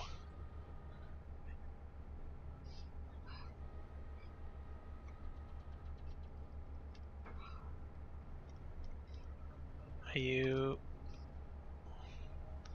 behave yourself? Let's see. That one should get on there because there's nothing. Oh, wait. And I don't know why I'm rocking around so much. That's a little weird.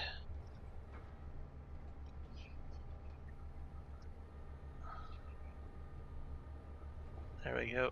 Now I should be able to latch on.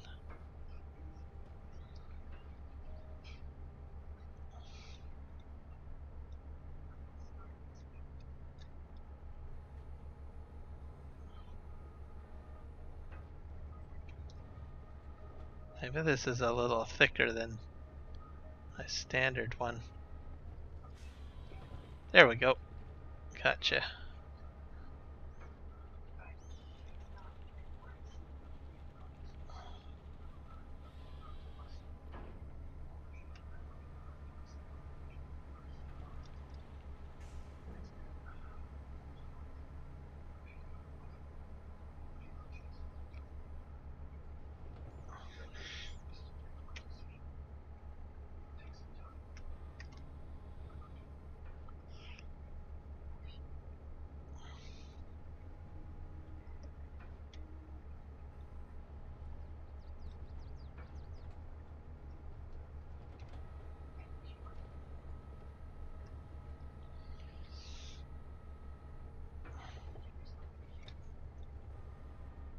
I got two logs right next to each other again.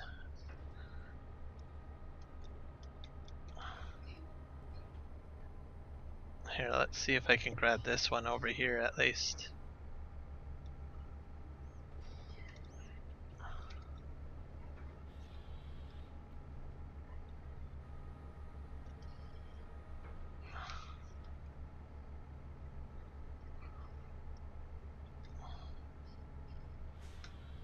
Gotcha.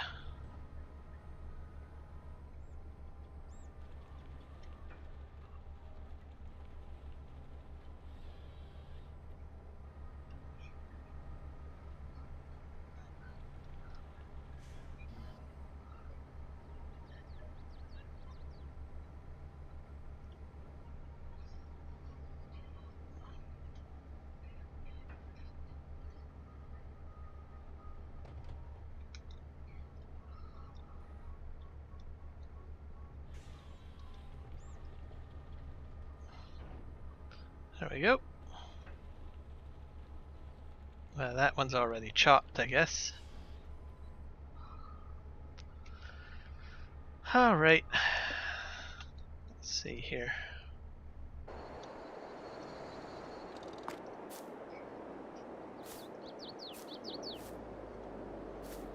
Let's move this a bit closer.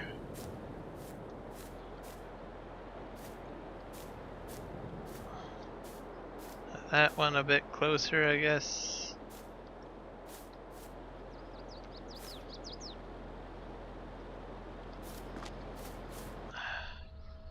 Alright.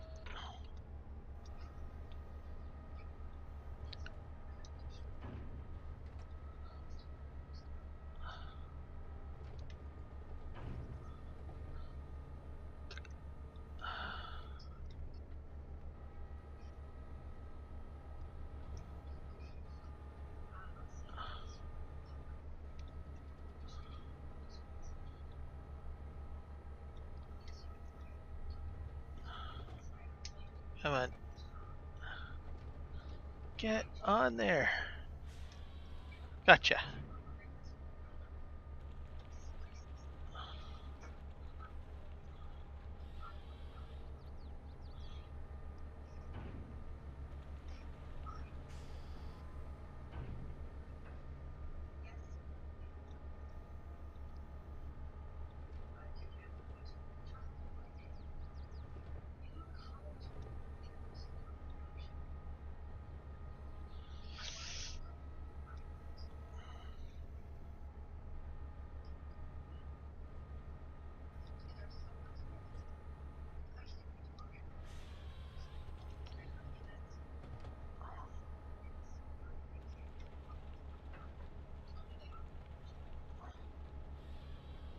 Perfect. There we go.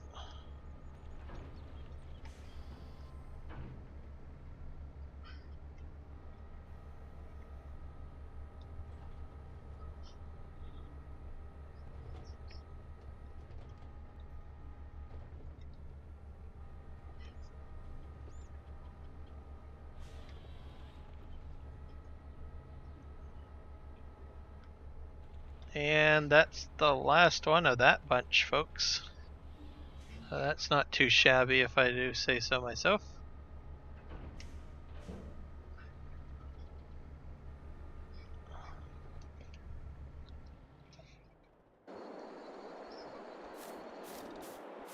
That's all the logs.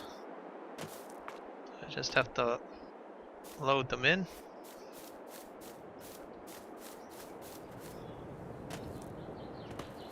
These are all the junk ones, I think.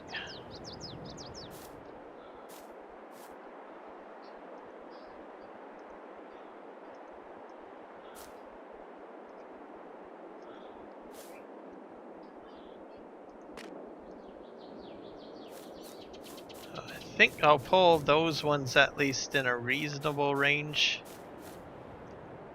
Hey.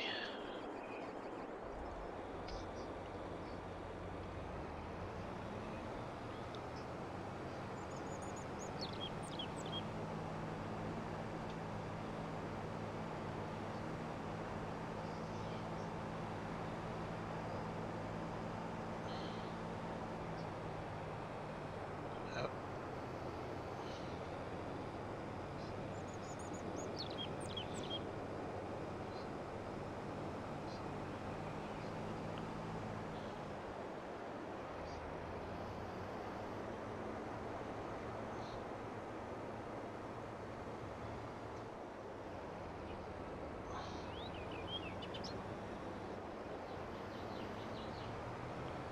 I'll just pull this load out.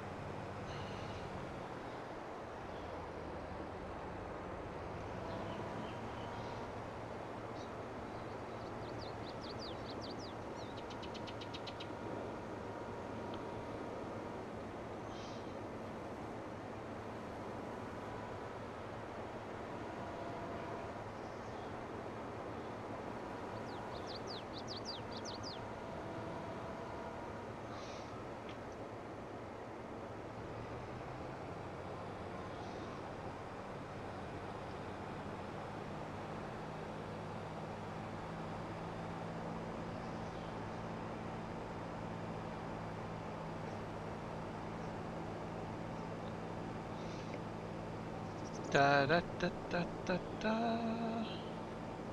Da da da da da da da. Okay. Spinning around.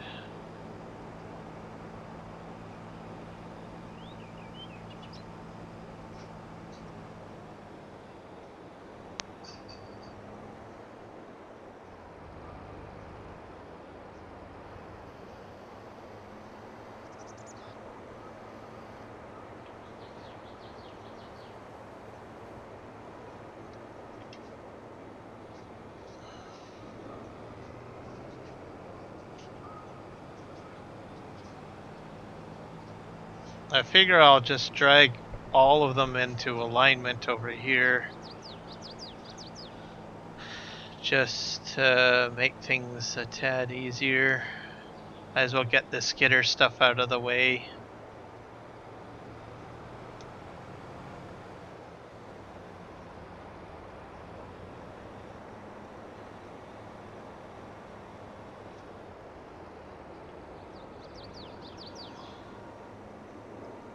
I have an issue with one of my courseplay drivers somewhere. Oops. I don't know why he stopped.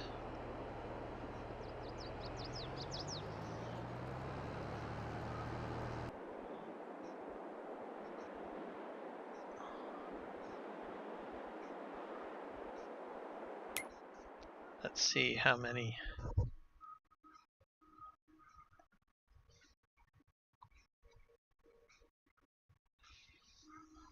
See if I can get at least the those two what do you call it?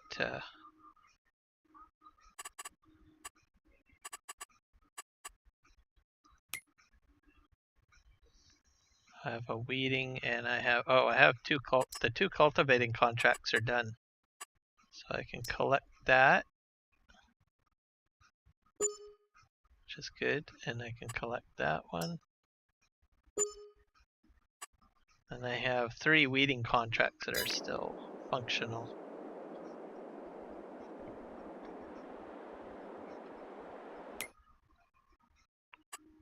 Let's see where they are.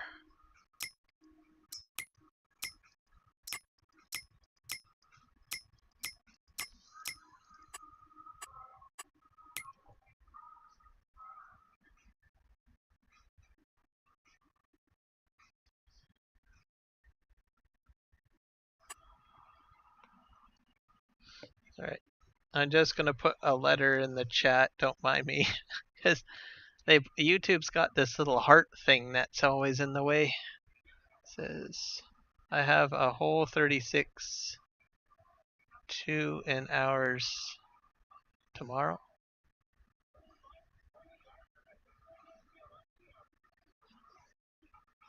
What do you mean, Keith? Is that for temperature? Or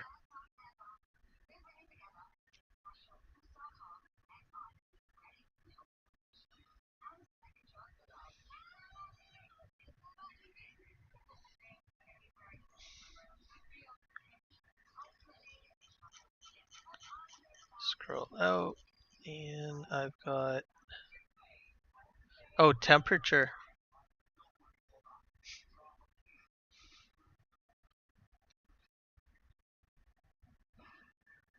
Oh, that's pretty cold, isn't it? I think.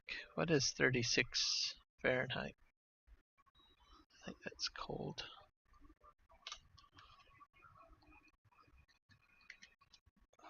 Temp translator.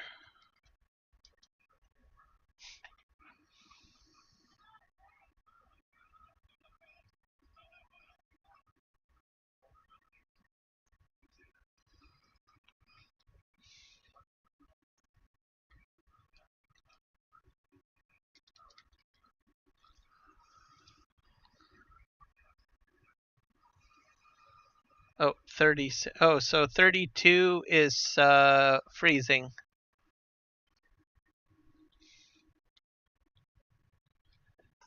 So you might get frost on your windshield. And then 2 degrees Celsius is 36.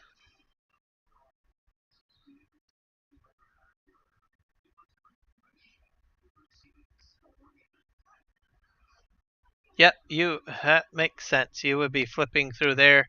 Also, the rain is a concern because that can turn to freezing rain, especially if you're like bouncing back and forth from those two, in between that range.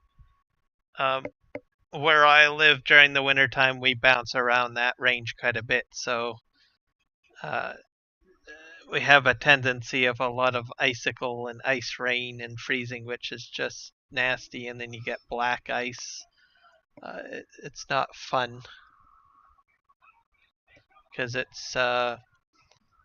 what happens is it comes down as rain, then it freezes, and then it thaws and freezes and thaws and freezes, and then it's just water frozen. And yeah, not too shabby there. Okay, we have field 16 down here, and then we have, what the heck is field 49? Oh, I guess I'm supposed to have like a deer.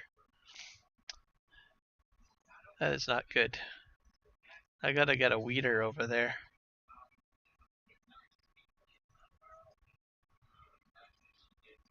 $34? Is 34 done? Oh, that's disappointing. Okay, well, let's cache. I think so basically, I'm just gonna cache in what I've got completed then, collect. And then I've got 16 and 49 that I have to sort out.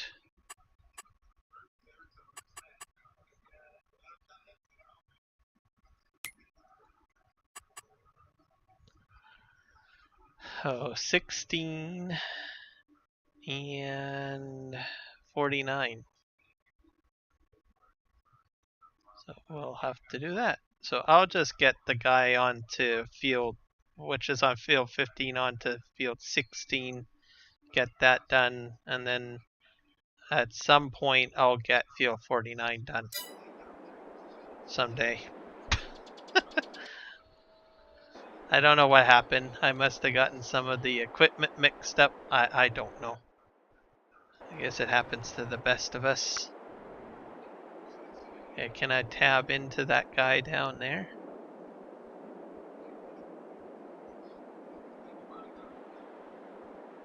Wait a sec. Was that the guy that I needed?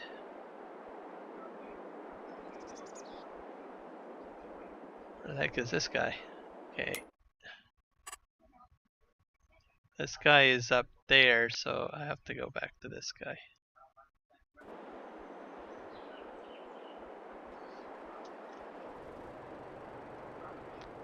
He needs to go. Where's the map?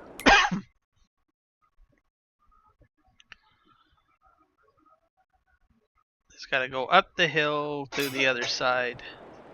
There's a fence line too in the way.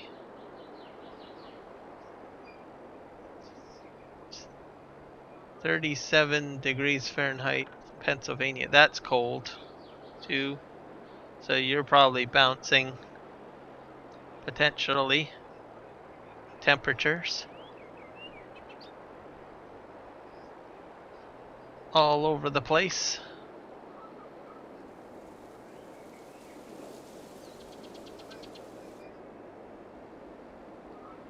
I'm gonna just get this weeder over here. I think I'll to this end of the field. There's a fence line along here, which I don't know why we put that in there.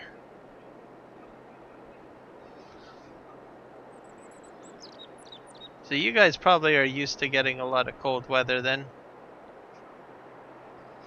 on a regular basis. Oops.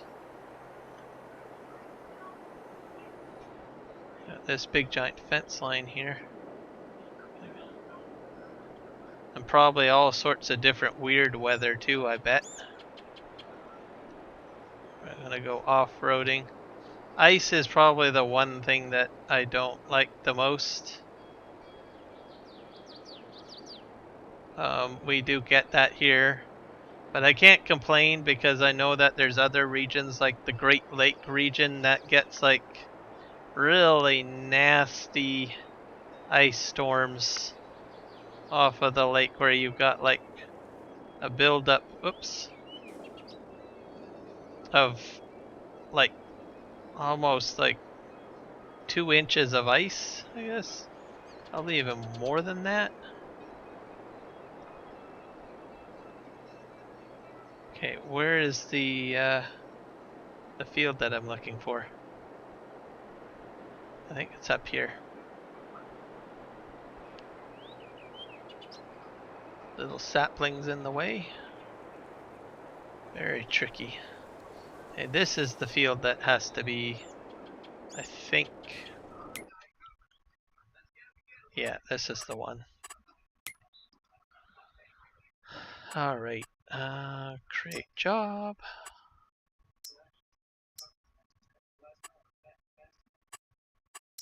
Field position.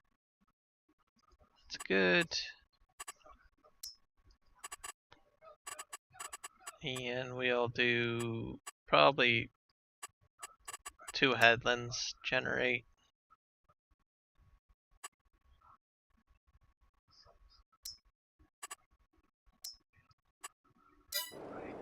We'll see if he gets that done.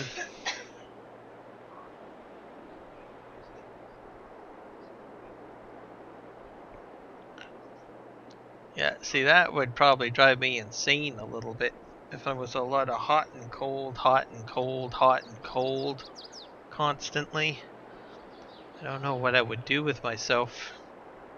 That happened.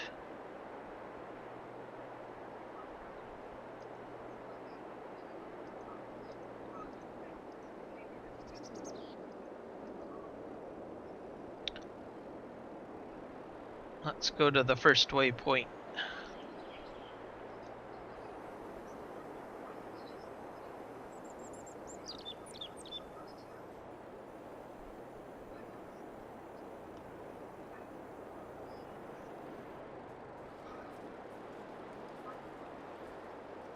I'm not even sure if this is ripping out anything out of the field, because I think this field might actually be glitched, to tell you the truth, guys.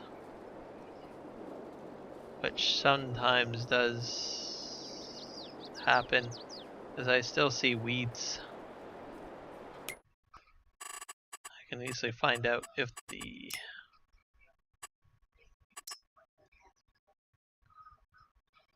field 49's at that amount. Yeah, field 16 I don't think is getting weeded. I'm pretty sure I had a weeder on this one before.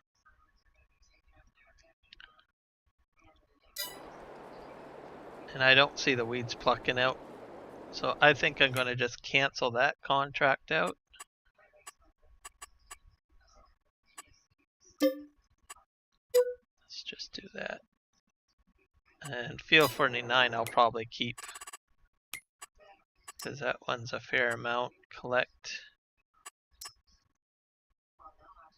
And there's fertilizer contracts and a number of other ones. So maybe I might take on maybe one of these. Or a few of these. Maybe this one. I don't know. I'll leave that for, I won't set them up this stream, but maybe another stream.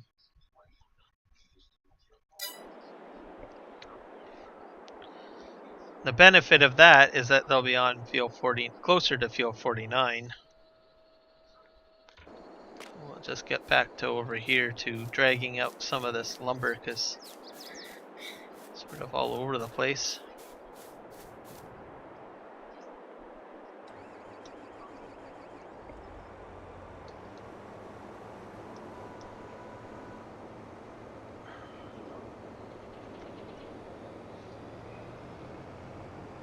Oh, I dropped that one. Oh well.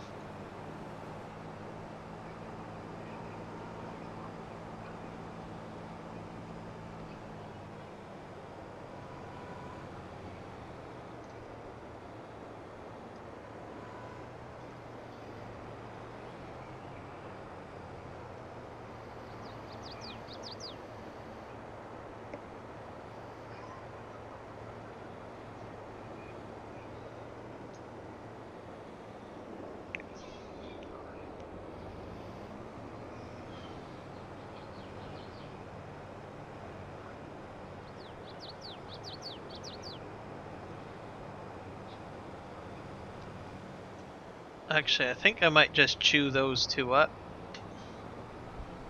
Just make them into bark mulch.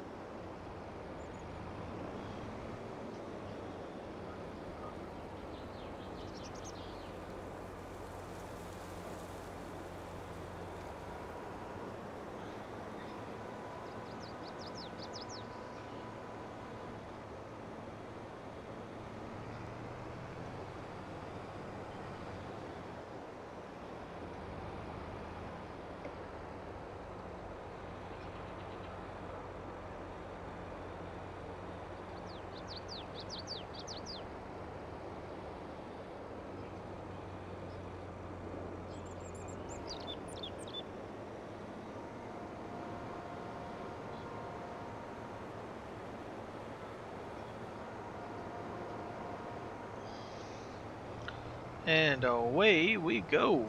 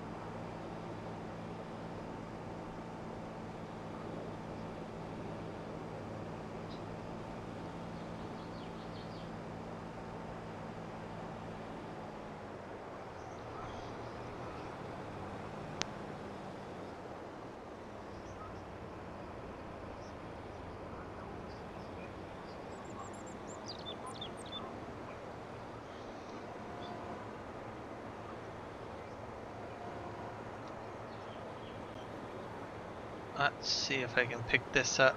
There we go.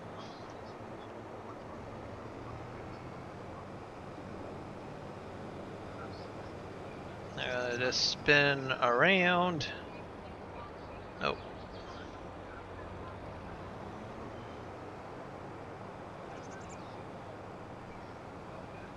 Push that guy out of the way, I guess.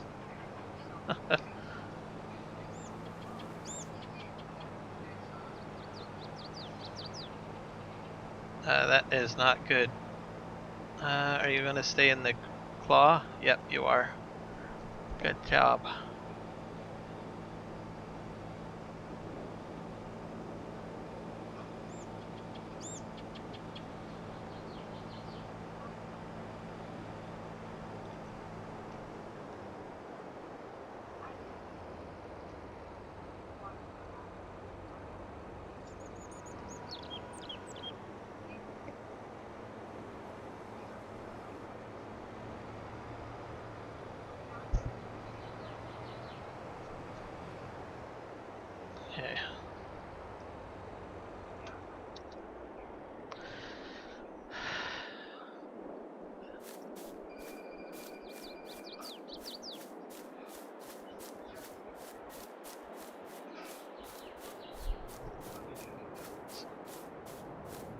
Okay. I'll just get into the mulcher and see if I can mulch up some of these stumps in this area for the most part.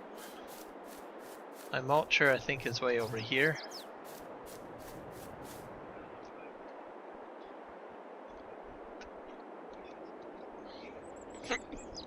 Excuse me.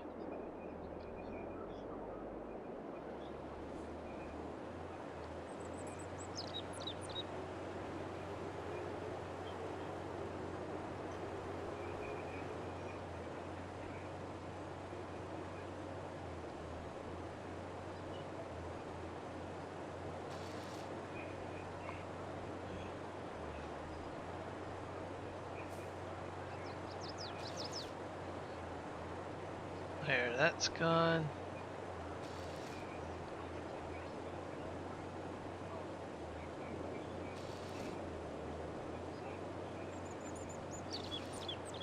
If I get too close to the trees, it'll eat the trees, so I gotta be careful of that. Go this way. I got a bunch of garbage over here.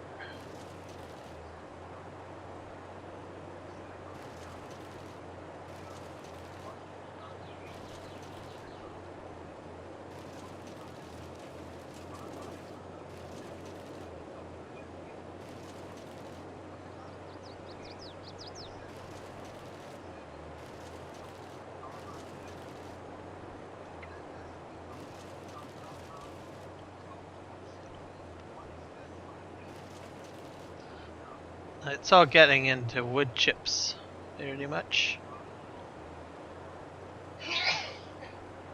I'm probably gonna miss some stumps and other stuff probably around here.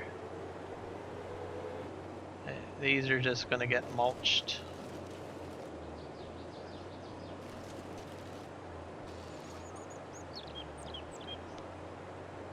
And got that.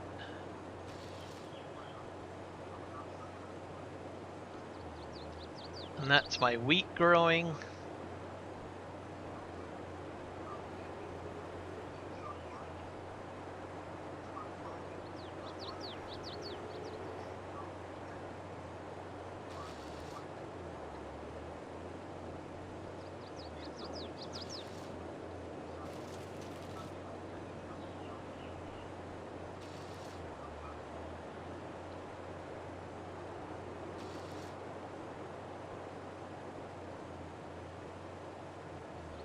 I know, right?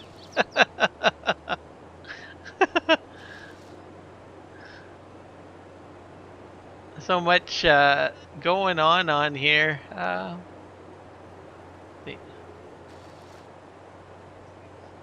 gets pretty entertaining when I make a mistake and I've got like stuff all mucked up and everywhere. I've had moments like that.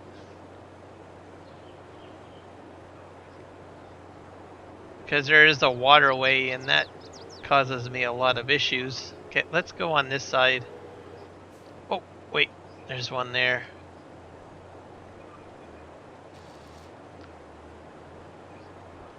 Sometimes I have music playing, but today I'm not really in the mood for music.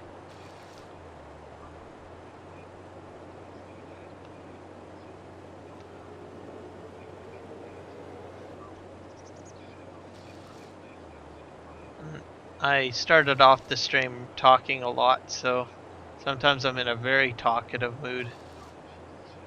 And then other times I'm not in such a talkative mood.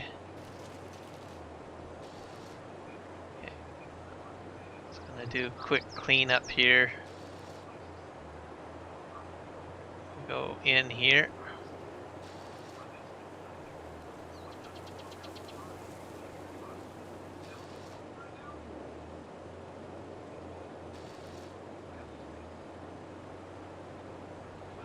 Just kind of leave that be. I don't want to kill anything or chew up anything.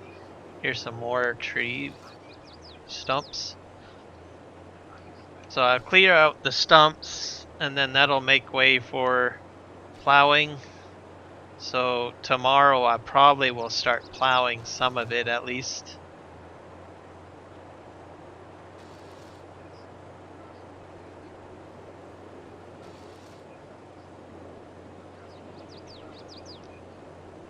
Because once that DLC hits tomorrow, I'll probably want to get at least something kind of going. I've got about $412,000 to my name, so I should be able to cover some of the equipment costs to buy. I can't see them being overly expensive.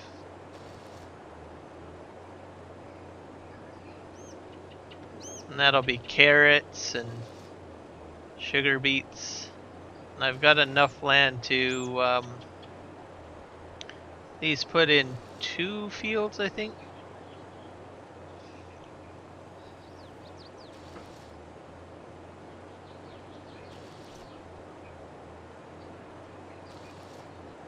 See if I can get all of these little stumps back here out of the way, because I think my truck ran into a couple of them earlier in the stream when I was trying to take a load down.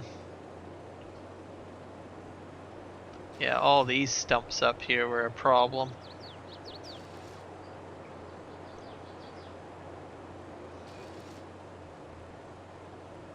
That should be it for there.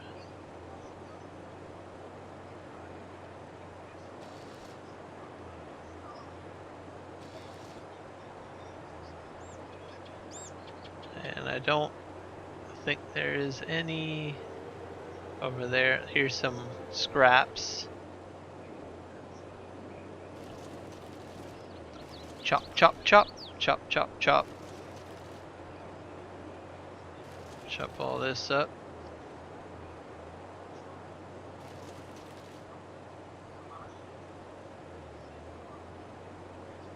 And we'll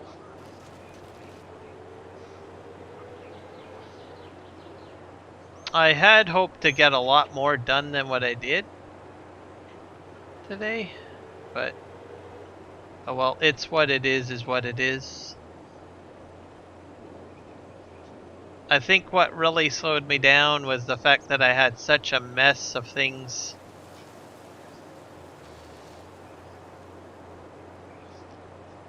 Like, you can really get logging done a lot quicker if you have an efficient way of doing things. And sometimes I get excited because I just got brand new equipment to do logging. So sometimes I lose perspective and I go willy-nilly and I get my logging out of sorts.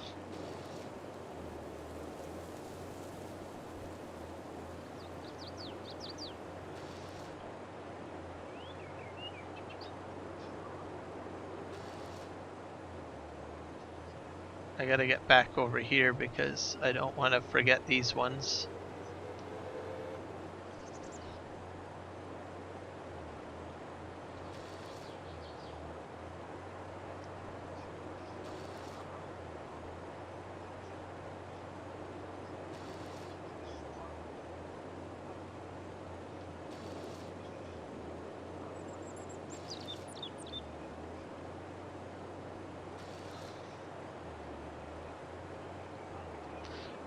My next major purchase is to get a yarder. I think that would help quite a bit too. Because I could put a yarder on that platform or in that platform area. And then once that's there, I could just put a yarder back into the field and then use the skidder to sort of bring it closer to the yarder. And then I could easily position the trees a little bit better. Not sure how much a yarder's would set me back though. Yeah, I think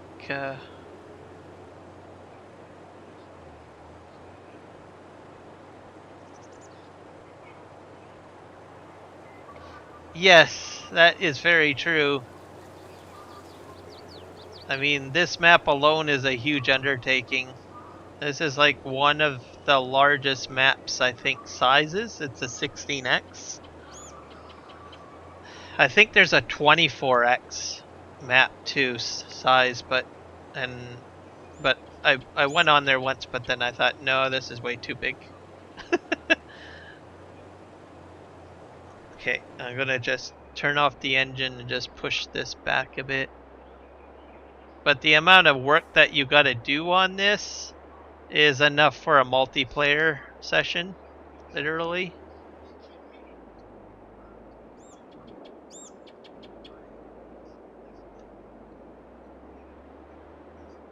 If my channel got big enough and I was making like money, I probably would reinvest it into getting a G Portal server going or something like that, and then have a multiplayer session with my viewers and say, "Come join me."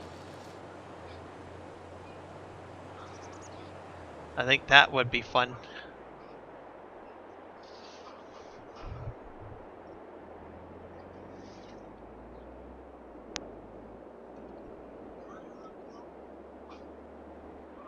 So maybe one day I might have like multiplayer on here,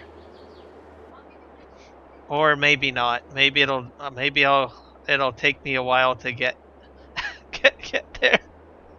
Maybe it'll be Farming Simulator 2030.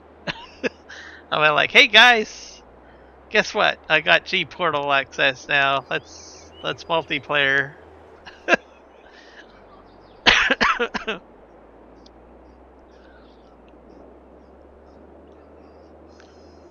Okay, I think I got so 128 square kilometer map. What is that equivalent to? That's not a is that a 16x or what is that?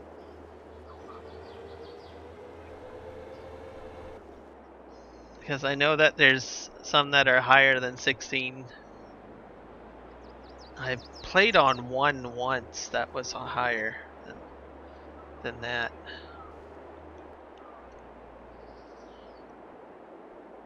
Okay, I don't know if this is a good idea that I park this here.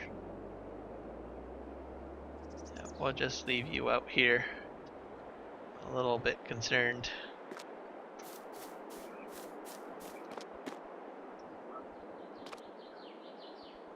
Okay, I'm curious to know how much a yarder would cost me. Because I thought about that. Ooh, class. Ooh, that's a much more powerful. Why, game? Why do you tempt me like this to spend my money? Why? Why do you do this? Why? Sorry, buddy. I'm sticking with the New Holland that I have.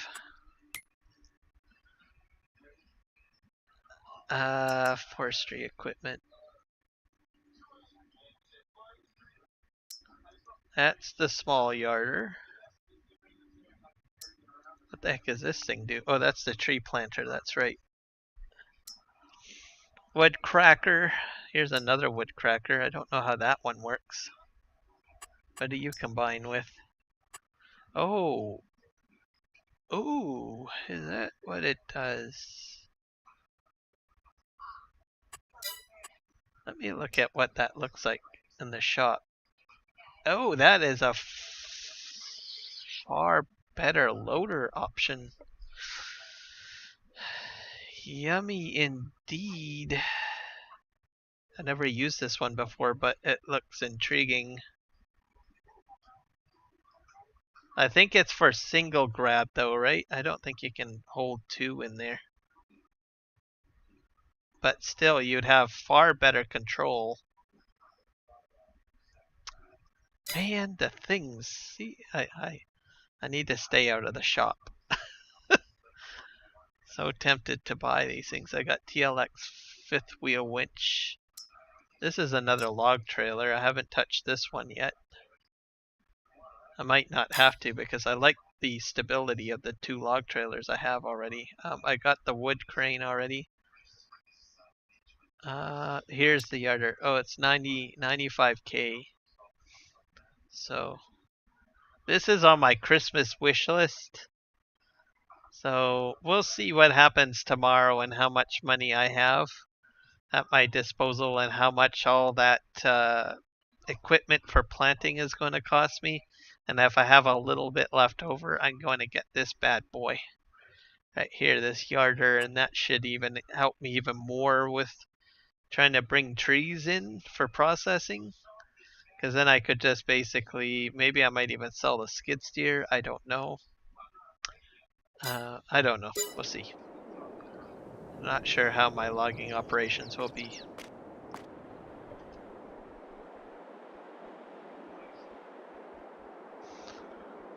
Yeah, I'd have to have it set up for multiplayer, and I don't think it would run very well off of my system. Like I did the Chilliwack map, that was fine. And also getting you all the mods would be kind of crazy. Those are all free though, but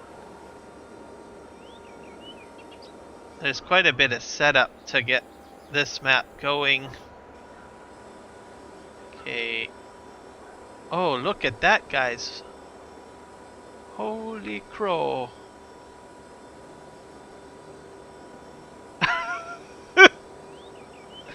I can't believe this is happening. Oh dear. Easy, smooth operating. Smooth operating. I don't know how I did. Oh no. I don't know how I did that. Okay.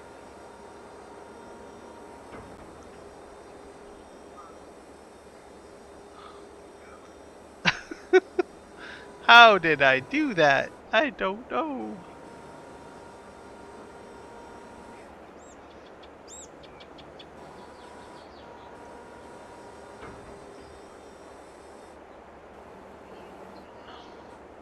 Uh-oh.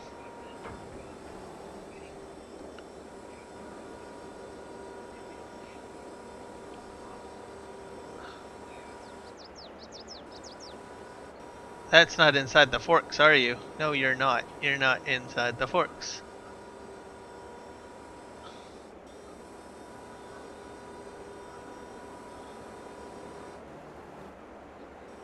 Uh-huh.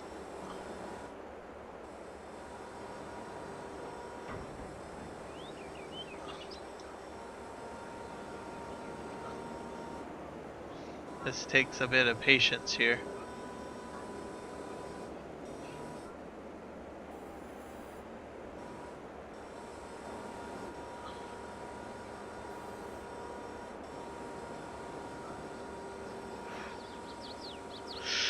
Ooh.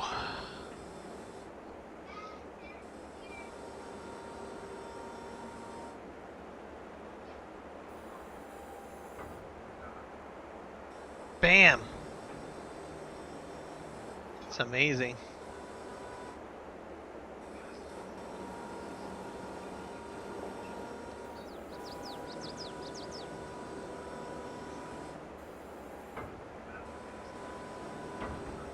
This guy needs to be sort of fixed. That was a really good grab. I don't know how that happened.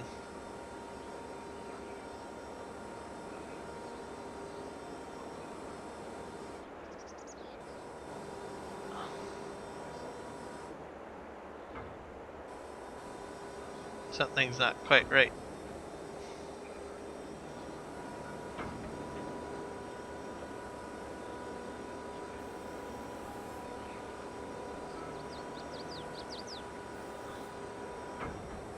That was not good either.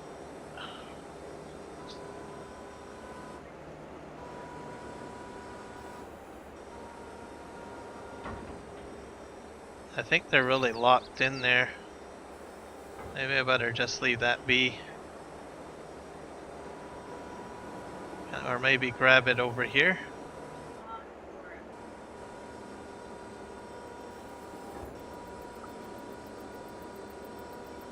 It's like really stuck on there. That's just... at least I can adjust my truck, I guess, if I wanted to. Oh, no, that's way too heavy. I can feel some tipping happening. And I think I moved my excavator a bit. Yeah, I did.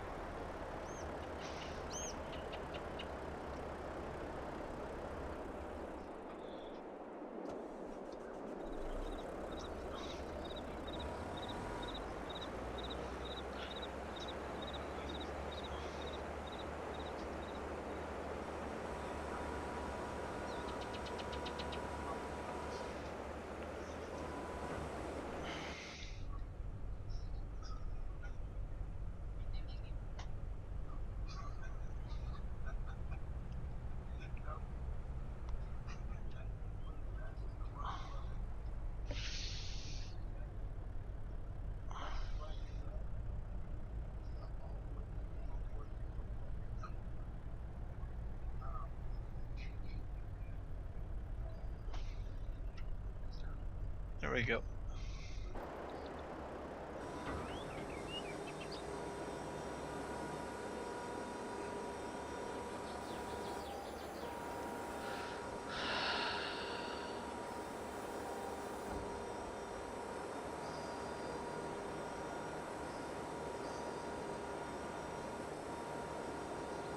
But if I had a multiplayer server with a good crew, I would have one person on the skidder, one person cutting down trees, one person doing like probably, well, the truck. That's sort of probably how it would all go. And then log loading as well, I guess. I imagine that's how I would envision how the crew would run.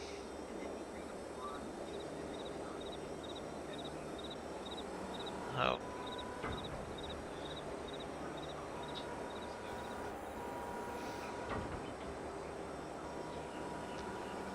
My guess, people that don't have joysticks probably would be on tasks that don't require a lot of crane operation.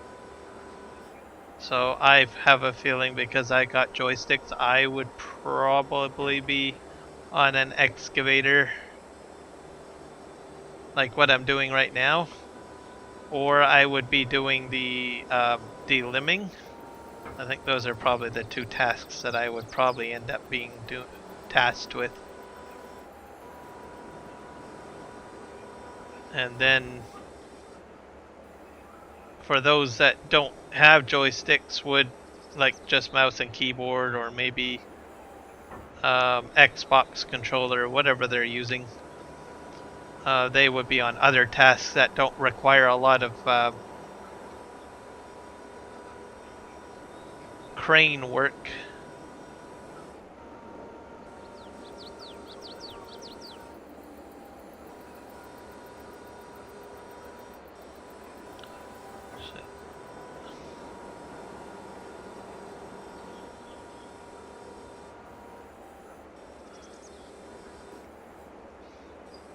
Unless they are comfortable doing that with whatever setup they have. I mean, there are some pretty crafty people that know how to use their keyboard and mouse. So, yeah, that sounds like a good idea. You could probably even run a front end loader or maybe the tree cutter because they have simpler mechanics on them.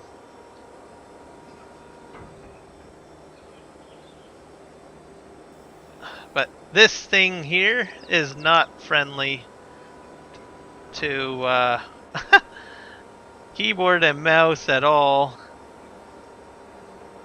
Truck is the easiest by far.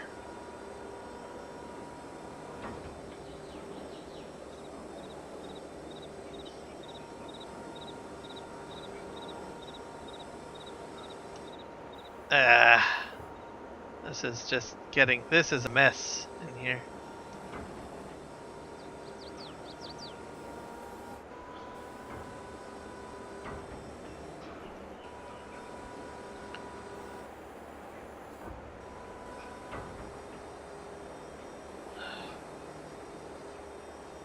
I'm not even sure, I might even have to upgrade my excavator. Because I think I don't have the best yet. I'll have to research that.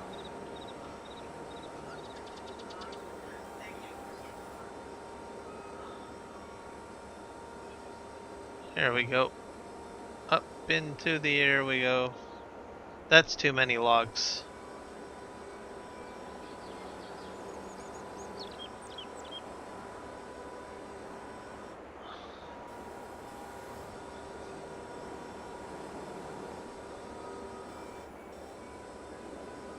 Let's just grab this many.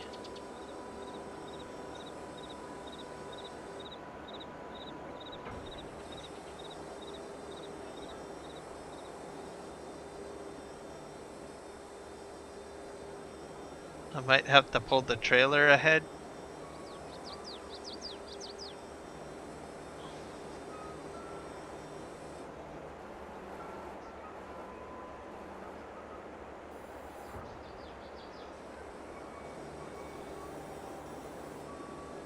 Oh dear.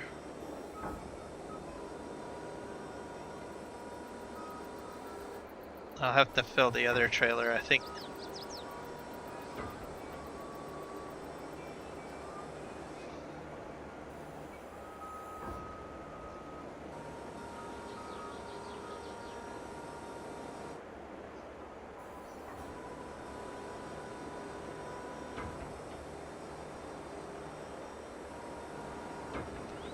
I think that's good for this load.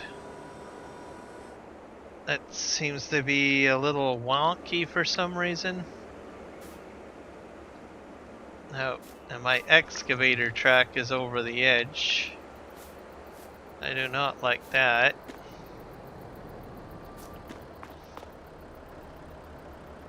Okay. Please don't have me connected to the...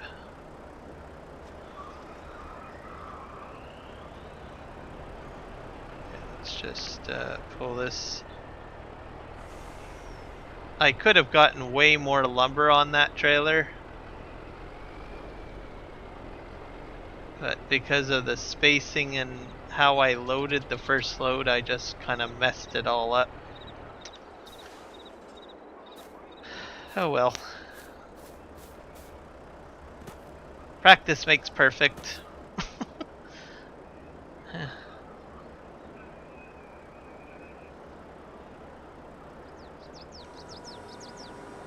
Can't make an omelet without breaking a few eggs.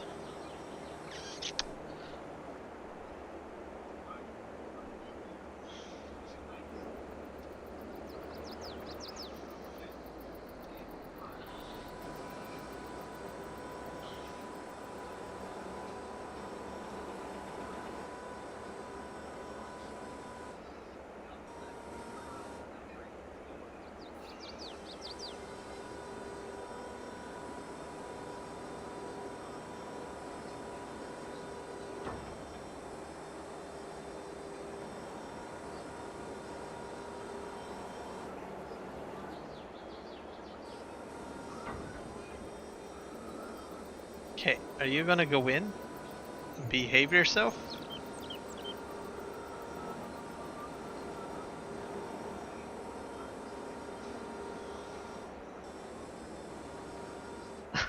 God. Okay, those two were in there. I think my first load when I filled that front bunk, I probably should have took a smaller load, but I was a little greedy because of the fact that I was so surprised that I actually picked up that many. I mean that's quite a bit of work done with one load, so that's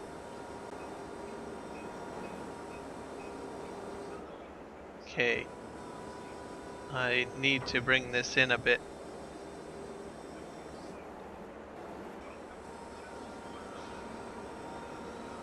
Okay.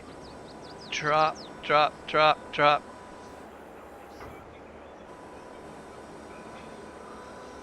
No. Okay. I think you're gonna be fine. Are you gonna be okay? That one log is hanging out, but I think we'll be okay.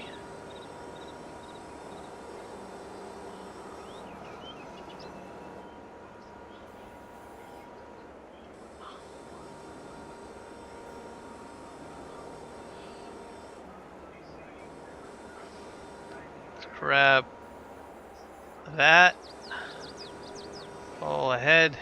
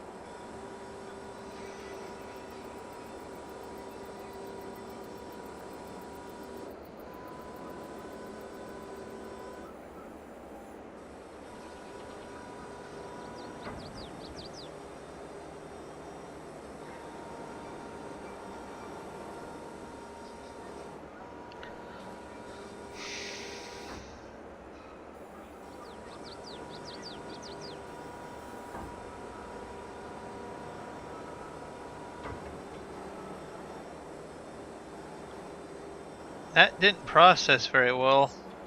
I still got a limb on this tree. I don't know what happened there.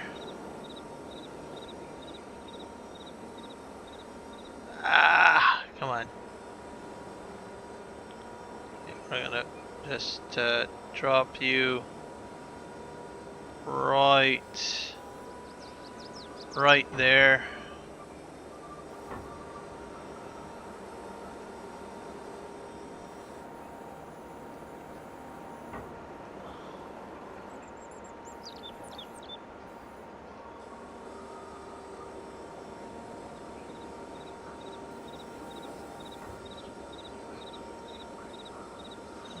Grab this one right in the middle.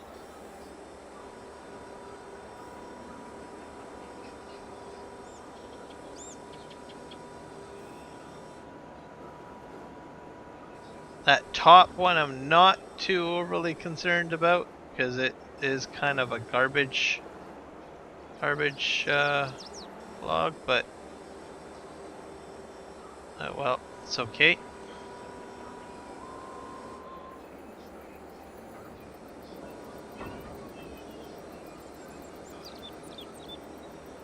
I think I'm gonna get these all in.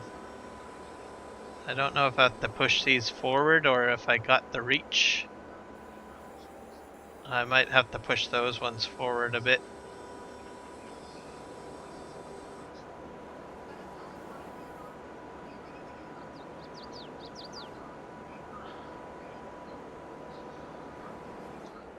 Ah, there we go. Nope, down.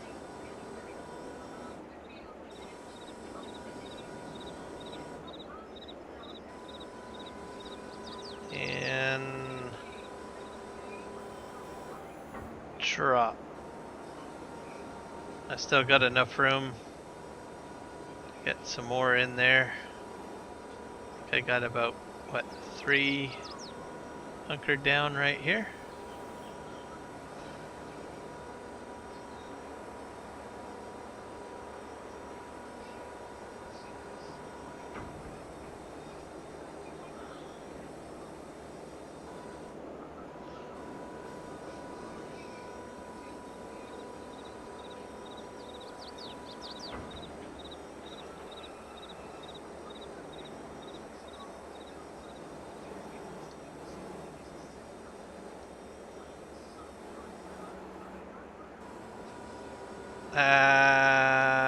Bam.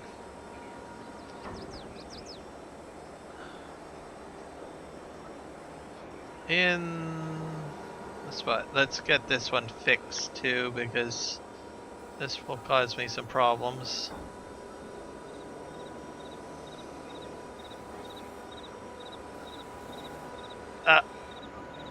Oh dear.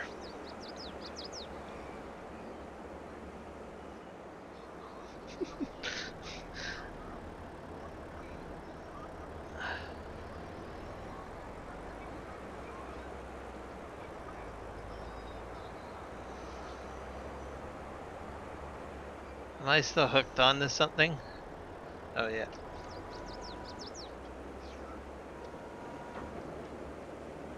This is not good.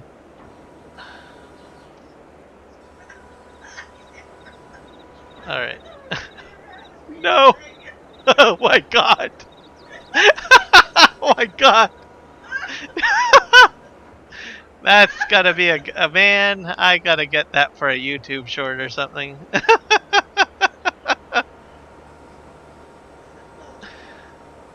Hey, are you gonna climb, my little friend? No! Forward. Why are you going backwards? No. Can I crawl up that? Oh! Come on! Oh! There you go. That's the beauty of track vehicles, my friends. Alright. And that's how you do it, by the way. You use your boom arm to push yourself up in real life. Hey. No! Mind you, swinging around like this doesn't really help. So. There you go. And reverse. Bam! That's how you do it. Okay. No, why are you doing this to me? Why? Is this a sign? Are you telling me you want a break? Something funky going on here. Okay. Maybe I just need more practice. It's saying you need more practice going up and doing this.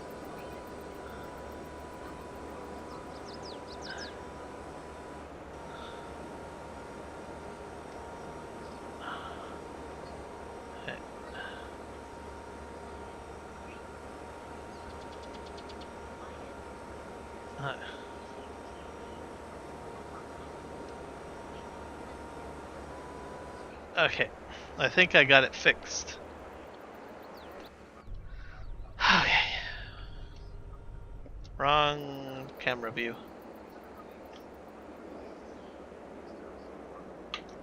That was hilarious. It's guess you guys don't see that every day, huh?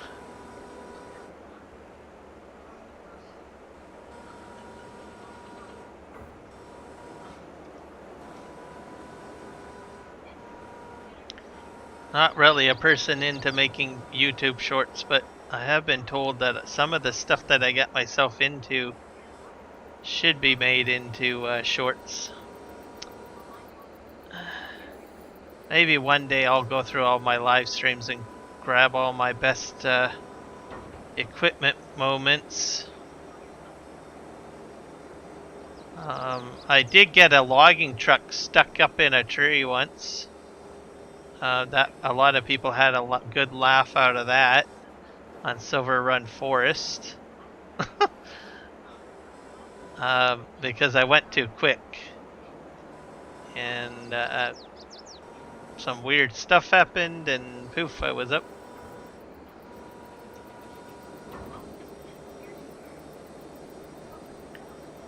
Way up, basically. Okay, I think I can grab those two. Or am I out of range? There we go. That's a nice easy grab right there.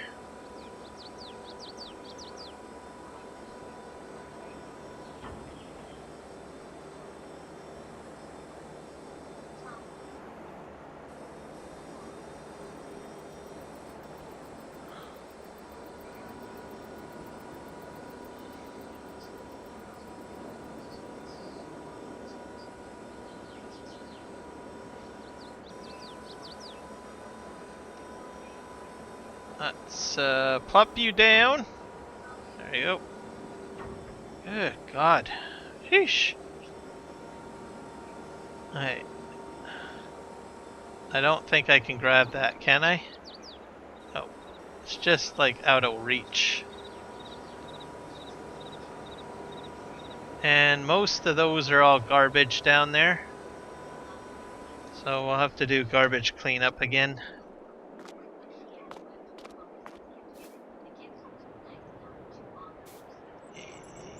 Yeah, those are kind of garbagey logs. This one's still okay though. Let's just jump into this guy.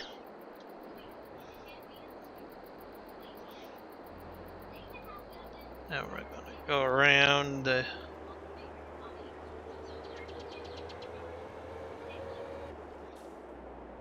Here's some more garbage logs. Little bits.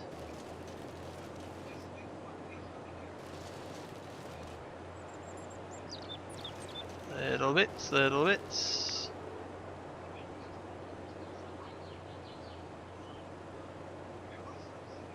I think I'll scrap this one anyways. There we go.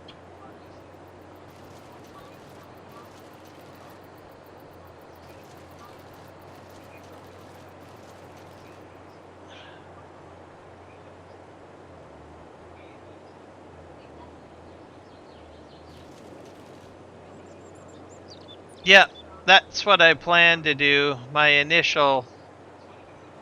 plan is to make this little area over here the garbage pile. But unfortunately, I was overzealous on my last stream and I didn't really have good organization.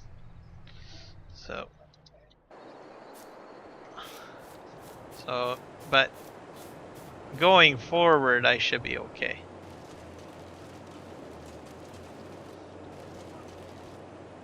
Okay, I think this area is all cleaned up now. Grab that.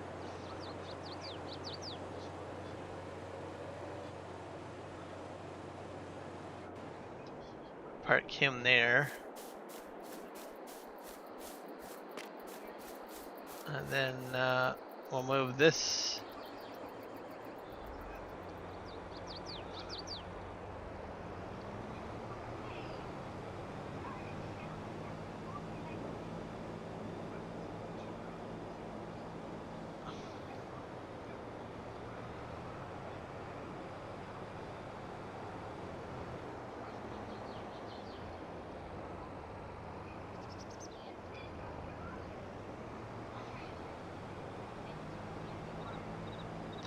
We'll get those all processed up, I think.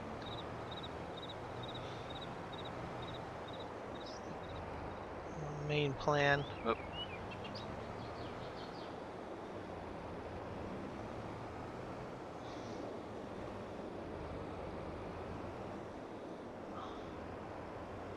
There, I think that'll be good.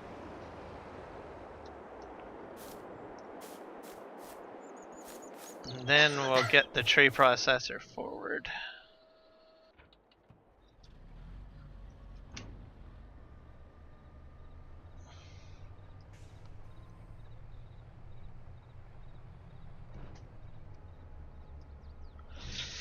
back up a little bit.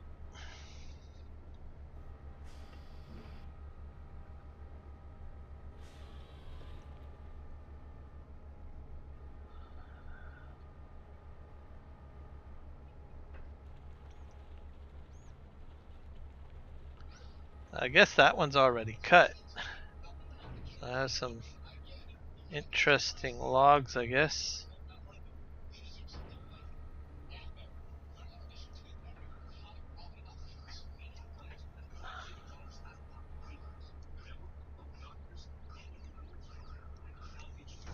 The header looks a little weird here. Oh, I see. I got a piece still in there. That's why. We're gonna grab. Gotta turn the head this way. The head has to be a certain direction. The cut side has to be at the end of it, else it won't pick up. Oh.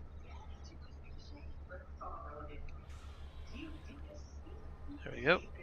Now this batch seems to be cooperating a bit better.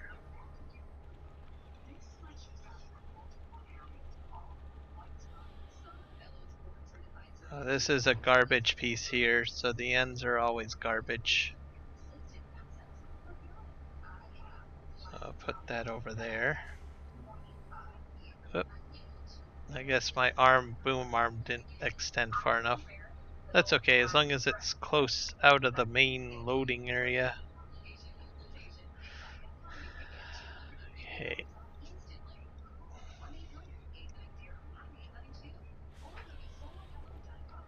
That one's grabbed.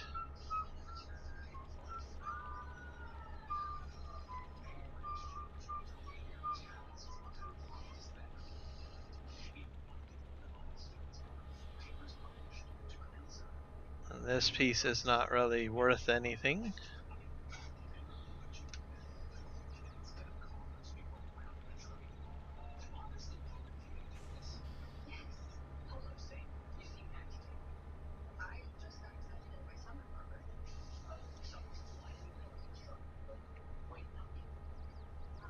Come on.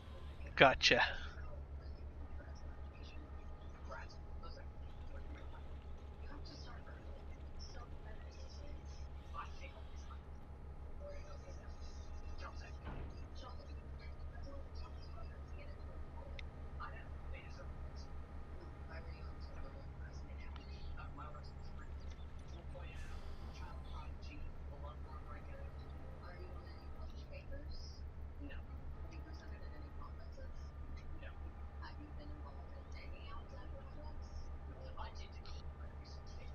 The other thing about this game, which I don't do, because I've got so much to do. But let's say you get so much stuff done, right, and you run out of work and stuff like that. You can actually fast forward time to kind of help progress the game a little quicker if your tasks get done too quick. That makes sense. But I don't do that because I got way too much to do, and if I chew up my day and I use up all the time, then I'll lose money basically. So I have to slow the game time down. So game time is set to real time, I guess you could say, like real life time. But on a multiplayer server with a large group of people, some groups will just simply fast forward time if tasks get done and you're sitting around saying, well, what do we do now? There we go. Got you.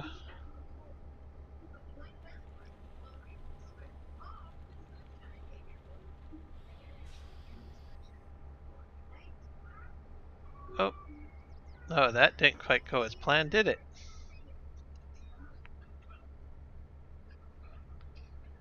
Well, that's interesting. Why didn't you do what I wanted you to do?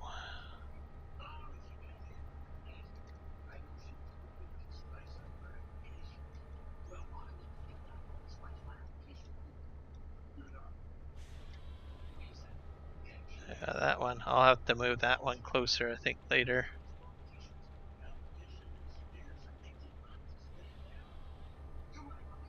This piece is garbage.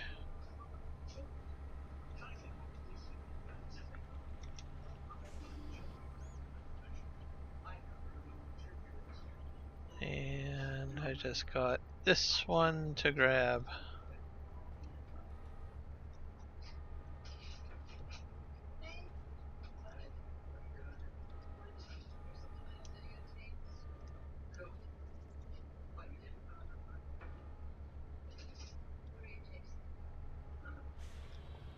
Got ya.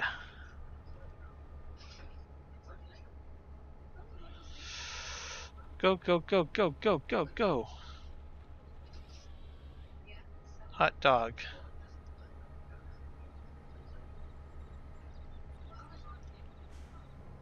Alright. Let's just move that other guy over a little bit. I'm gonna super strength it because it's just one log.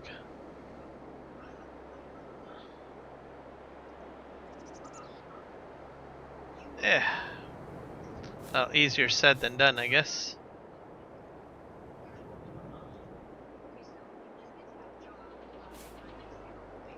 Oh dear. That did not go very well.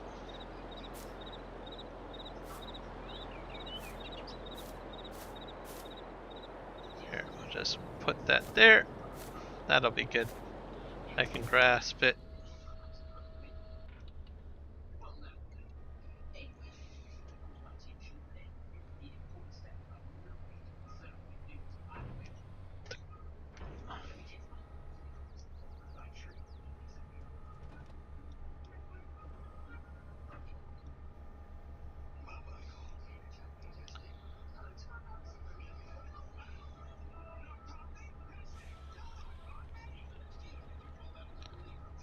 There we go. This tree is a bit of a stubborn one. But it's valuable because it's one of the longer ones, so make sure I get it cut. And this piece will be just garbage. So we'll just move him over here.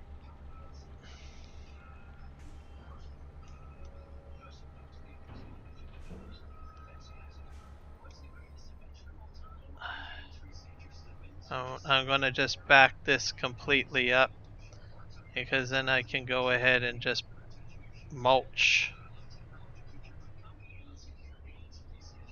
everything.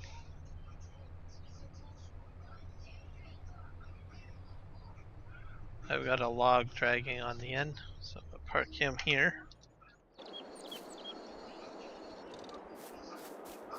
And then I can just clean up my area, I guess. Okay. And then I just have to load up those logs in the front, and then we'll be good to go.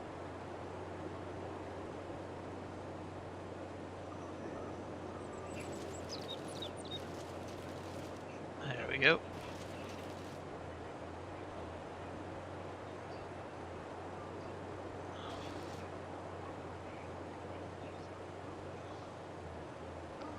I got all these trees over here to chop up. Since I moved the pile out of the way, I can just go in this area and just sort of clean things up a bit.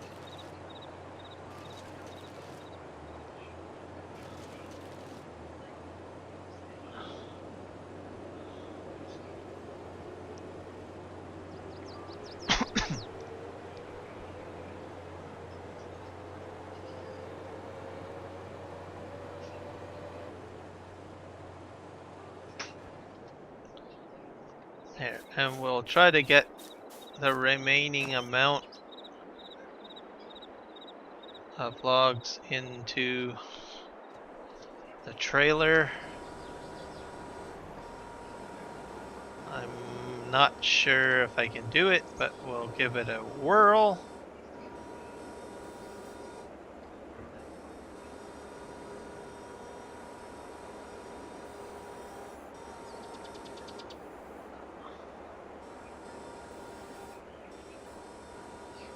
There we go. We're doing well now. Look at that.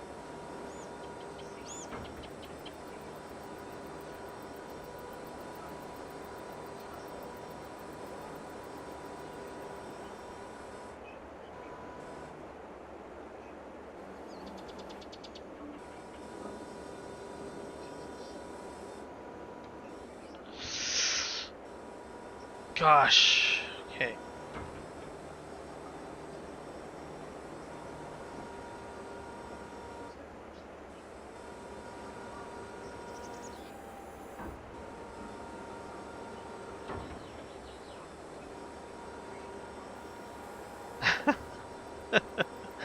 Okay. I don't think I'll get them all in there. Maybe I will. I don't know. I'm just gonna grab this one here. Pick that one up.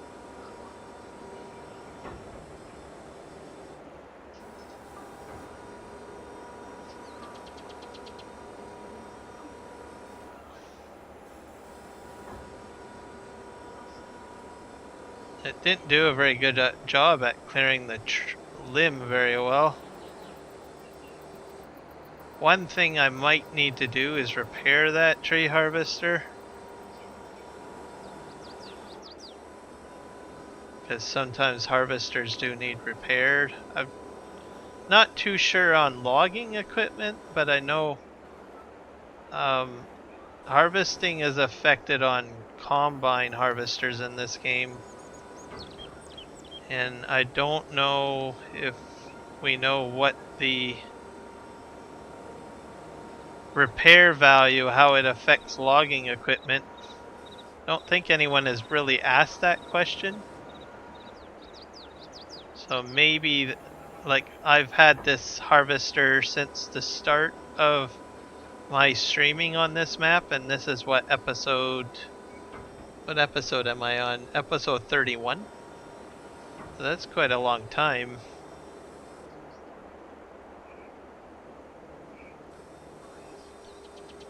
Yep, that's a good point. Well, the other thing too, that doesn't always work. So I can't really show you on this tree, but I'll explain. The other part of it is the weight of the tree. So if the base of the tree is thicker than the top of the tree, meaning it has less mass at the end, the weight can be counterbalanced. So that's something to be aware of. So I'm more in the middle now. I think this will be fine though. These logs are pretty much evenly balanced.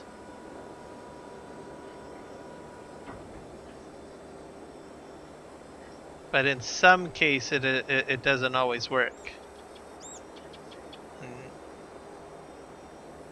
Okay, it's working now. But there's that one tree that's dipping down more. That's because there's too much weight at the front of the tree. So you can see it on the, well, sort of on the right-hand side there. Oh, that's why it's sticking up, because there's more weight over there.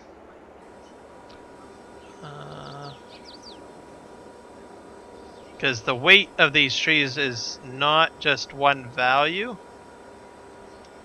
The weight is not evenly distributed. So it's more realistic, I guess, that way. If that makes sense. But these trees are fairly well cut, so there seems to be a bit of balance. I think I got way too much on this. Let me just see. I can probably get these two on there, can I?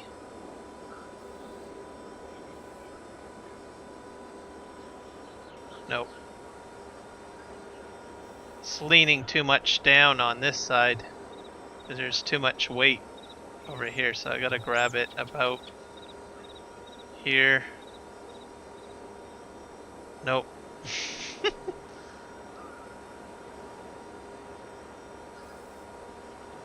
More in the middle? Yeah.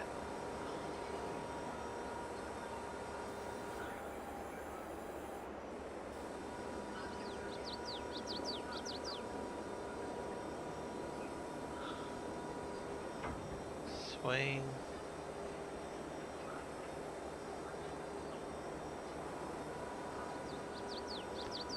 This is going to be my messiest load, I think, because my first load was better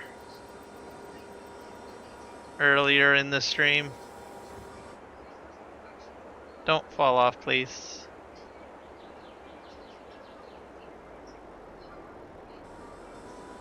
Okay.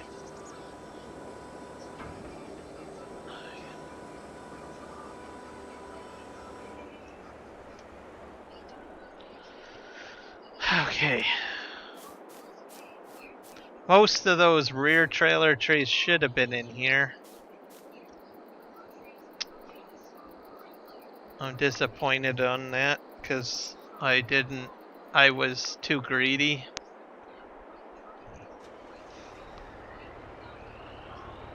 But I still accomplished my mission. I got all of the trees on there. Right? So I can't be too hard on myself. Alright, now let's go this way, and I should have an easier time going this way because I removed all the stumps out of this area. But I do need to make a small stop off at the straw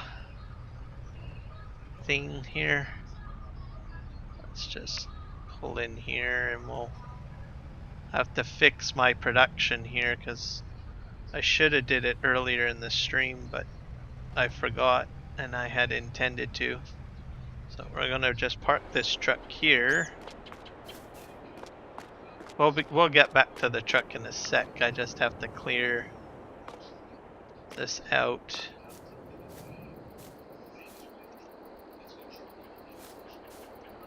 Oh, maybe it was a good idea that I...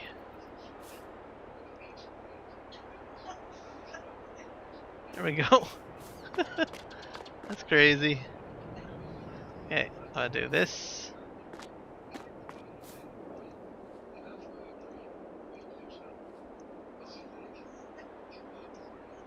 That's my warehouse, by the way, so this is where I put everything in. But I'm going to be doing something here differently.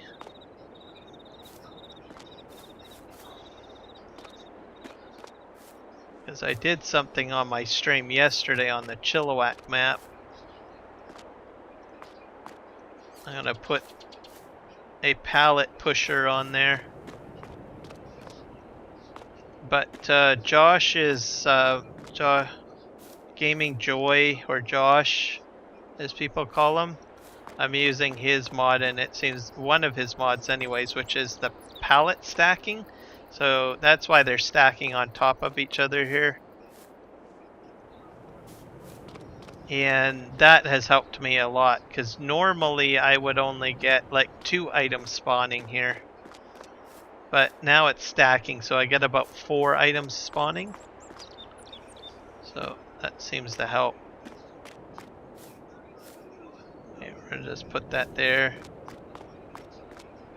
And we're gonna put in something just to make my life a little easier.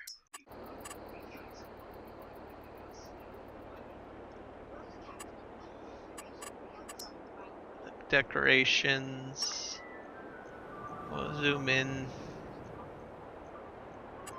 This time I won't have such a problem because I won't have to go and do a ski jump over those bales.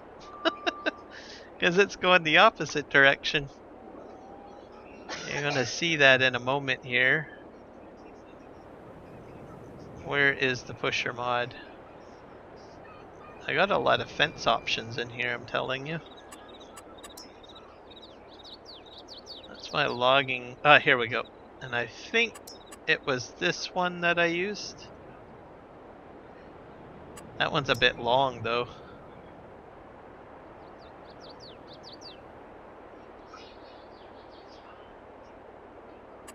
Can I get a shorter one?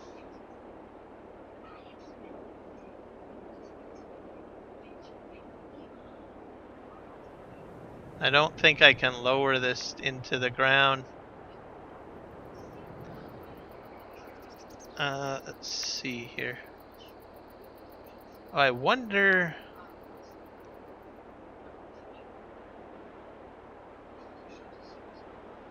See, that does lower like that. I wonder if it would still push that way. I think I need. No, it probably won't. I need a little bit of it sticking out of the ground.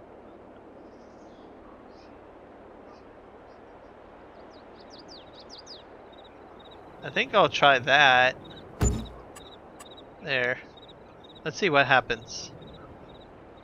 Will it still move? Might not move. Yep.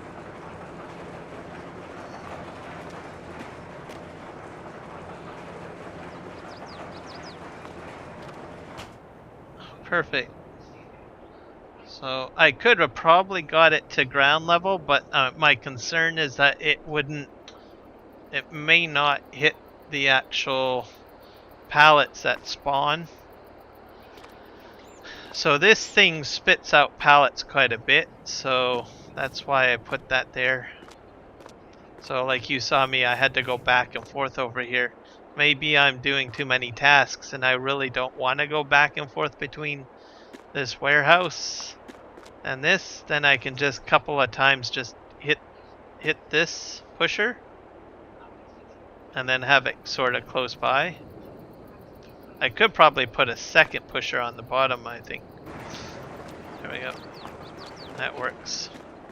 Alright. Enough pushing things around.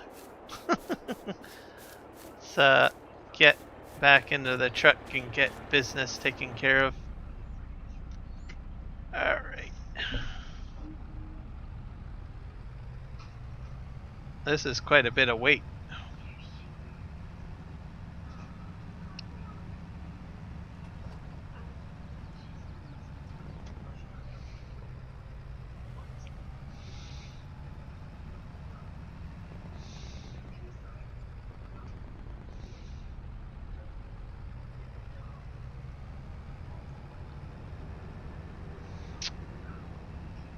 I'm going to swing wide to make it a little easier for myself.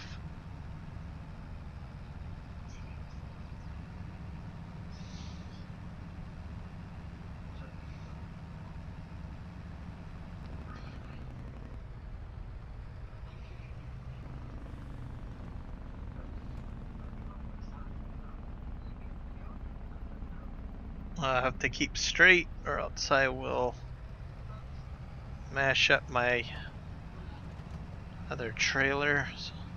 I own all these trees here too on the right hand side, so eventually I will get to the road.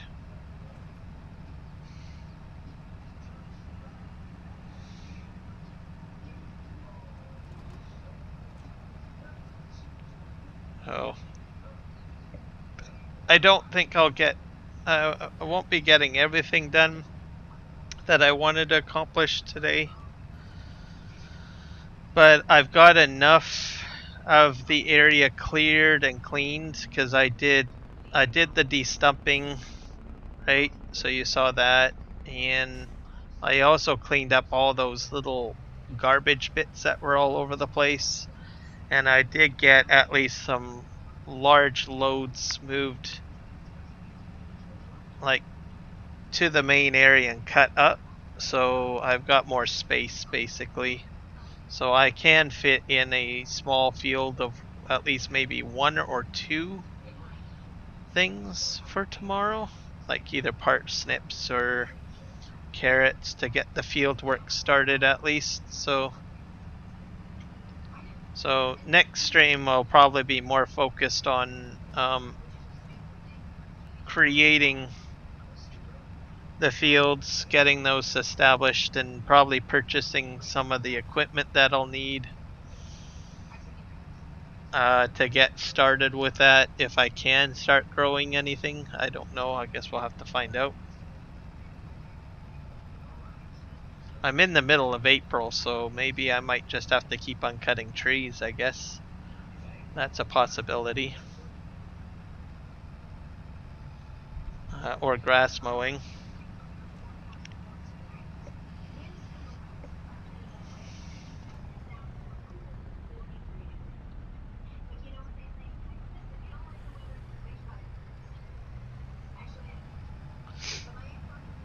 Yeah, I think, yeah, you're probably right on that.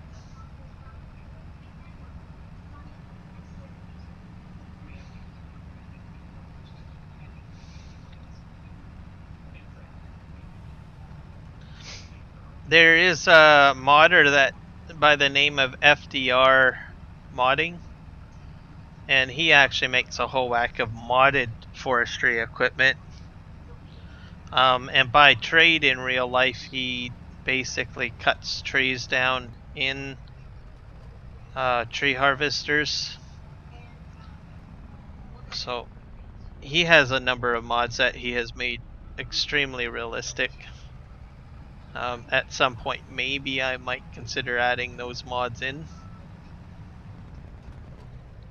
But I would have to do a map. I would have to remap a lot of things. So I would probably end up doing a remap. But I do have to figure out that blade on that. What do you call it? The skidder. I'll probably do a little bit of research on that. Maybe I'll do a Google search, find out what the keybind is for that. But what was it? Who was in here with me earlier? Not sure if it was you, Keith, or if it was Digital that was mentioning that it was. I think it was you, Keith, saying that it might be that one keybind,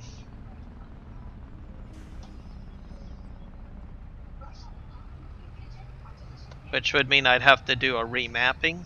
So I don't know.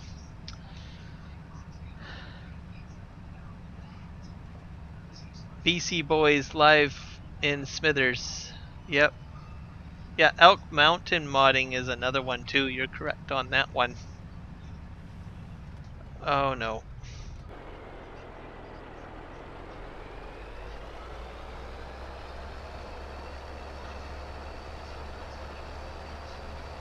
This is not going very well. This is what happens when you do a bad stacking job.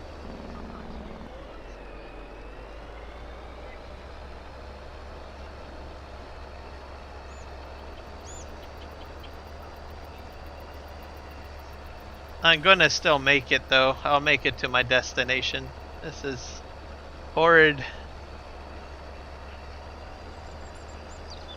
They're near Campbell River? Okay, so that's BC for sure. Okay, that's I'll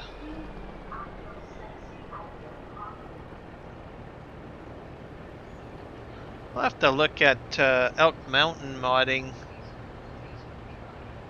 What they have for stuff.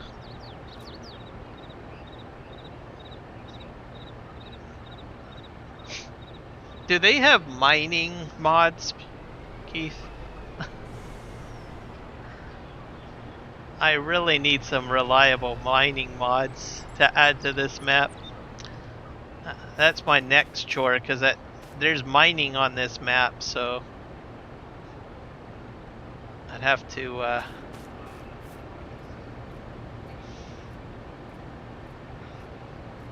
I'm pretty sure that they got mining mods that I might be able to grab. Because that'll be once I get into the mining part of it, I'll have to get some more mods, I think. Oh, mainly placeables. Okay.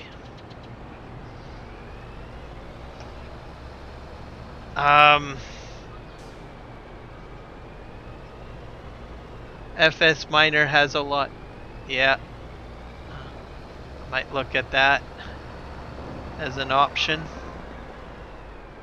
I'm not quite at the mining part, but I will be having to get into that because I'll show you what the map has. But it costs me a lot of money to buy property on this map. Oh my god. I'll show you guys the price tags. Keith, you probably have already seen the price tags. But Nick, just to give you perspective of property prices on this map, because I don't think you've seen the prices. Let's see here. So for instance, well, the mining isn't so bad. This is where all the mines are in this area here. So I would have to start buying property in here, and then I'd have to buy a front end loader and get some sort of system running in this area. And that would cost money too, because you got to buy the equipment. But anyways, I digress. I probably would buy 226 because there's 1, 2, 3, 4 ores in here, and that would set me back about 424,564 just for the mine there. I might need a sand mine as well, which I think is this one. That's 329,000. So the mining is still expensive, but not as bad as like. Let me see. How much is this one here? This 162. That's $1,354,905. So same with this 163. That's $1,248,768. This 109, that's $733 just for that little 109. So yeah, my one little 75 is 1 million, and then the where I'm logging is 3 million. So yeah, this is a rich man's map, I'm telling you. I don't know what I would do with myself. How much oh, do I have more lumber to pull out? That's not much in here. And how much lumber did I get in here? 115,000 liters. We'll just take the logging truck back to where it needs to be. And I've got resin stacking up here. I gotta get a production going for that somehow. Alright, that's back to base camp for me, folks.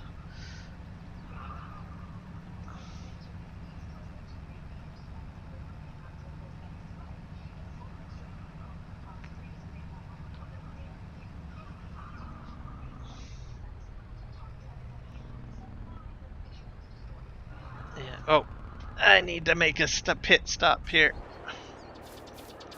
Need to find out if this is fermenting or not, or how long it's gonna take. Let's just take one bale out and see what the status is. Actually, I can probably do this. That's grass brown bale. Start here. We'll put this like right over here. 67%. So I probably got one more month, maybe two. No, probably 2 more months before I can start selling my silage. And I'll probably have to do another cut.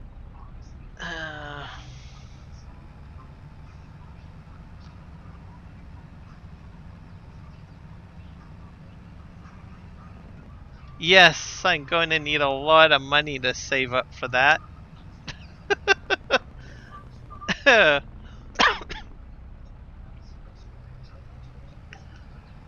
And I'm playing on hard mode too, so keep that in mind. If I was on easy mode, I probably would have a few more properties by now. I mean, there's other ways I could probably speed things up if I put a lot of cheaty mods in there, but I'm not really inclined to do that.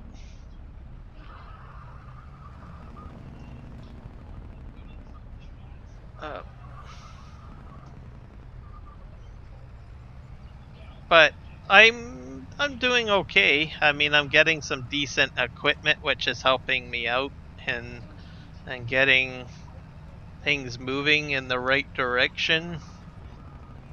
I mean, you should see some of my earlier streams of what I had to do and what kind of equipment I had and stuff like that. Like episodes 1 and 2. I'm up to what? This is live stream 31 now.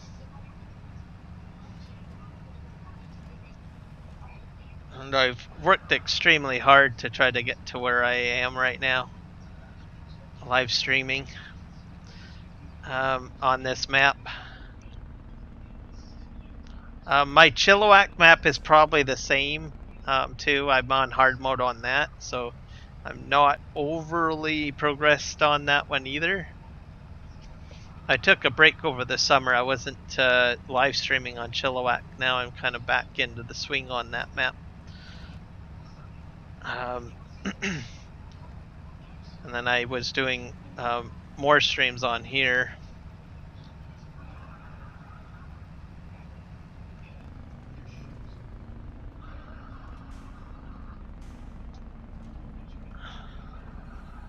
And I was cutting a lot of grass too earlier on this map too.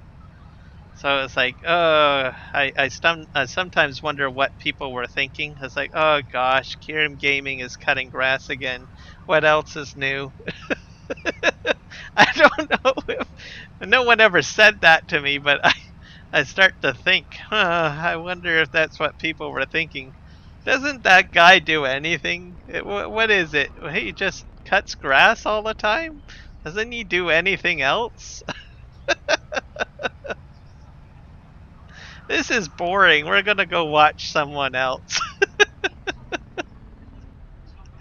And then meanwhile, I'm like, oh my god, no, you hurt my one feeling. There we go. But I did add some. I have tried to add contract work in to make it a little bit more interesting for folks to watch. I think people do enjoy the logging that I do because it's not really the most. It's the most challenging thing. Most people hate doing logging and farming simulator. I think because of the fact that it's difficult to operate most of the equipment. And I can understand that. So people kind of will probably watch me do more logging or take interest in logging. I suspect when I get into the mining, people will be interested in that too. Not everyone is all into watching the logging either. Like I think there are some of my viewers that prefer to watch me just sitting in a combine going up and down the rows too.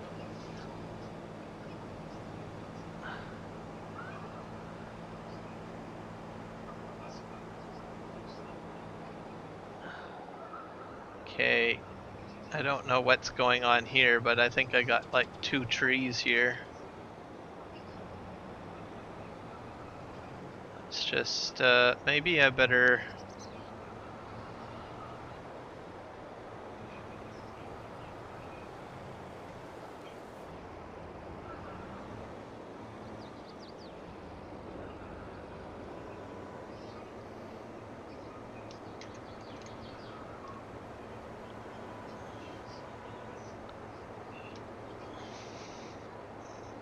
Alright, let's just go ahead and just pull this one out.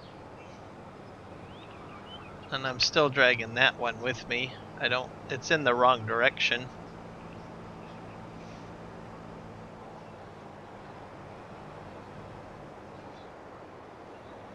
Oh, really? Oh, well, I appreciate that. I try to make it I make it fun as much as I can.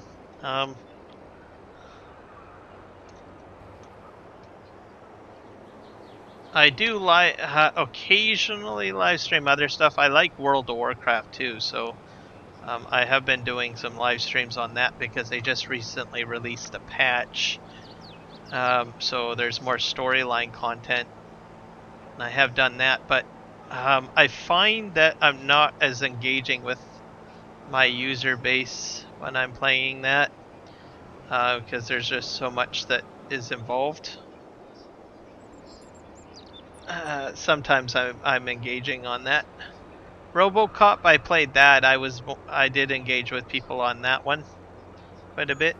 I enjoy that one because there's a lot of story dialogue in that game. So I have the opportunity to kind of comment on the story dialogue to my users. And some of the dialogue is pretty cheesy and funny. Whoops. I got a kick out of Pickles. There's like a, I don't know, police informant named Pickles. Like, what the heck? Who names their... that one, I'm leaving that tray alone. But I got a kick out of that. Traffic jam. On the road, traffic jam 6. Wasn't... Yes, you joined me on that one, didn't you? I think you peeked in. On that one stream, Keith. I don't know what your take of my gameplay was, though. What you thought of it. If you got a kick out of it. I was surprised I got that sniper rifle there at the end of my stream on that one. I was like, oh my.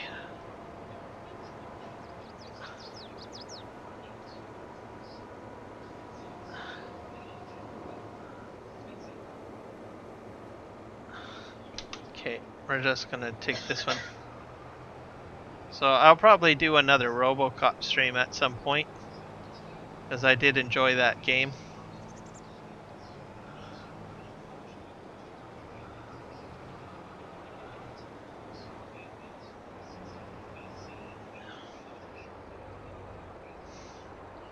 I gotta release this out. There we go.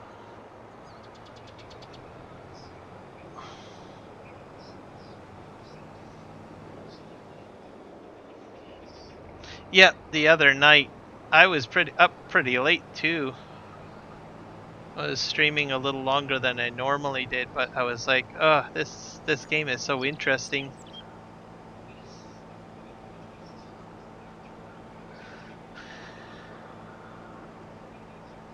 So usually weekdays I still want a game, and then I'll maybe play something that's not as involved as Farming Simulator. Well, not to say Farming Simulator is that involved, but what happens is I lose track of time on things. And I don't like to lose too much track of time on weekdays.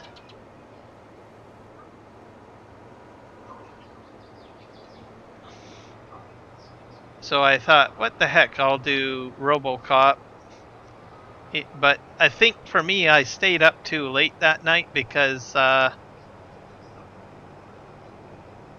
had a couple of failed streams. Like I think you were at the beginning of my stream, and you're like, well, someone did. I'm pretty sure it was you, and they're like, question mark, what the heck?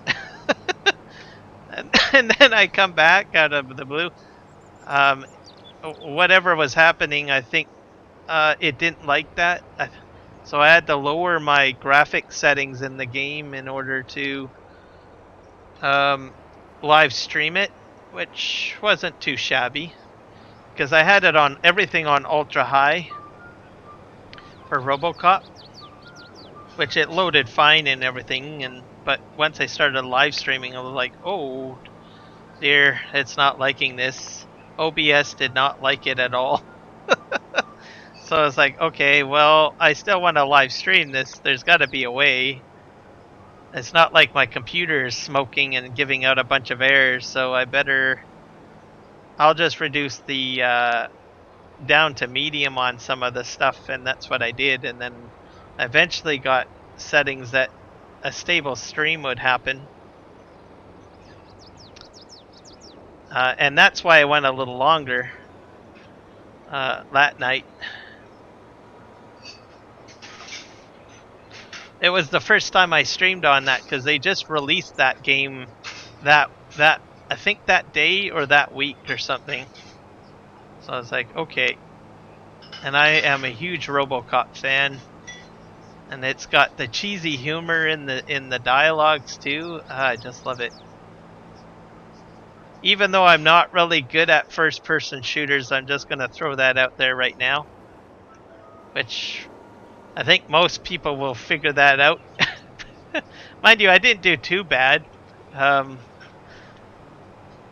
But as long as you enjoy the game, that's all that really matters. Don't have to be like perfect. But yeah, I like the fact that they have the original actor from the original RoboCop. There's cheesiness in it. That's all I can say. What's the longest traffic jam I've been in? But let me think. I think I was in a traffic jam going into Ottawa, Ontario, and I was trying to get to the airport, and there was construction, and I think it was backed up for about maybe 20 kilometers, and I was stopped. But thankfully I wasn't leaving that day, and I was just going to my hotel. So one of the things about me is that I generally will spend the night in the city that the airport is in. I mean, just in case so that if there is something that may impact or delay my travel to the airport, I don't have to worry. So, and that was a huge oversight because I did not expect a 20-kilometer traffic jam to occur, as they were doing construction, and I think it was the only corridor to the airport. I could be wrong on that, but it seemed like everyone was going that way. And I was like, ugh, this is not good. Not good at all.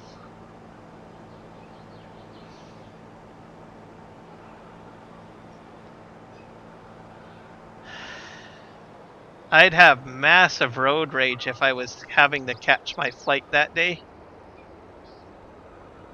But like I said, I always, I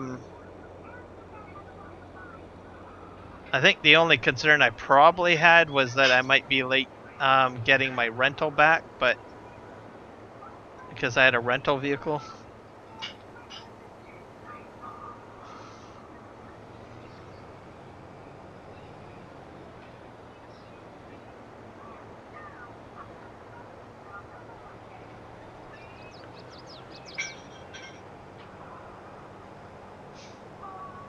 So yeah, that I think miles is more than kilometers. I don't know.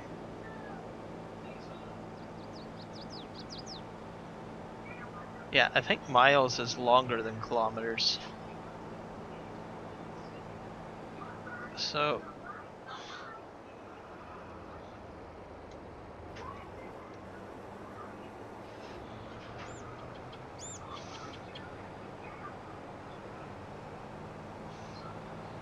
just go and grab another load here.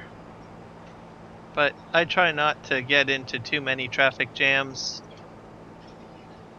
Highway 1 where I live does have a tendency of having some backups, but generally because I know the area, I just simply I take back roads or side roads or parallel roads to the highway, or I'll just take an entirely different route. Let's just drive a little bit forward.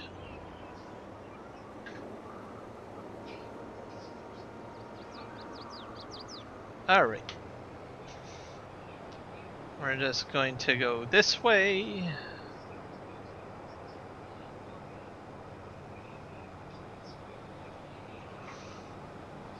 I'm hoping to get at least all this wood processed, and then maybe get all of those stumps cleared out.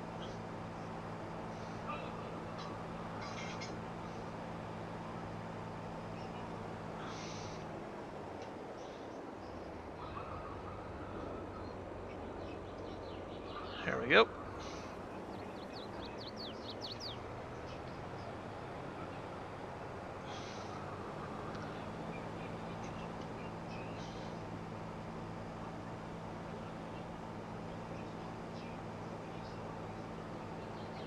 And I think all this area that I got here is just going to be my new fields. In case you guys, I don't think I'm going to expand it any further than what it is now. For the new fields, because I have a feeling I'll be doing parsnips and carrots and stuff, because that seems to be winning. And this is a fairly decent clear-cut area anyway, so I can easily put 3 fields here, or 1 large field of something else.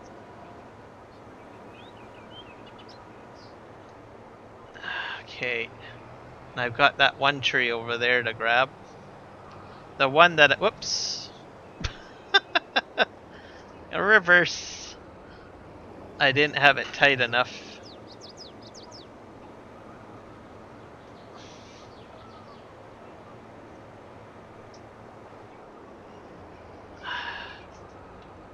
I think my pedals are moving on the ground here on me. Give me a sec, guys. I got some crazy shenanigans going on down here underneath my desk.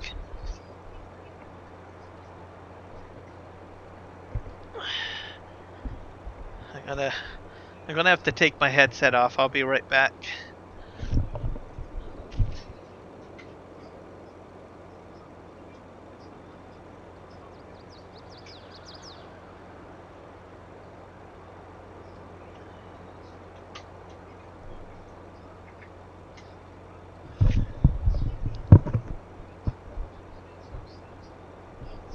Okay, I'm back. I can now reach the pedals. I don't know what happened. Alright, that's my brake pedal. Okay, there we go. So, and speaking of brake pedals too, so I guess I have to keep my Logitech G-Hub software open or in my launch bar in order for my steering column to work properly, which is very weird.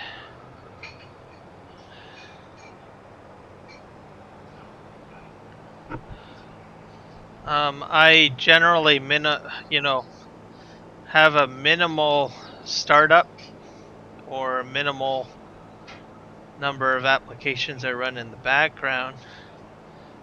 And oddly enough, I now have to have the Logitech G-Hub software open in some capacity running in the background.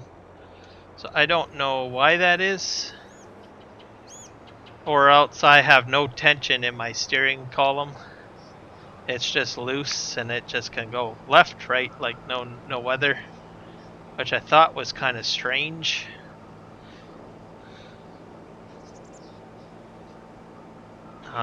So in case anyone else has like a Logitech pedals and steering column and they're having some experiencing weirdness, yeah, so just keep that in mind.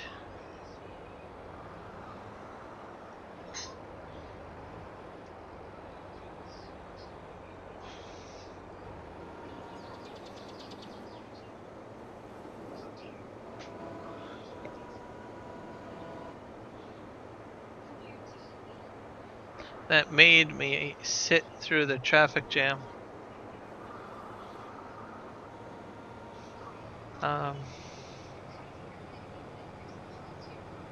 Traffic jams happen for that reason too, but never had that issue.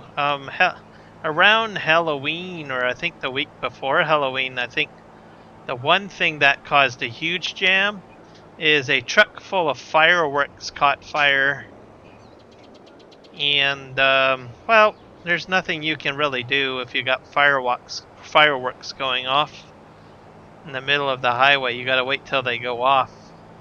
So that delayed, I think, caused probably a 2.5 hour delay. Everyone just had to sit there till the fireworks were all done. So, and it took a while because it was a large truck full of fireworks, apparently. I saw YouTube videos of it, and I thought, well, for me, I thought it was, entertaining. But I can probably understand that some people were probably pretty upset if they were trying to get home, because this had happened at nighttime. So that could be it. Plus, there's a lot of truckers too that want to get to where they want to go. Okay, we're gonna go ahead and push these forward.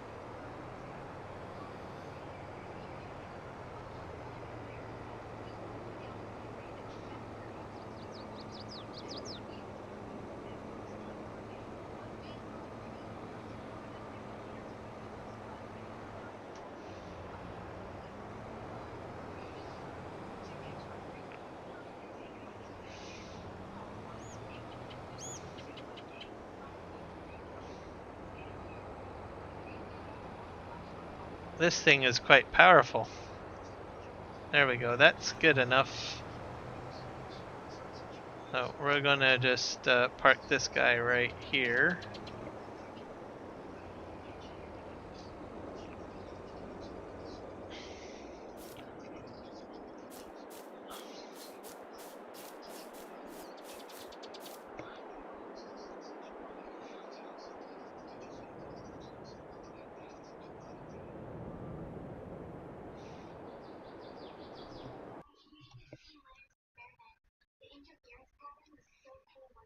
Let's see.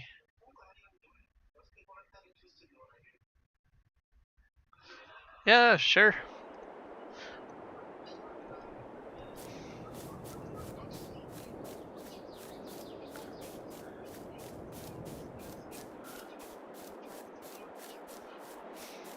That's nothing compared to everything else I've ever done in the past.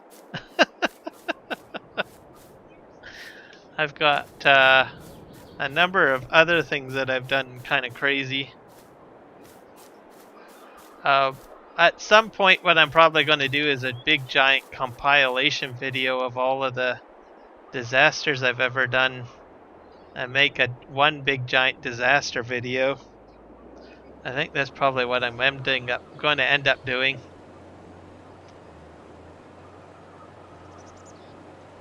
Call it Kiram's bloopers, I guess, or something like that.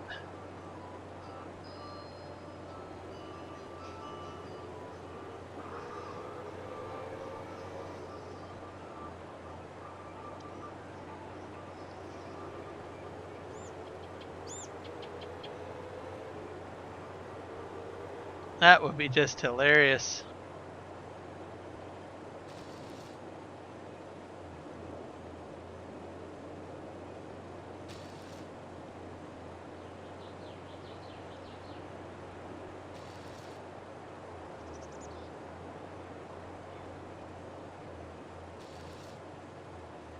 Alright, let's go over here.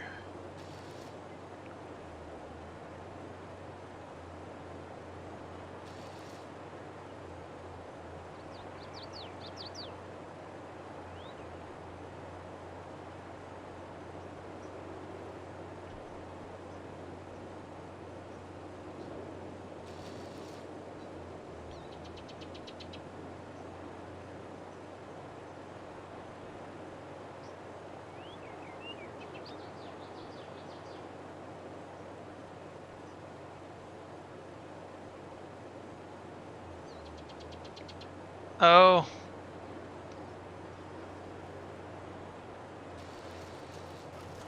that's a long period of time.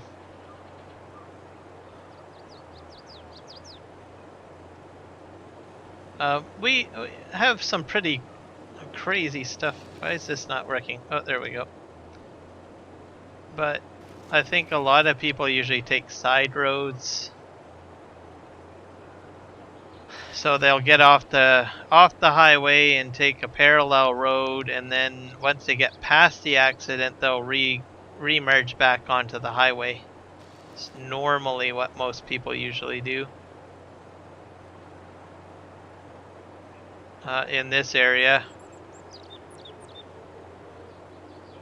Okay, I think I've got everything cleaned up. I'm not sure what else I need to do.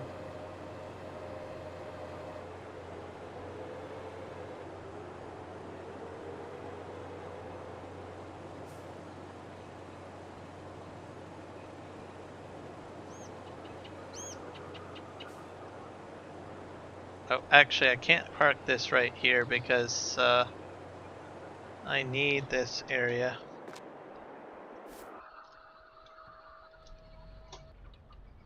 All right.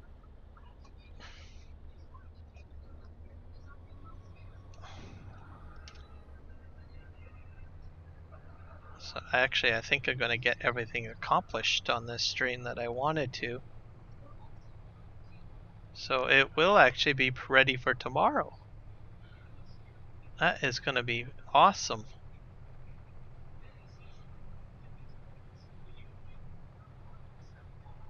All right. Let's see.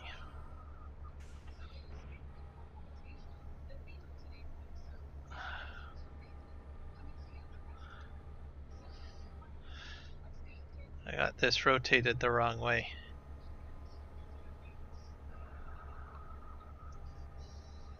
I don't know if I can get one of these things to latch on.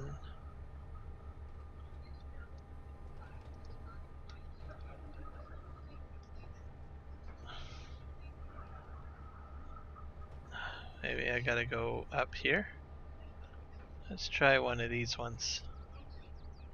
What about this one up here?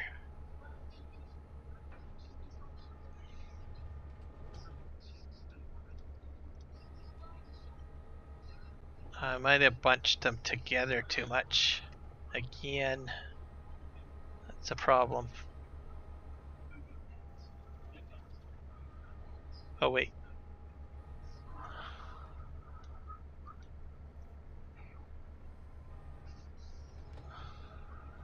Okay, there we go. I can probably grab this one now.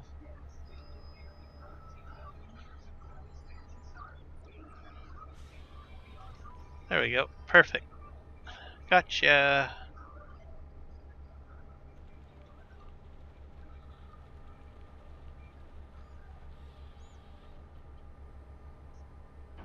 And then this is the garbage piece, so we need to scrap that.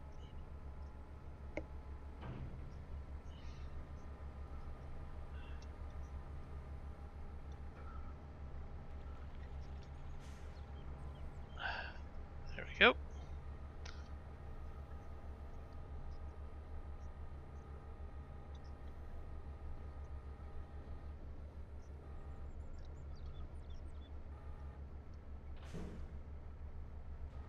Oh.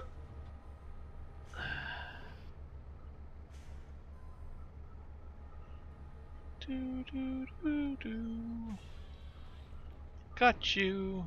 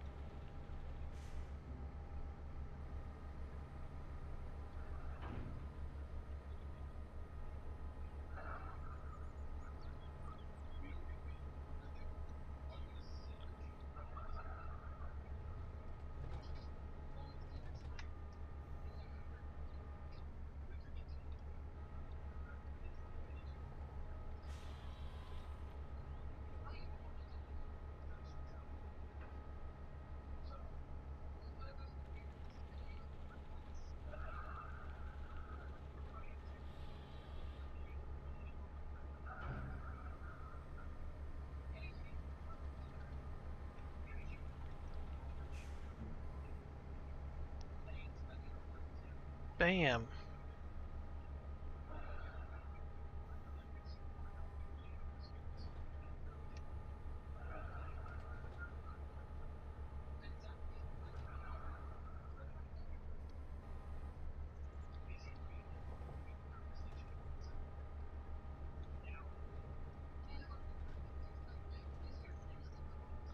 I think I almost had it right there.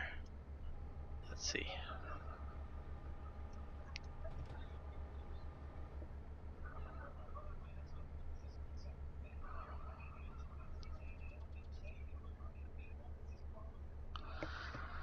I think I would probably pass on the sweet tea after our conversation earlier.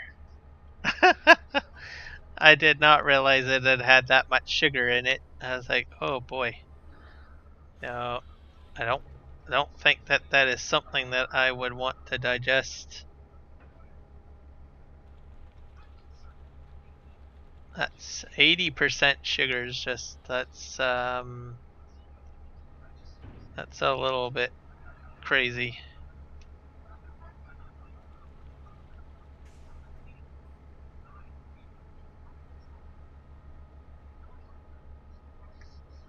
I like stuff sweet, but yeah, not my that's not my cup of tea. Sorry for the pun. Sorry, not sorry.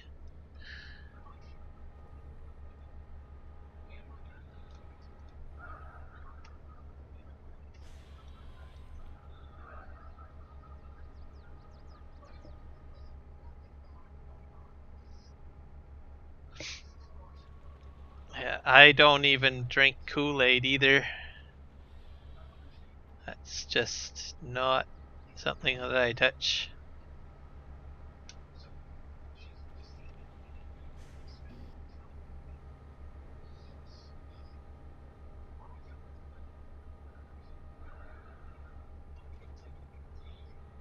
When I was a kid, I probably had a bit of Kool-Aid, fair amount, but that was a long time ago.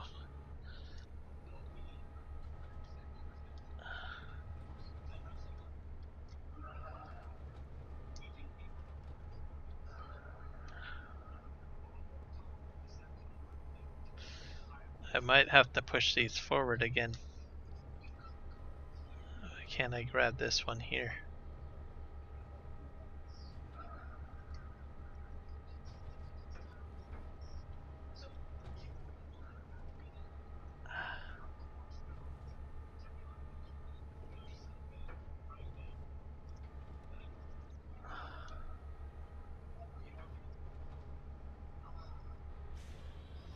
Gotcha.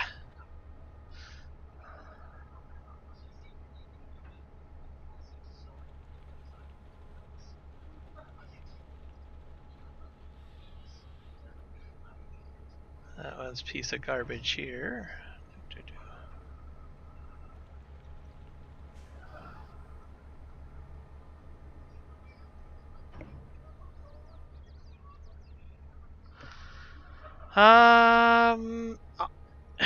I'm thinking on it. I bet Santa wouldn't enjoy it because so Santa likes what? Cookies, okay? So if you have too much, well, I guess there's sugar cookies, but even sugar cookies have some sort of distinct taste. So if there's like no taste to it, like if it's just all sugar, I don't think he would like it. I don't think. I think he likes a little bit of flavor in his sweets. I do believe.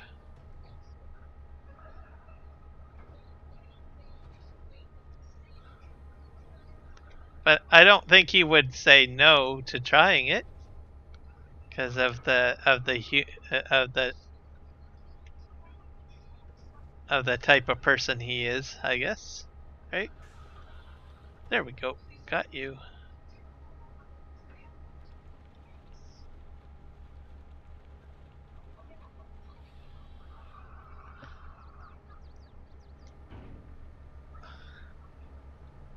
he might say that, perhaps, I think.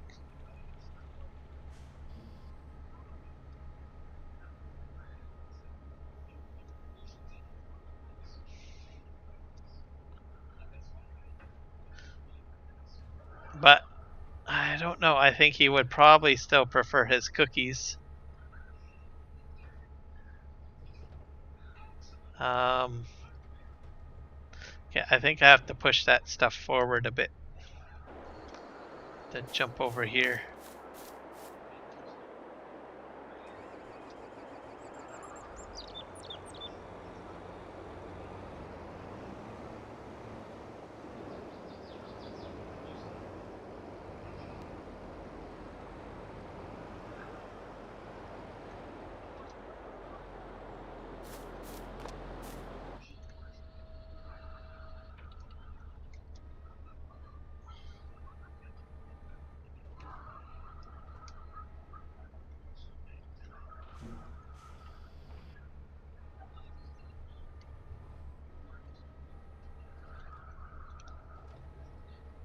Hmm.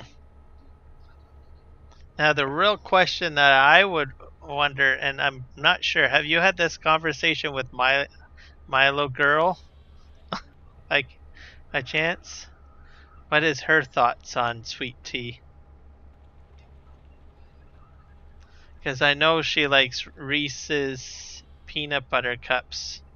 So I know she likes sweet things, but I honestly don't know if she would like sweet tea or not. That's kind of an interesting question to ask. Would she enjoy sweet tea? So I don't know if you've ever asked her that.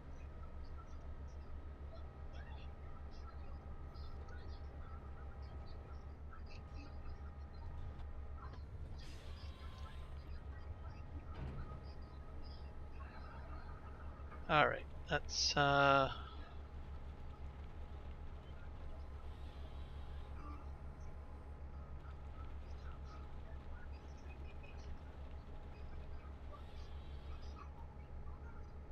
okay.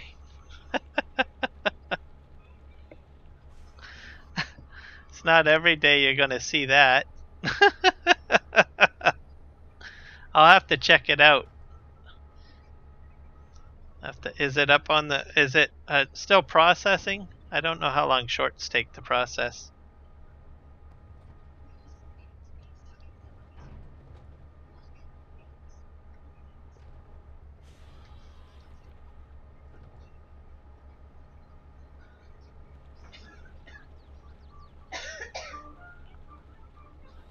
Shorts probably don't take very long to process. See, that didn't even cut off the end there. I'm probably going to have to get this machine repaired at some point. Because I bet you anything the performance of the machine gets reduced even if it's a tree harvester.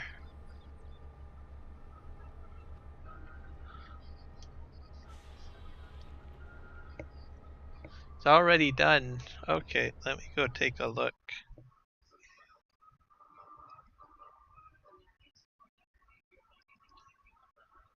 Let's go to YouTube.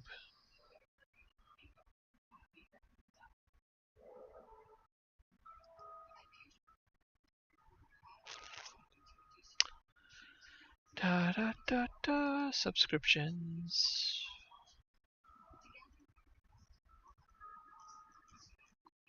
Oh, there it is.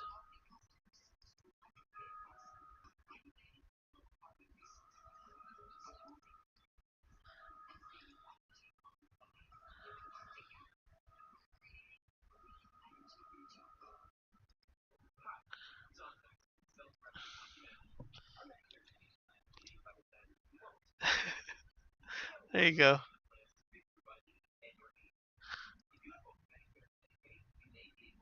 That is hilarious.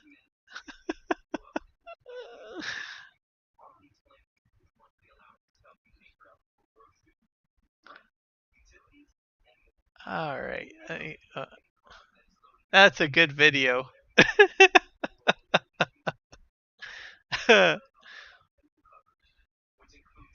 There you guys. You guys can check it out if you want. There you go.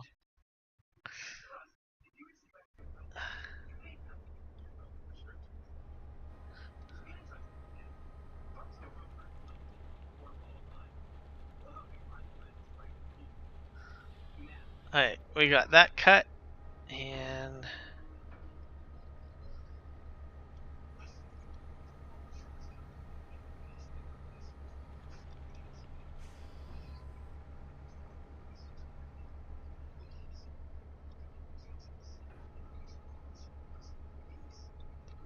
let's just swing this around a little bit.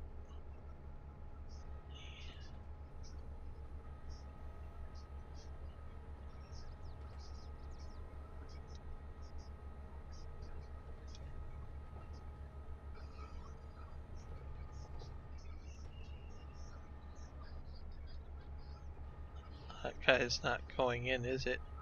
No, it's not. Nope.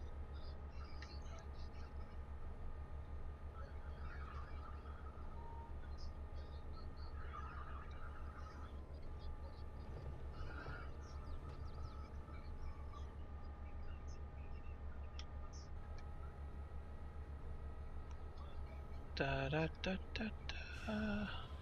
Gotcha.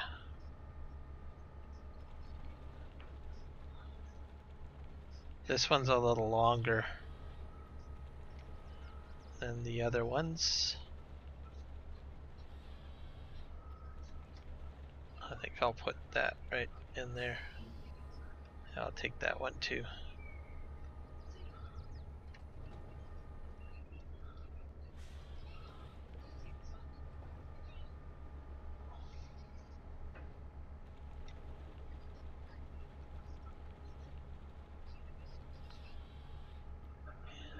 This is garbage.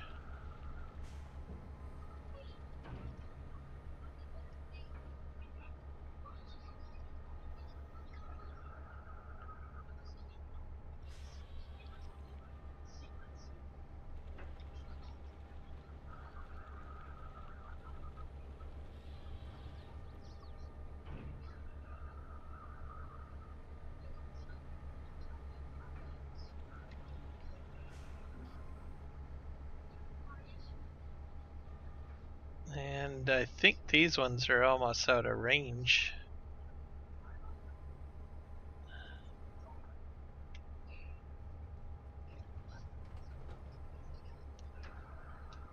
Not sure if I can extend my boom. My boom is supposed to extend farther. Alright, we'll have to drive forward a bit.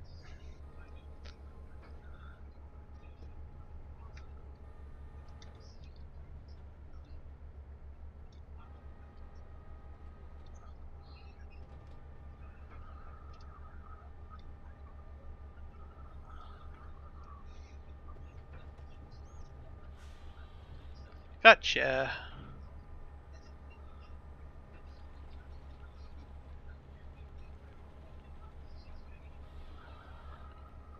We're in good shape now.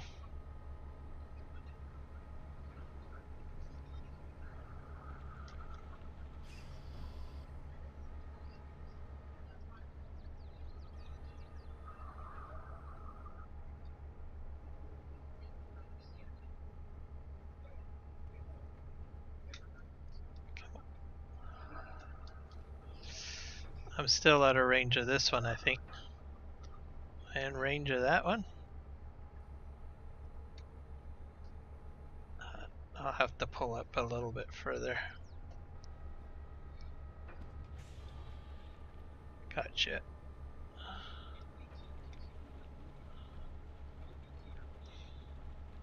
So this will probably be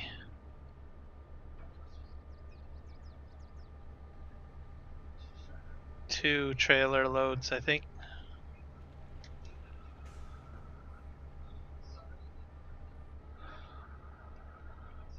And I should be able to get this one. There we go.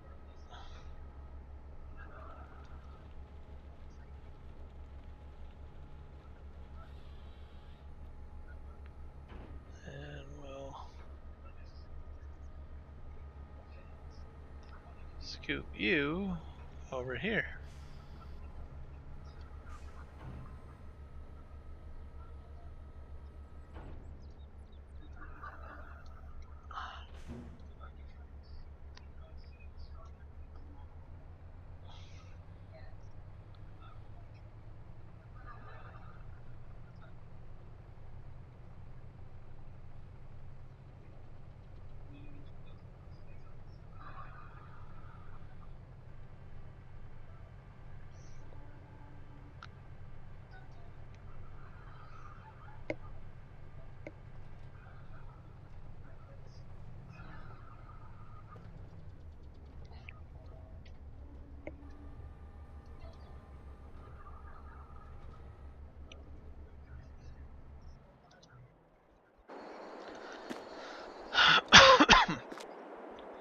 This guy's gonna have to. Oop, wrong one. Da, da, da, da, da, da, da.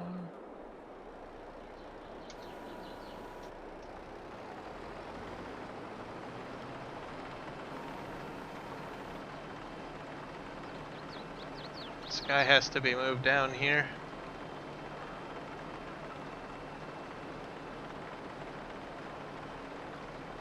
I know, right?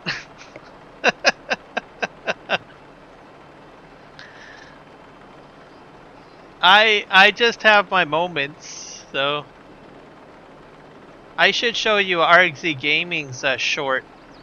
He has one of something that he did a while back. Let me go and grab that one.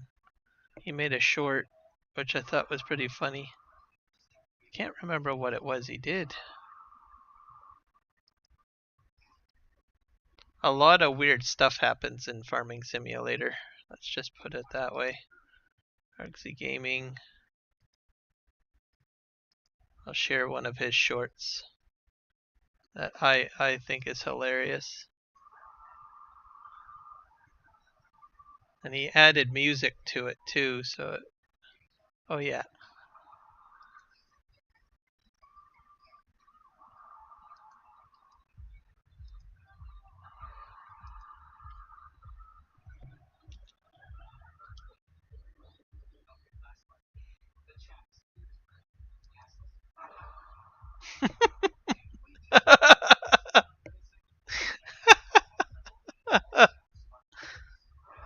Dance.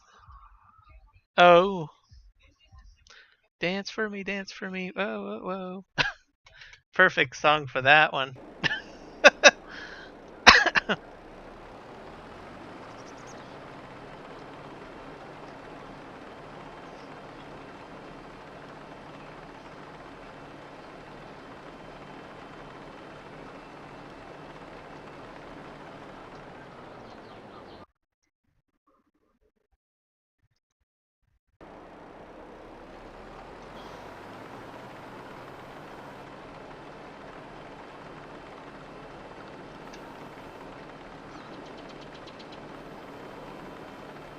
So, in this map, you do have to rock bash. So, and this is a what do you call it? An input. There we go. And then I'll just have to pick that up a wee bit later. I think I'm gonna have to move. I've got more rocks out in the distance over there. I think I'll move this guy back over here.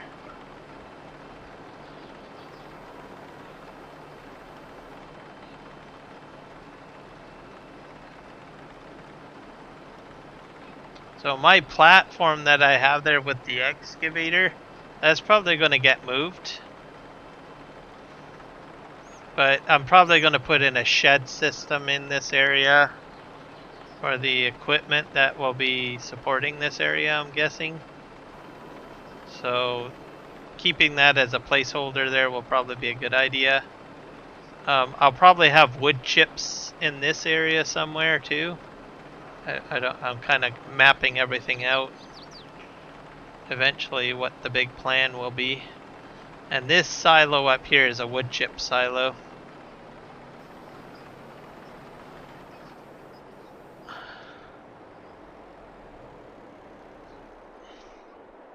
There we go.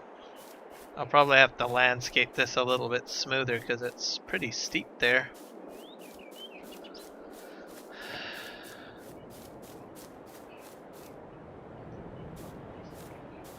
Okay, cool. I appreciate it. It'll probably be my first short, or my first short kind of video. I'll probably add it up there.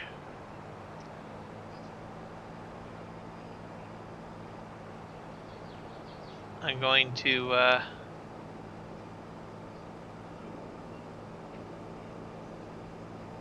probably do shorts at some point. I don't know when, but one day. Alright. I'm just gonna leave that guy there because I don't really need to.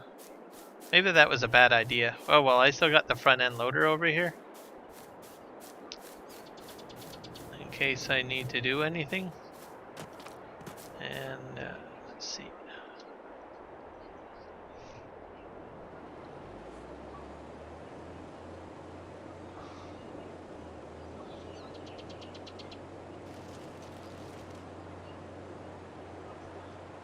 Here's another piece.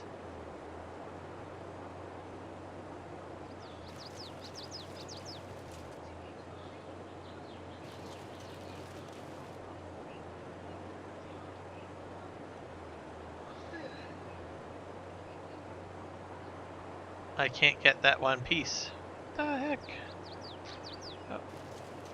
There we go. But that was close.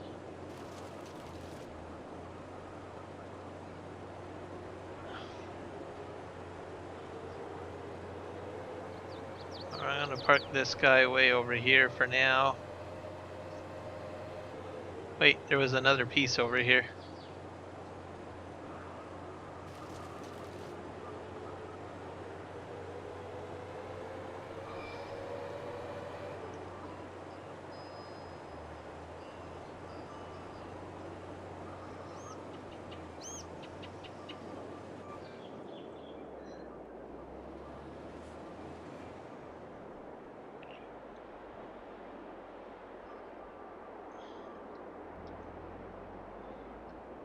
I don't know why it's not really spitting out.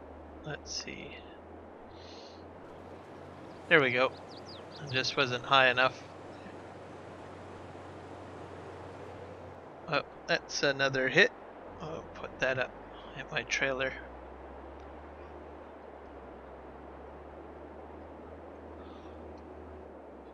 I'll just park this guy here for now.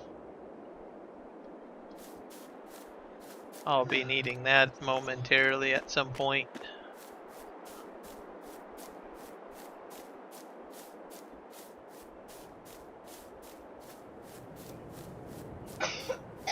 And then we just have to get these logs loaded onto the truck.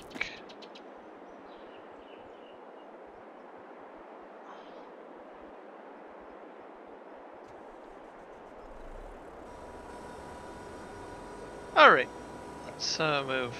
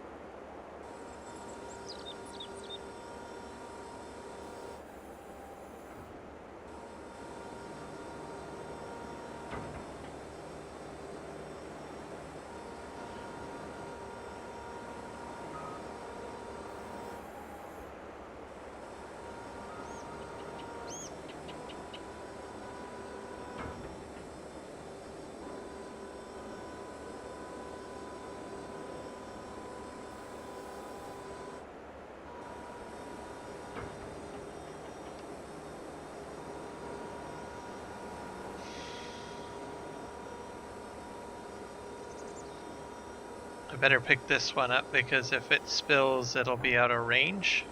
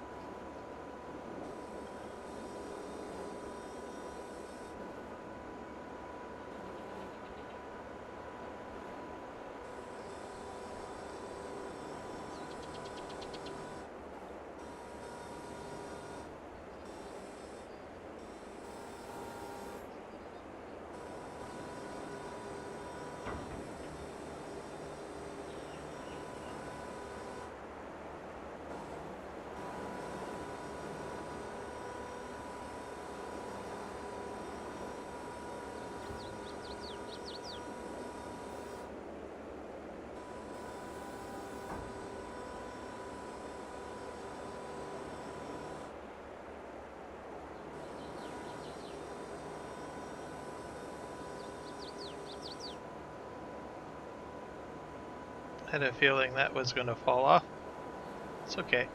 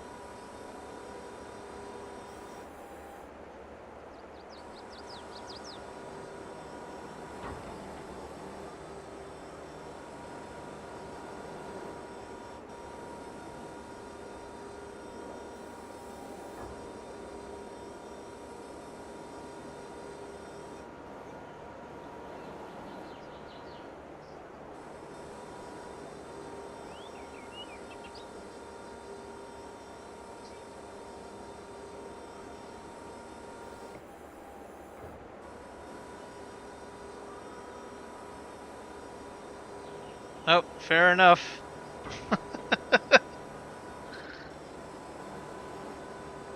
Let's see.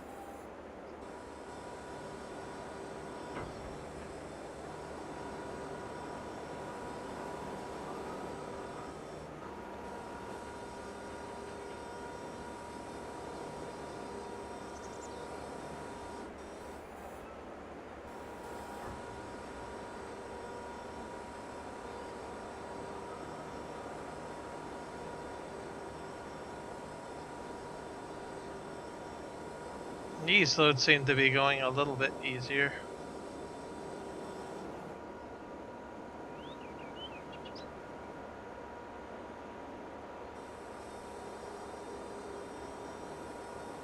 Very much. So I might be able just to fill the front trailer. If that happens, that means that I don't have to bring the 2 trailers down to the wood mill, which would be a good thing.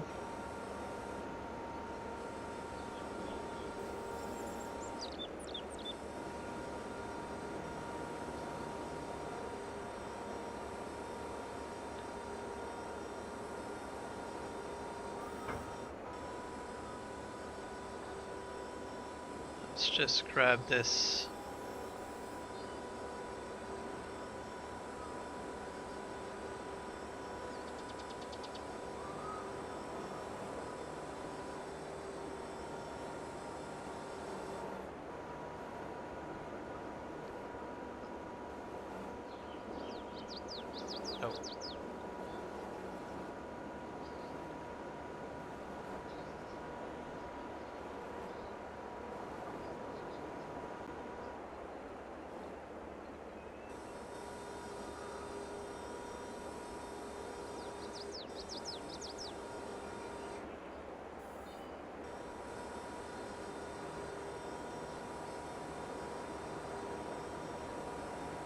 I like these logging trailers.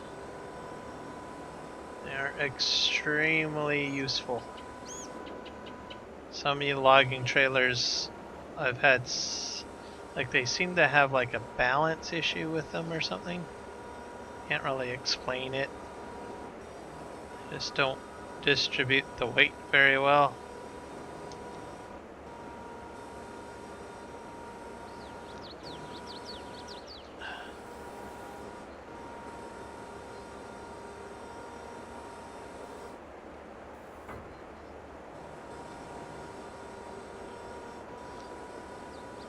I'm grounding up my implement too much. There, I think I got it now.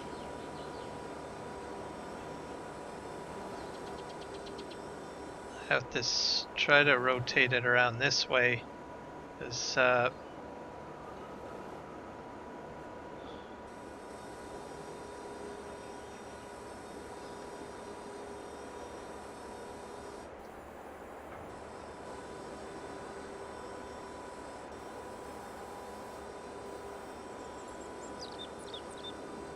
is that good enough? Yeah, that'll be good. Weight's balanced.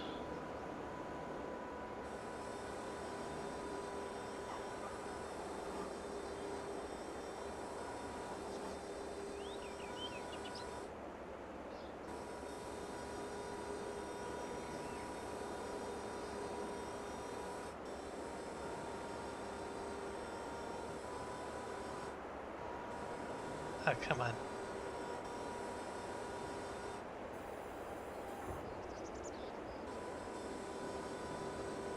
That's good.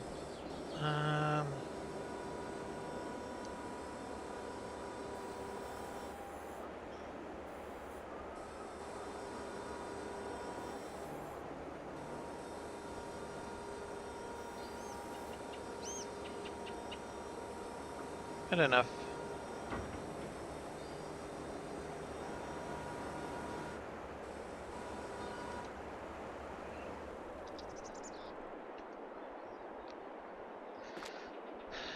Goody. All I have to do is take one trailer down instead of two. So that is a good thing.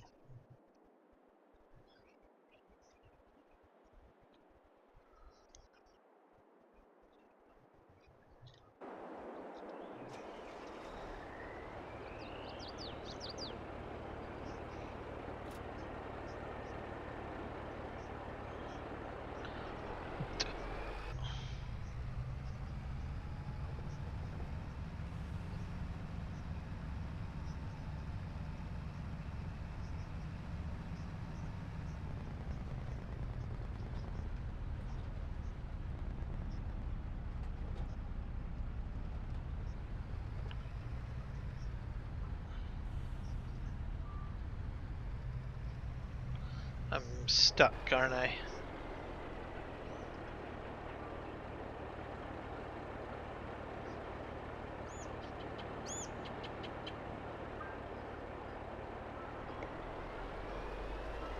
Yeah.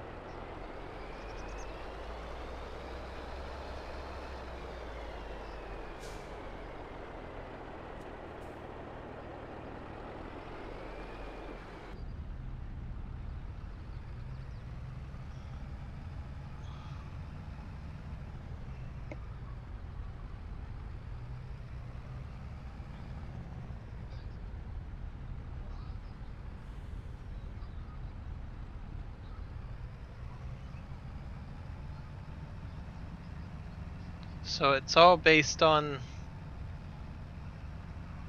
the right thumbnail then when it comes to shorts.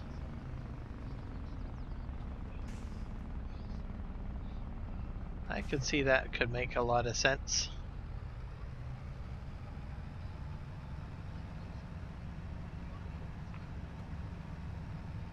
There we go.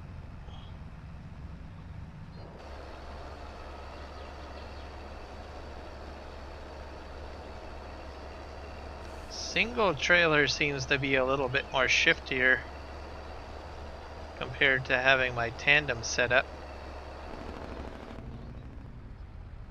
Just something to be aware of, I guess.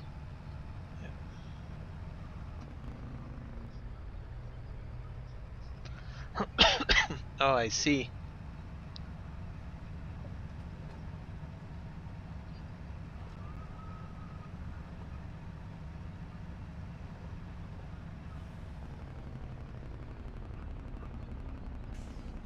Okay, turn here.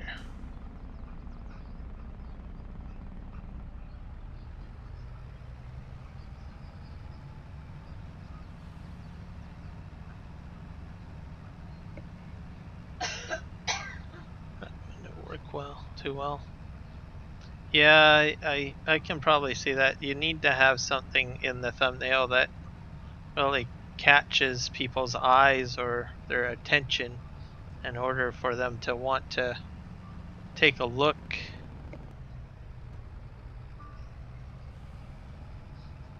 and take any interest.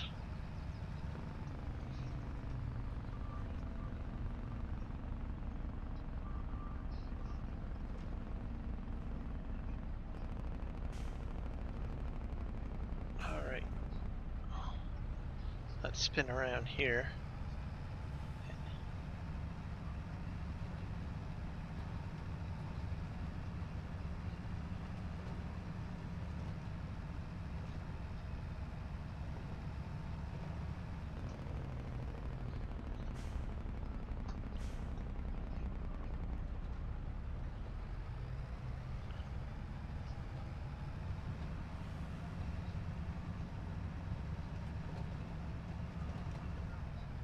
I'm going to, and once I get this load unloaded, I'll head back, and then I will have to move the excavator out of the way, and I'm going to have to move the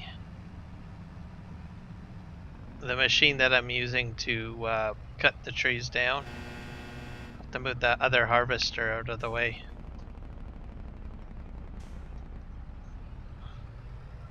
And then I'll need to fish out my plow and a tractor because they will have to be prepared or put in place to be used.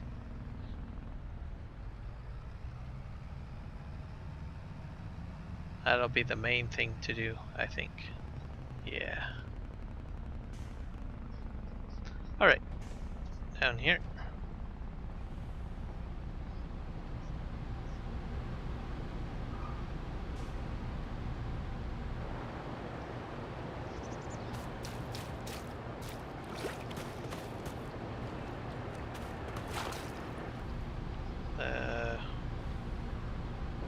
Do the straps. And we're gonna go up here.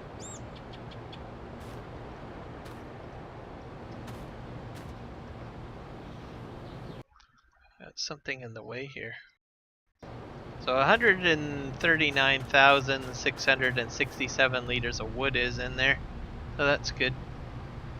Should keep the mill going for a wee while.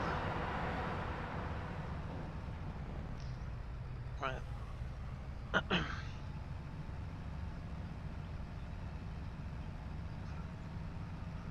So I got that entire area clear cutted out and all the wood cut and processed and brought down to the mill, so that's good. Now all I need to do is move the excavator out of the way, and I will have to move a tractor with the plow into the area.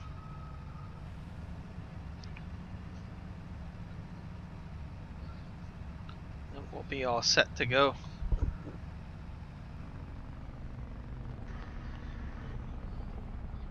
Whoa, that was a bit of a skid steer.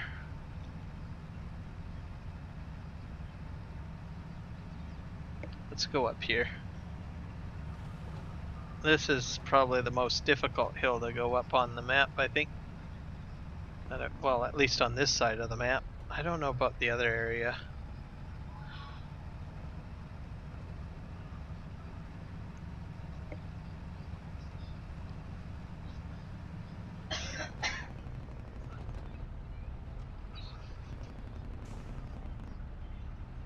I think what's crazy about shorts is that I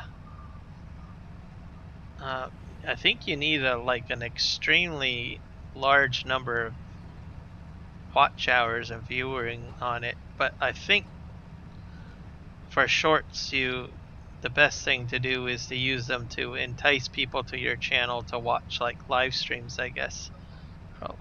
Unless you got a lot of short material to work with.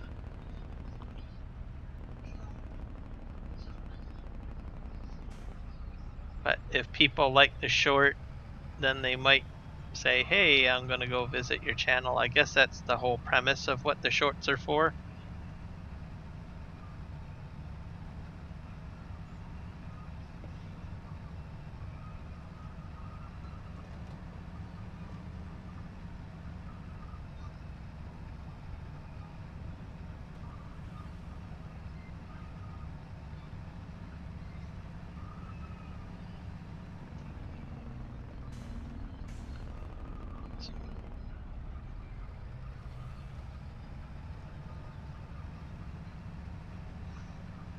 So we're going to take this guy back here and recouple him to the front of that one trailer, I guess.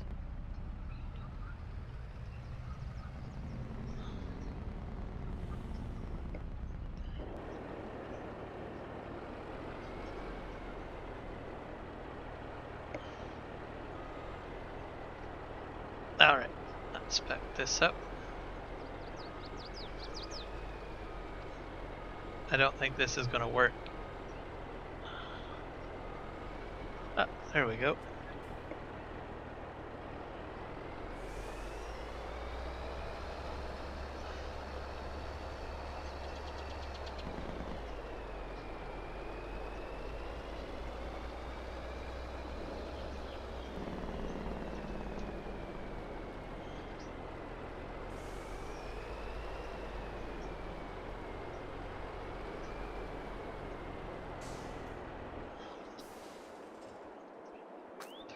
We're going to need to move the excavator out of the way.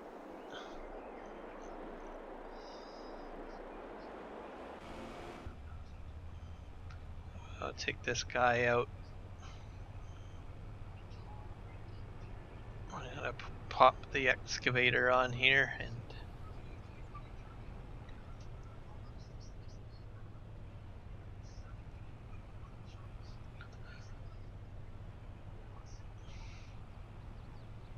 that way it'll be easier to move him around, because at the end of the day that whole area is going to get plowed up and turned into a fields and stuff like that, so I don't really want to have to cart him all the way, track him over to wherever. Okay, let's see here how we're going to do this.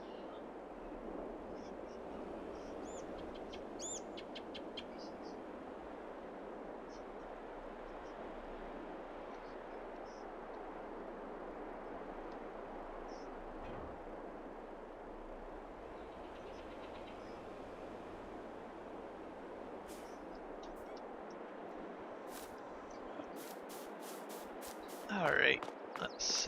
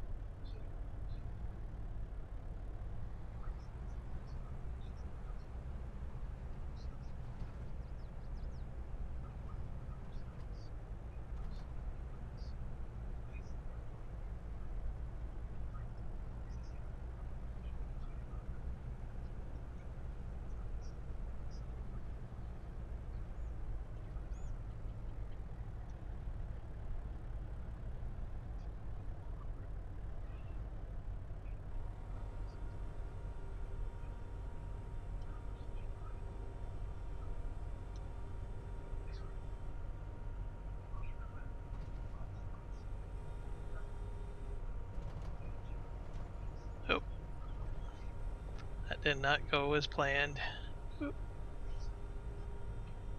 I will have to readjust this. Usually you can fold in. I'm not really good at folding in my arms and my boom very well.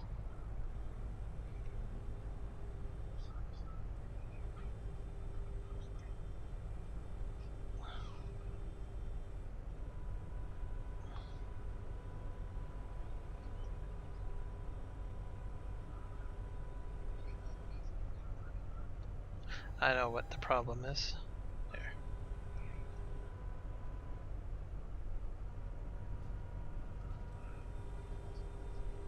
Implement's not going to work very well, but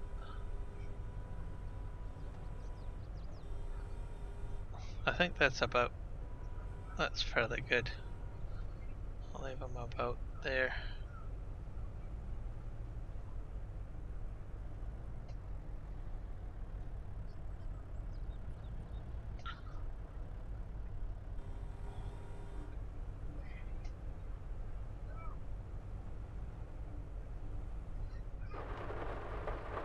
Oh, it's starting to rain. This is what I'll do.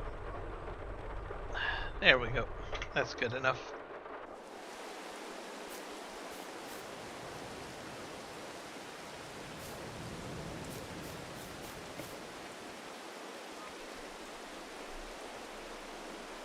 Oh, flashes of lightning. Weird.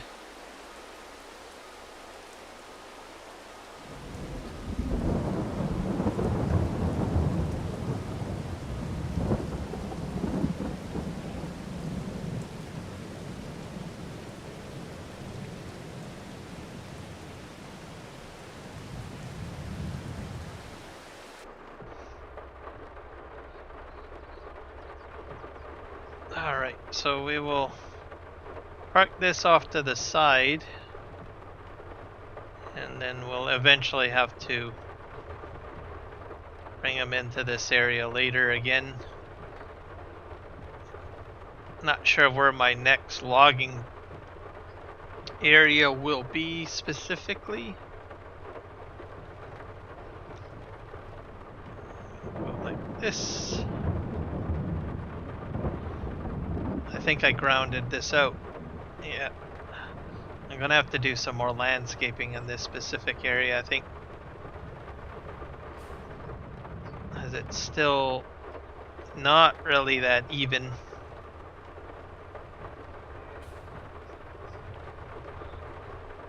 Alright, we are going to just drive up here. We'll park off to the side for now.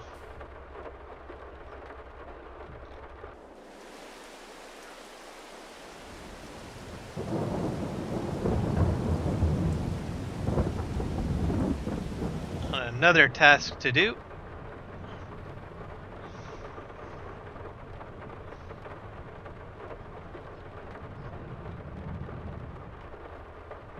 I think I got wood chips in this one here. Whoa, dear. Yeah, that is not really good. I need to do some landscaping there. I do not like that at all.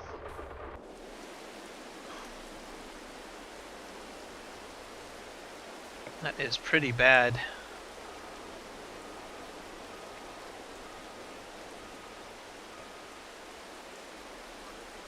Let's just grab that.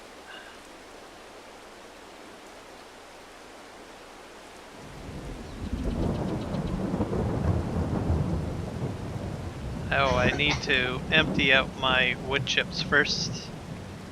Forgot about that. Oh, this whole area is going to have to get landscaped, I think. Flatter.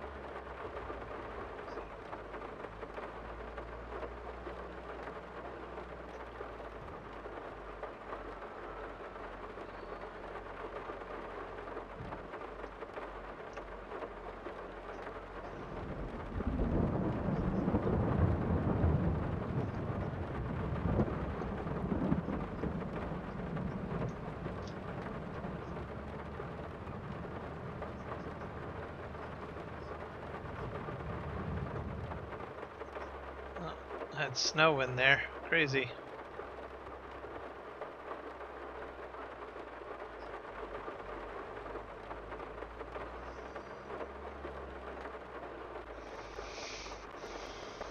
Yeah, it's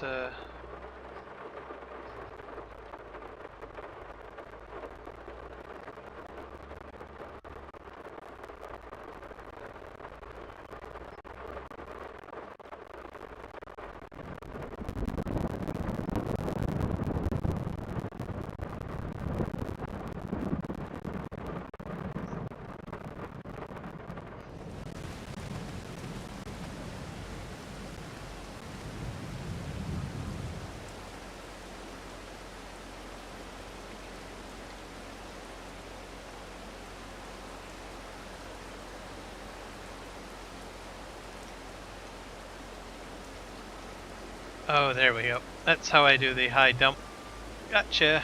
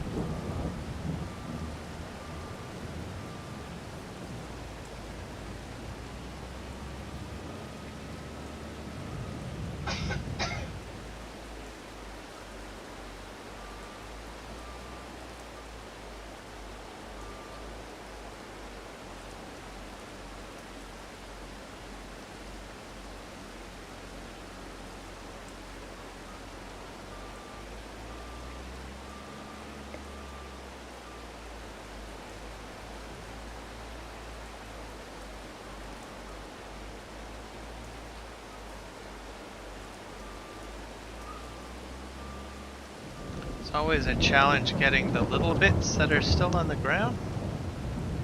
It's usually the...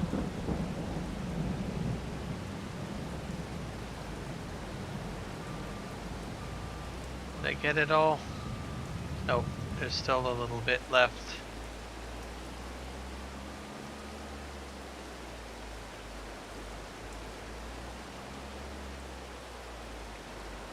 I keep on missing it.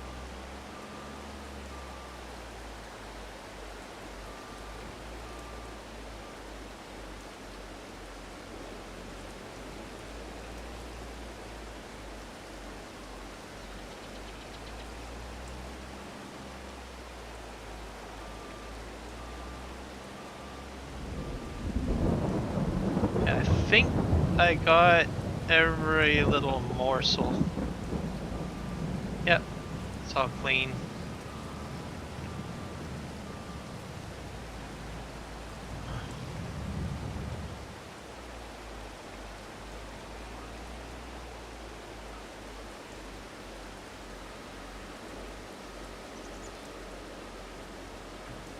Perfect. That looks great.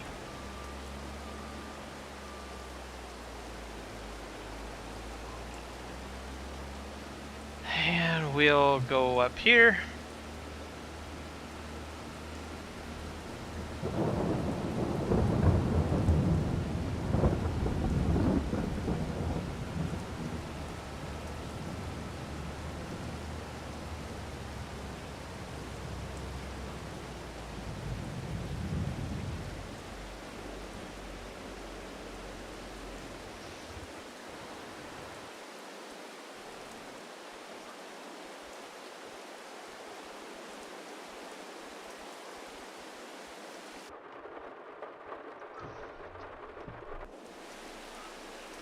I got 15,000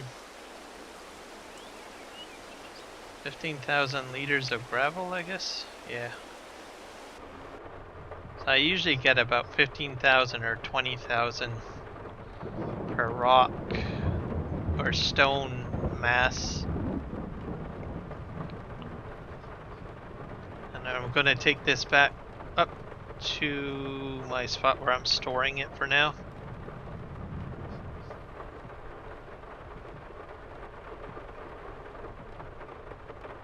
Da, da, da, da, da, da. Which is way over here.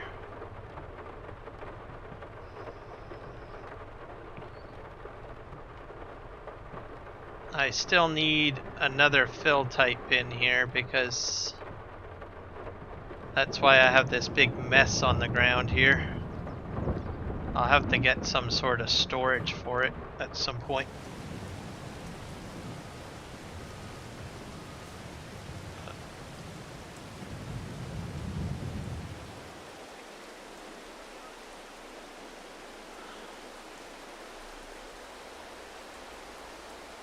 There we go. That's gravel. Have a good night, Michael. Thanks for joining me and teaching me all about sweet tea. All of the other stuff. I'll probably see you in the next one. Not very long now. I think I pretty much accomplished what I wanted to do. So I just need to show people what I have. So I did purchase a new snowplow. And I do have this Kuhn brake and a tedder. And right now I'm just going to move over the plow to the area that I was working in for logging, and then I think I'll be ending the stream at that point. So just probably in the next 5 to 10 minutes or so, the stream will probably be over with.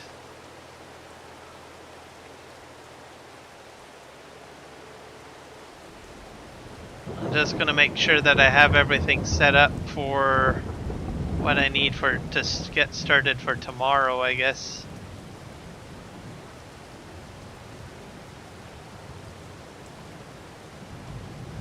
So I'm going to need my plow. And tomorrow I'll probably be purchasing some stuff too, because that's when the DLC will hit.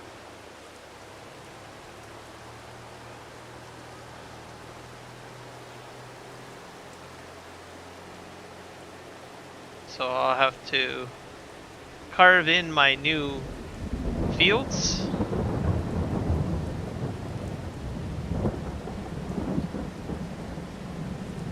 Which will be the next task. This stream went a little longer than what I had anticipated, because usually I'm done about 3 hours ago. But I just wanted to get all the logging done. I'm just going to park this right here.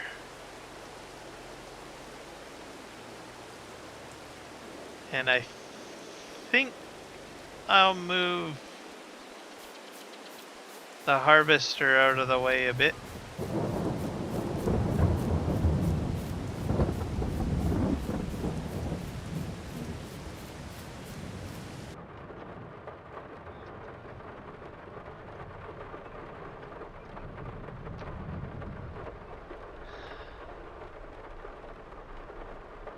I'm just gonna park him like right in here.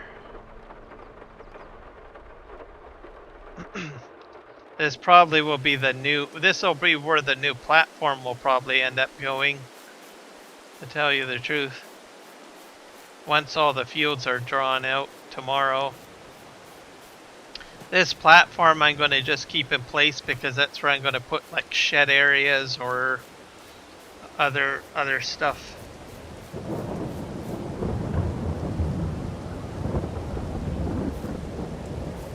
Yep, exactly. So I got a lot done, surprisingly. So I think I'm all prepped for tomorrow, so I'm excited about tomorrow when the DLC hits.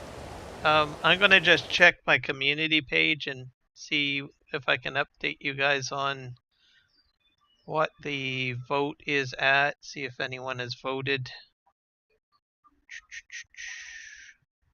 See what the poll is. Da, da, da, da, da, da, da, da, da, da, da.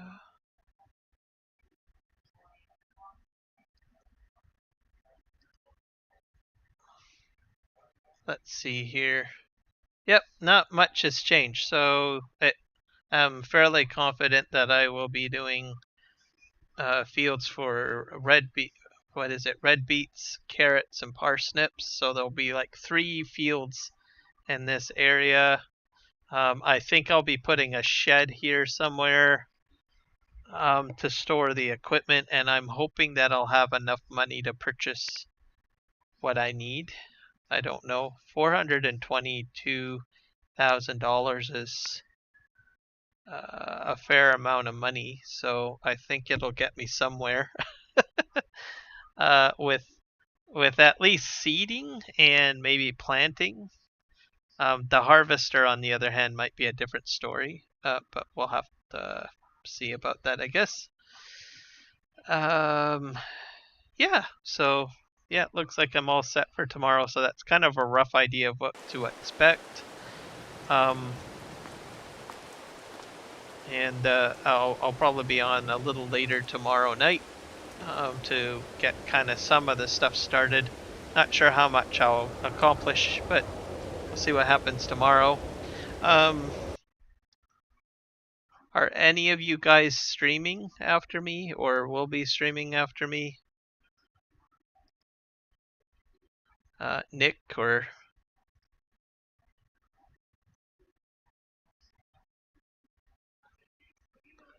Keith? I should check to see who is streaming. I don't know who streams at this hour. I know some people do. Oh, I think Nuclear Salmon is still streaming.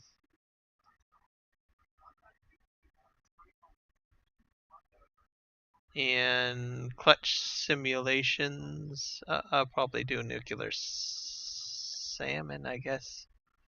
Yeah, I'm not sure how long he'll be doing. He's on Skull Crusher Mountain. Scott. So let me grab his link. We'll share it. We'll raid him with what little people we have left. So let's go and raid Nuclear Salmon, shall we? Here's the link, guys. I'll be joining in a moment as I shut down the stream. So thank you guys for hanging out with me, both Nick and Keith and Michael. You guys have been troopers. You stuck through, I think, the majority of my stream. So thank you very much. And anyone that's watching this after the fact, please like the video and subscribe if you like my content. And we'll see you guys in the next one. And let's head over to Nuclear Salmon. Have a good night, guys. Take care.